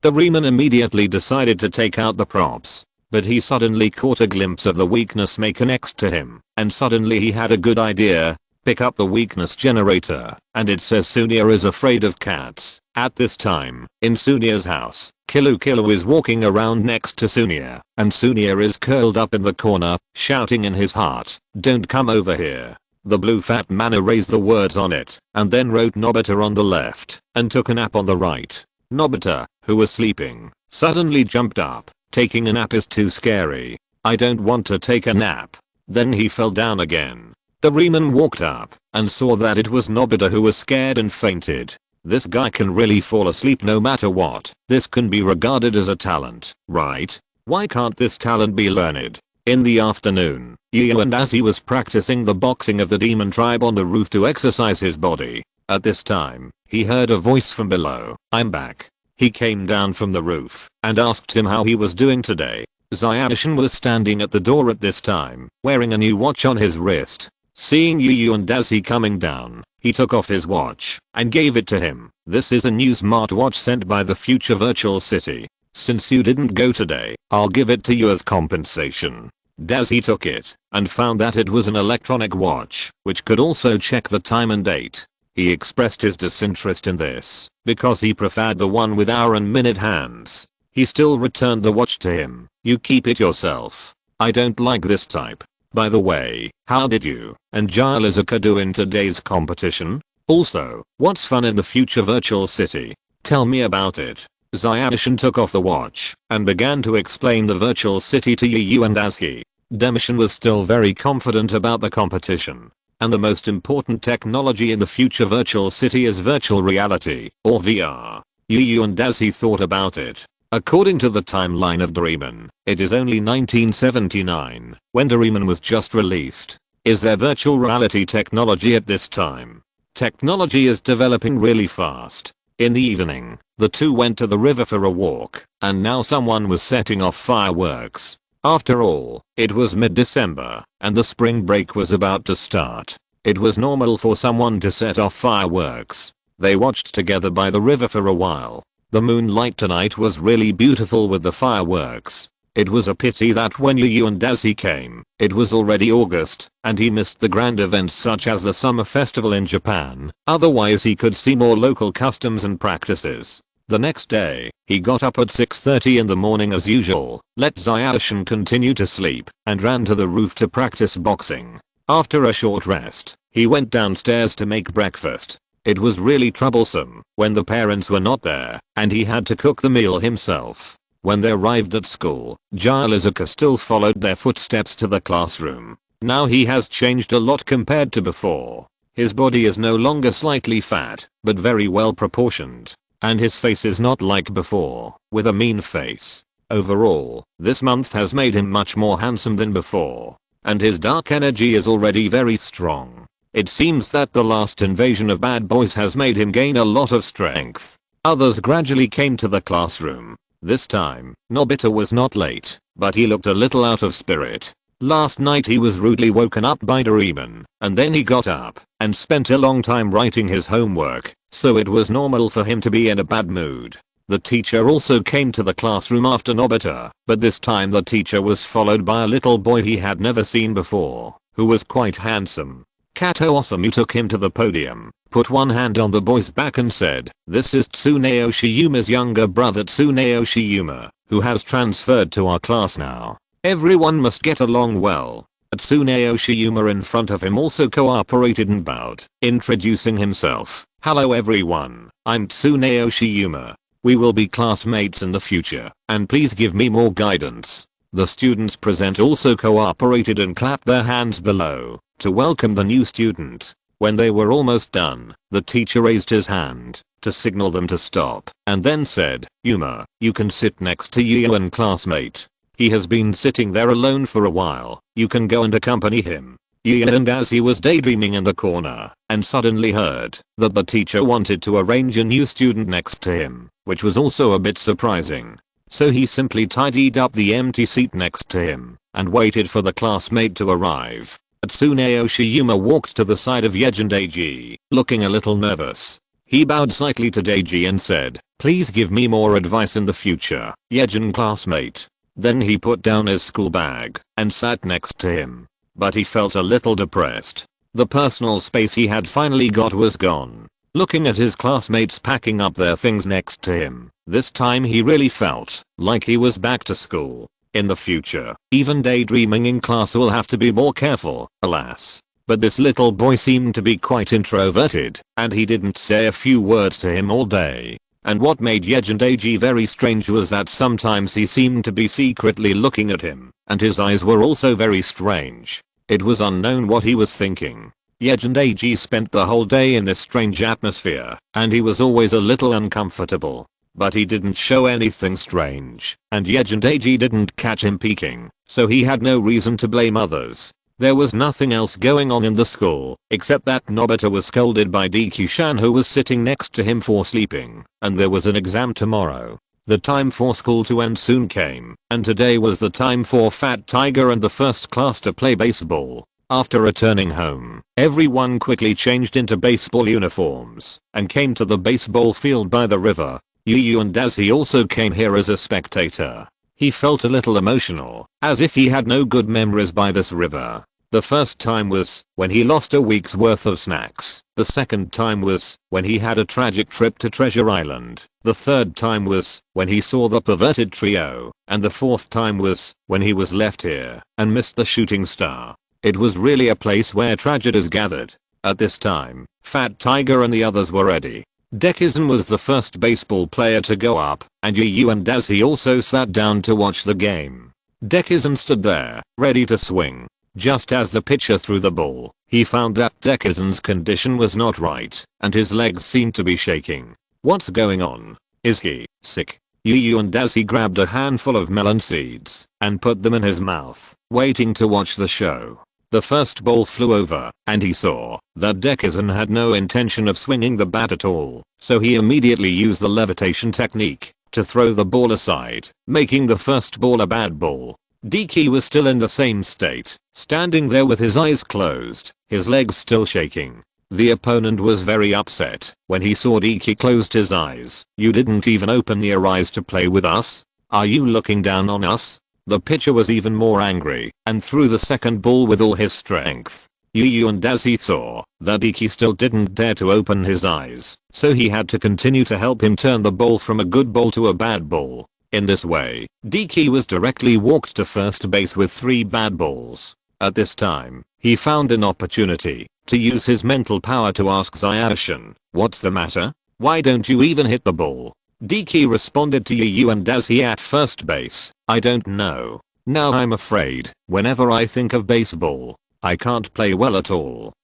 Although you don't look like you're lying, why don't I believe what you say?" Then, Yu and Dazi looked at his melon seeds. "Forget it. For my own snack, I'll help you." The offense and defense rotated, and Deki was ready to catch the ball in the back. The opposing baseball player hit a home run, and the ball flew right in the direction of Deki. Deki was also very scared, standing still, with no intention of moving at all, let alone catching the ball. He had to use the levitation technique to throw the ball directly into Deki's hand to avoid being blamed. And Zaoshin, as if he had picked up a piece of red hot coal, immediately threw it to the person next to him, and then tagged out the opposing baseball player who was running the bases. In this way, with the help of Yu and Daisuke, they won today's game without any danger. Everyone surrounded Deki on the way back, because today's game was won thanks to Deki. Yu and Daisuke followed behind, and thought about why Deki was afraid of baseball. At this time, the group passed by Fat Tiger's house. And the aunt also knew that her team had returned victorious, and she was very happy. Everyone's victory in the game is inseparable from everyone's efforts. How about this? As a reward for you, I will buy you a drink. Then, Fat Tiger's mother took out a box of drinks for everyone. When Nobita saw the drink, he came up with a plan. He quietly turned around and wiped off the baseball on his weakness machine, then wrote drink. This small move was noticed by Yu and Daisuke, who had already suspected it. Fat Tiger had already started distributing drinks and threw them to the people behind him. Just as Fat Tiger threw it to Yuki, Yuki's face changed again. Yu and Daisuke immediately reached out and grabbed the drink and smashed it on Nobita's head behind him. I'm so sorry, Yuki prefers to drink purified water. Nobita behind was hit by the can and covered his head and cried out in pain. When others saw Nobita like this, they all said, "Nobita, don't be distracted." Nobita had to smile and pick up the drink, while Yuki quietly breathed a sigh of relief. In order to leave here quickly, Yuki had to smile and say, "I still have to go back to prepare for tomorrow's exam, so I'll go back first. You guys can have fun. Yuyun, let's go." Yu and Daisuke nodded and prepared to leave with him. At this time, Nobita, who was behind, suddenly said, "Izuki, I want to challenge you. We will have a showdown in tomorrow's exam, and I will definitely score higher than you." Fat Tiger and the others were stunned by Nobita's ambition. Nobita dared to challenge the top student in the class. Yu and Daisuke thought about it for a while and guessed Nobita's intention. Want to bully Izuki? It seems that he needs to be taught a profound lesson. End of this chapter. Thank you very much for reaching the end. Don't forget to like. Looking for more exclusive content and immediate access? Subscribe to our Patreon. Remember, every like, subscription, or donation encourages us to continue. Thanks to everyone. See you in the next video.